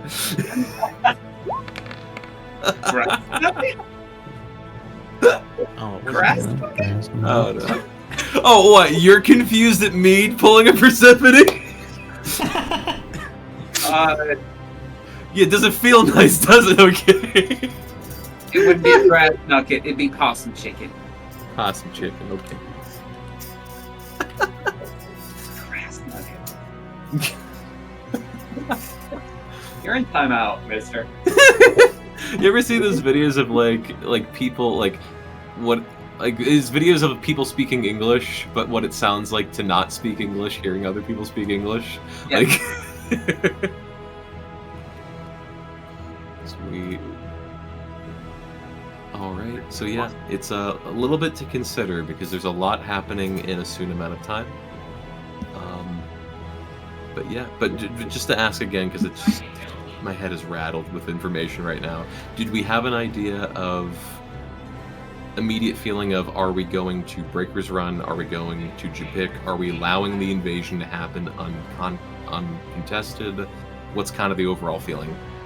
We might need a little bit. Does anyone have... Clyde has really strong feelings one way, and Wanyu would probably support that. They obviously aren't together. Wanyu is just going to teleport everyone back, or find a way to teleport everyone back to Fort Worth to reconvene there. Well, to save us a little bit of stress, would it be like a potential thing where Persephone gets a B class cast plus Clyde to Jubik, and then we make a decision? Yeah. Okay. All right. So once we're on deck, Persephone is or is not going to cast the spell. That is what it is. We can tell the ship to go on without us, and then Persephone is going to grab one of the screaming mushroom propagates, toss it on deck, and then hold on, let me get to my spells. He is going to cast, and I want this to happen before we actually take our rest because this is spells and spell spots. She's going to, where is it? Fuck. Now I want to do a one-shot, like a cooking one-shot of those characters having to make meals for the campaign characters. I already did a cooking one shot, Tim. Alright, you have to make the hero's feast. Don't fuck it up. Yes, chef. We're gonna cast Except plant growth on it, so it's going to absolutely bloom and then essentially just take up a large area of time. So like it would turn into one of those Mario style mushroom stalks. And then she would cast transport via plants. And how it would happen is because it's a screaming mushroom, let's say it has a mouth, all of a sudden with this cast on it, it's gonna writhe and scream in agony, and its mouth is gonna open and turn into the portal that it would take us to one of the plants that I'm familiar with in Jubik. And since that's where we found our characters originally, we would basically be able to teleport anywhere near. You know, it wouldn't be a session 69 without all into a mushroom at the end.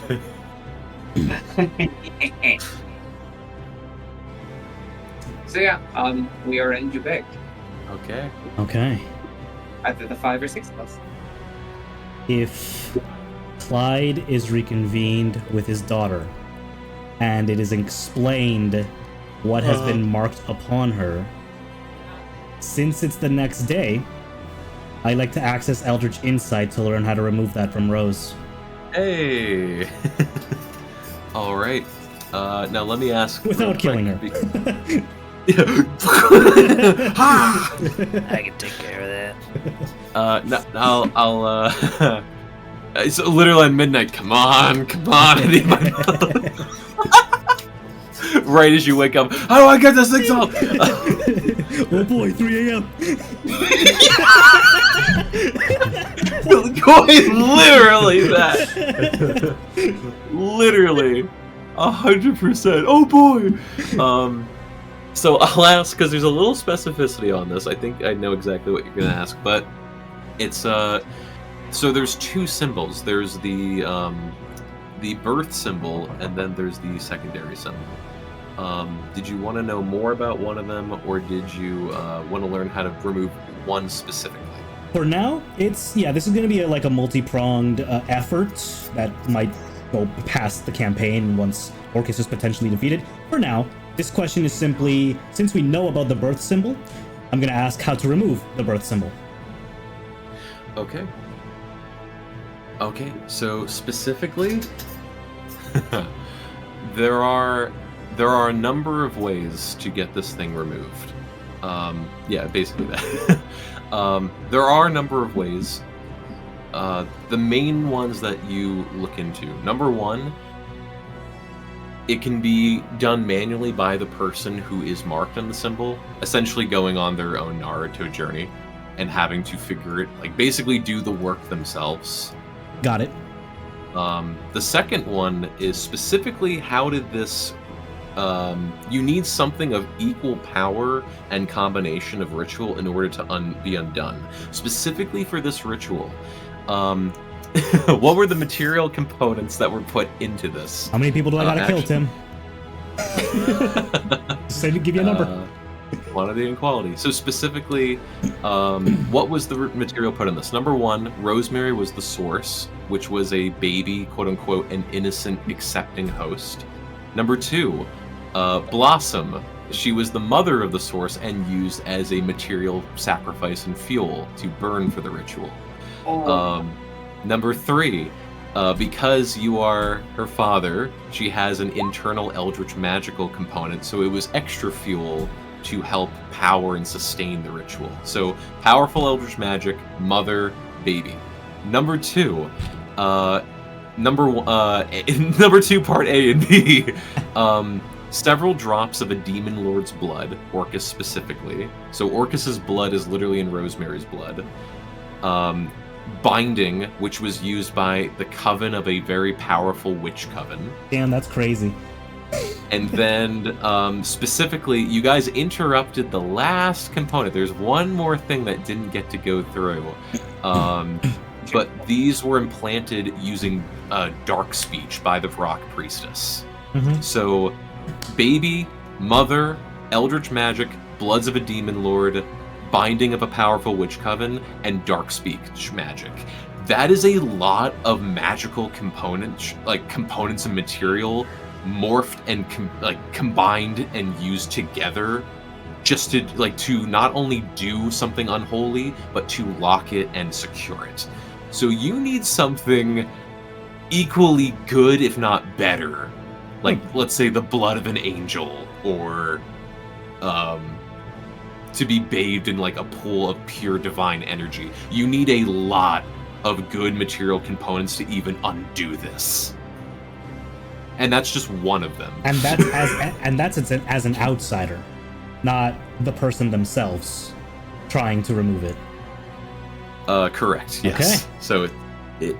So it's like the person themselves can essentially go on their own journey and try to, through will, undo it or manage it or master it themselves, which in a weird way might be easier but risky. Yeah. Or number two, outside of it, getting the most absurd amount of components and resources and combining them together. Got it.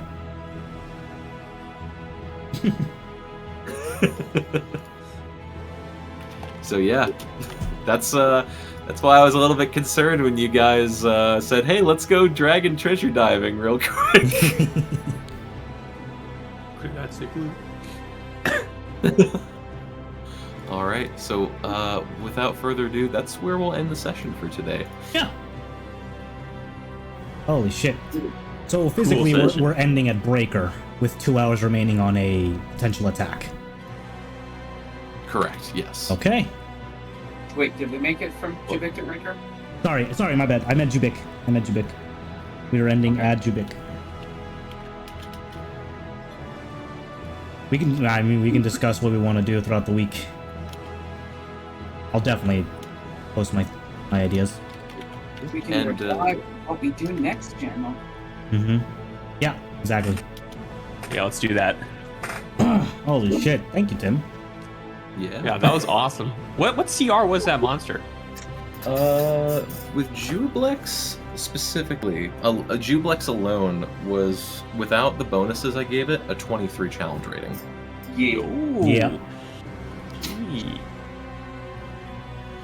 And Jublex is one of the lesser, it's still a demon lord, but one of the lesser demon lords. Thank goodness you guys had radiant damage, because if not, it would have just kept coming back and back until you guys figured out how to kill it. Mm-hmm. Andrew, so did Prior not accept revival? Prior's not sure yet. Okay. Alrighty. Dude, we need 1,000 GP diamond too, so I don't know if we have that in the current party. That is something that I would have prepared with prior help from like our stores and our wares. Okay. I have to. My roommates are calling me, so I actually got to bounce like right now. But... All right, man. All good. Run away. Chicken. All right, I'll block away. Okay. Thank you for the game, Tim. Thank you, Tim. Okay. Anytime. Thanks. Take care. Bye-bye. Bye. Yeah, no, I specifically prepared that spell because I knew it would be like expensive, but like if we got one use out of it, then we were good to go. And that's also why I didn't do Hero's Feast, because of, monetary constraints, but the fact that Stomps pulled up Hero's Feast and decided he would fund it, I was like, okay. Yeah, true. But yeah, I think for now, for a little bit of like potentiality of it, I think Persephone would be able to tap into like a communication session with Prior's soul and whether or not it wants to come back, but doesn't have to. So if there's like question and answer session that you want to do, don't feel let me see. Because Prior's cool with Revivify, because he knows that's like he knows that's a paladin spell and that's a holy spell. But I know this is necromancy. Both are necromancy. I want to see if he gets. Let me check. He wouldn't be cool with like ancient evil magic reviving him. Well, This is nature magic. This is nature magic. Well, and that's actually part of the root of Persephone's backstory, of like which aspect of nature magic it is. Yeah. Jesus. Should I have guys? Do you think I should have taken the what's it called? The Mind Flayer form? I don't know. I think it would have been funny. I thought it would have been funny too. Yeah, we come back, we're like, what the fuck? Yo. I mean, Hey guys.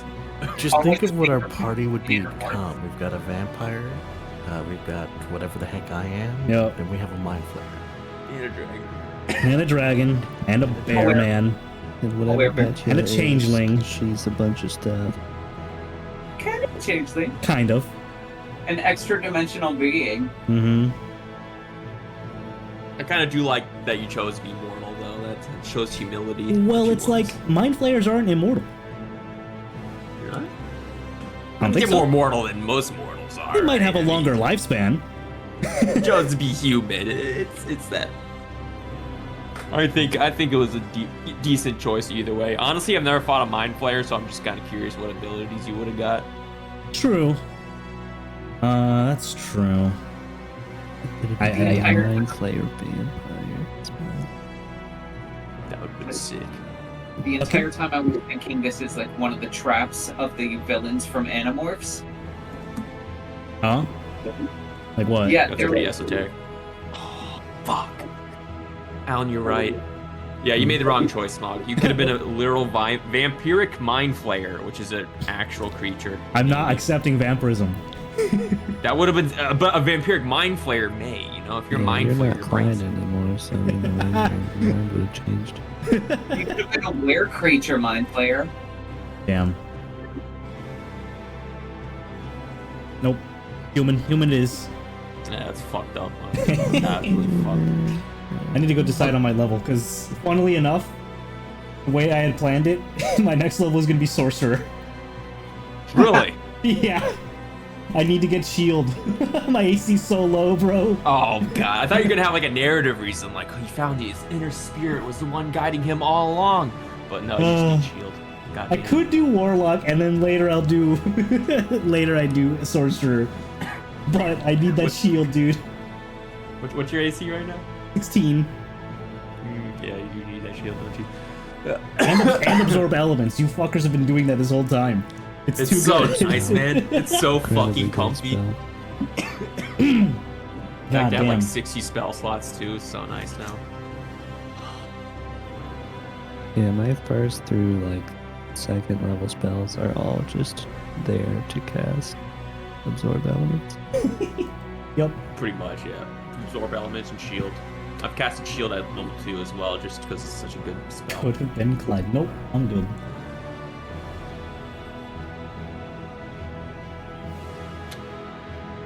Alrighty, guys. I'm gonna head out. Good game. We'll talk later on the what to do next chat. What to do? Yeah, it's gonna be a lot. That's. Oh boy. How much do we care about Breaker? I mean, I feel. You know what? It's funny. I feel like all of Campaign B would care, and then the Yeah. Lords just Oh, yeah. fortify Fort Worth. Like, Look, if the government of Breaker falls and we step in the vacuum of power, we become the Lords of Breaker and the Lords of Worth. We could rename it Worth. I Oh. kind of like it, honestly. so what implications does this mean that Orcus found his wand? Does that mean he also found Eric Scarbringer? Yeah, I potentially. don't think so. We'll have to Well, ask. maybe. I'll have to ask the next day. Well, I can either ask where he is. Wasn't it a situation where he got the wand back, but it's not back to full power? Or am I making that up? I think you're making that You've one gone up. insane, Dylan. Okay. I think, yeah, just once he has it, he's got more power. Look, all I know is that this country chased us around for several weeks on end with an entire army because we stole a board game from some college students camping by a mountain. You're Okay, right, so Lawrence. it's- It's time so for new only- management. So only Campaign B will care about defending, is what you're telling me. That's what I think. I believe it. Breaker? Jesus. What'd you say, Dylan? Does Campaign B have a reason to care about Breaker? Well, Pryor's a lawful good guy, so he cares more about the citizens and the government. Slaughterhouse wants to be where the war is. Okay. Probably. Dimensional. doesn't care because he lived in a sewer for his entire life.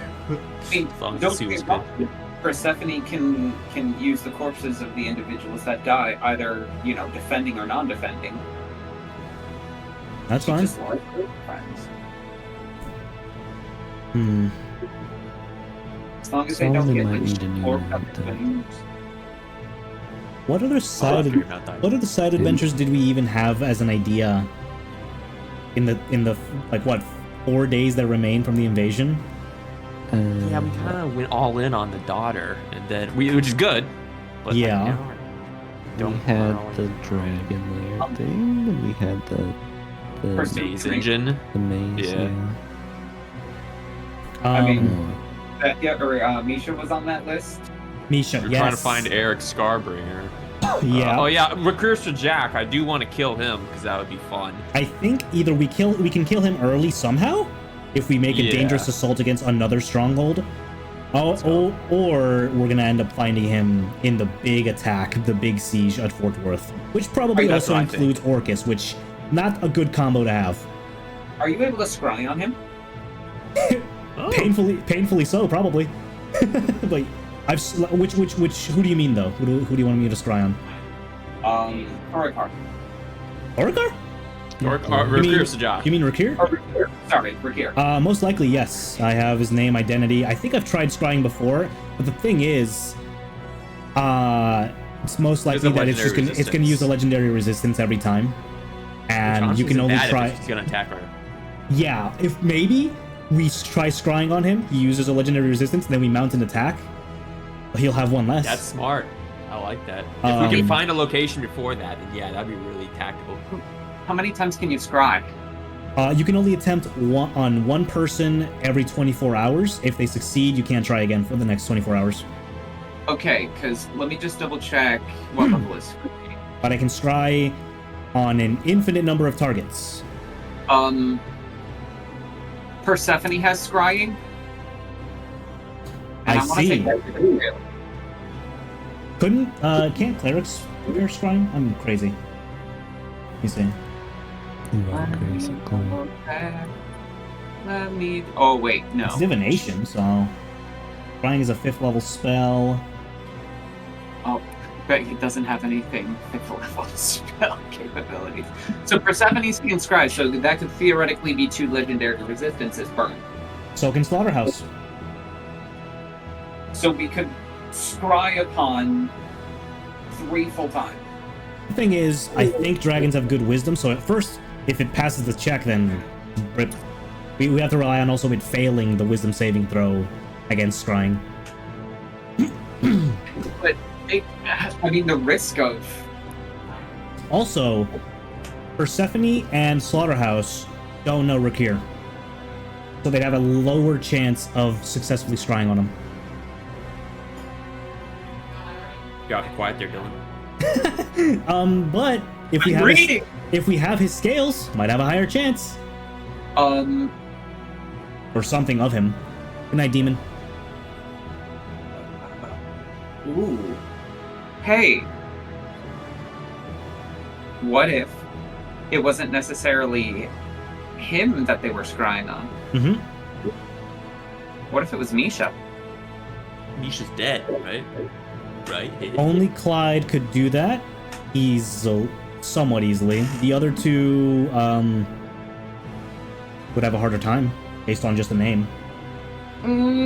Hold on. But if Misha can be scryed on somehow, I doubt they'd resist.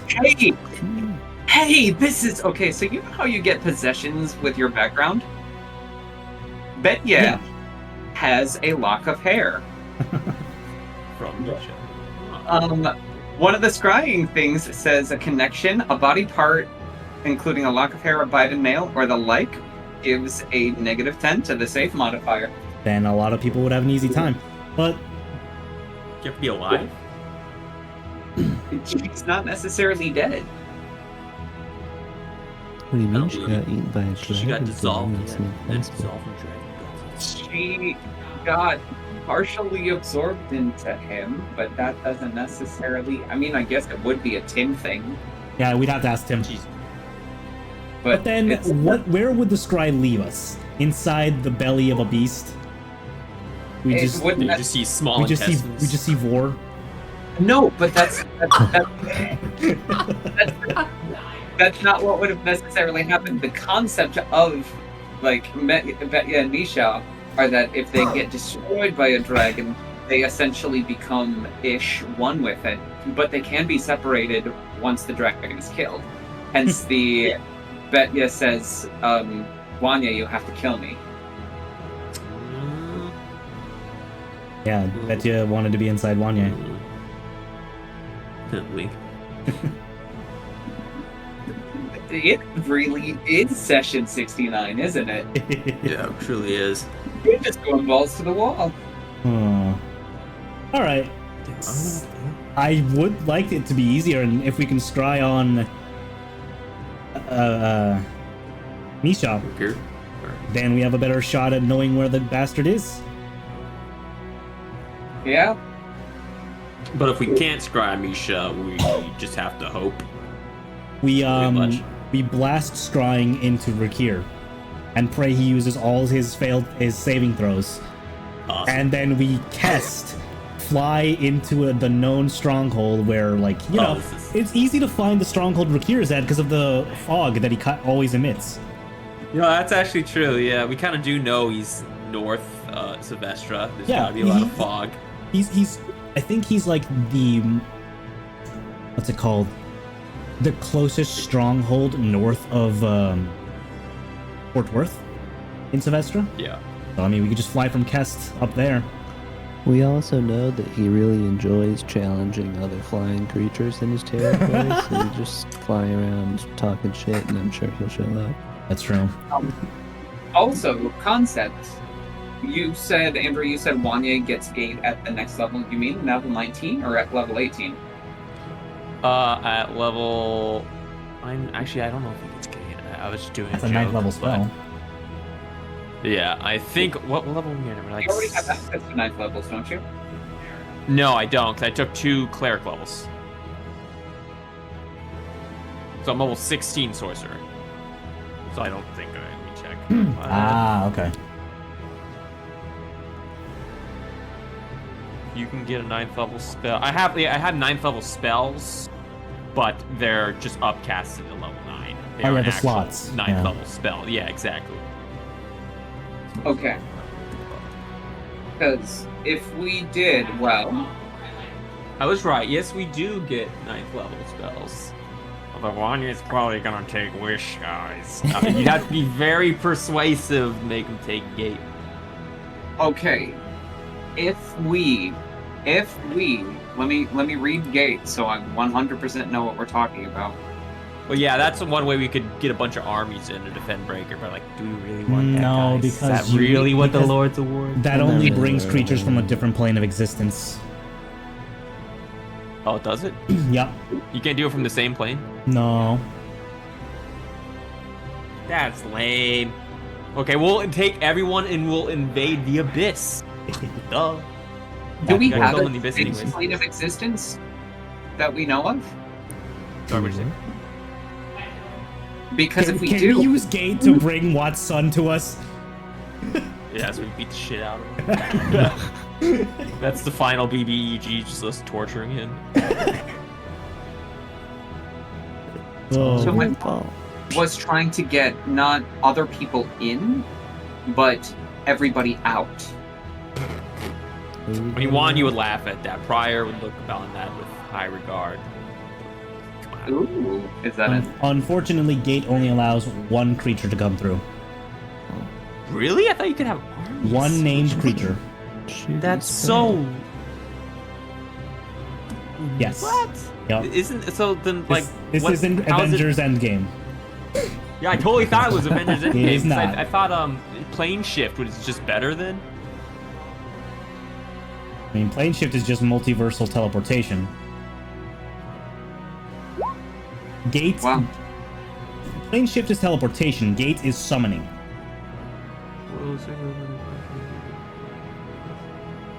For the duration. For 1 minute? I literally thought this was like a permanent gate you could have in So- your basement. No, so Yeah, I'm reading it Basically, now, yeah. Okay. Imagine if we, I don't know. So fucking if lame. I'm getting Wish. I'm not even reading the rest. Imagine if we met, who's the most prominent god for our whole camp? Imagine if we met fucking Kratos, and Slaughterhouse casts Gate to bring Kratos into the front line. That is how you use Gate. For a minute. Kratos doesn't he have to want Other concept? Santis's other thing is in Breaker, right? His other What other thing? his other pub. I can't Oh, remember. yeah. Is it? The Well- loose ends in? That one? Yeah. Well, yeah, Janglebrook. Oh, Breaker's the whole country. Breaker's Yeah, the I whole guess country, so. yeah. Okay, well, at the very least, we could use his teleportation circle there to get them to teleport out, right? We're not saving Who would people. be teleporting out? I really don't. You're like talking to mass murderers. You're like, guys, But, we really need to save the civilians, unfortunately, man. Janglebrook's not being targeted in the slightest. That's pretty far away. That's because That's it's not part already of. full Okay, that's not Breaker's landing. No, that was No, Janglebrook. Breaker's Run is here on the coast, which is being attacked, and so is Orsa? Something like that. Ursa, yeah. This one. Urus. Oh, yeah, that's Ouroboros. That's Landing- Yeah, That's we've the been there. main Unfortunately, landing- city where we He, killed a he kid. doesn't have anything in here either. That's it. Yeah.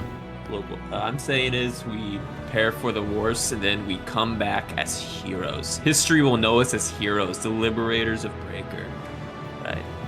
Of Worth, because we're gonna rename it to Worth, right? Because Breaker named it after Breaker, but he'll be a footnote in our history book. Yeah. I would do it. It's like the government did with Pearl Harbor. To let it happen. Yeah? Fuck that. Yeah. Well, alright. So we're cool sacrificing hundreds of thousands of civilians' lives for our own gain. Well, I mean, do you really think we're gonna Yeah, save We their gave them lives? enough warning. That's on them if they start dying. I like it. Let's do it. Yeah. Prepare Stones. for Worth. Stan's just sitting there like, oh, you know, that's kind of short nowadays. I don't know if he'll be able to swing that. Like, okay, Yeah. your entire So country so you're is telling me you're gonna fall corrupted to- already. Okay, good to know. Well then, I hope your country falls, you dick.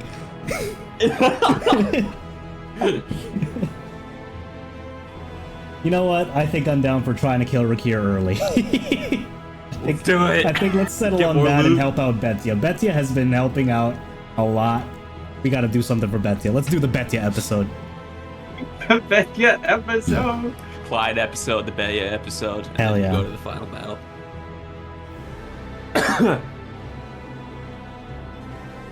Yeah. Okay. I'm gonna head out, y'all.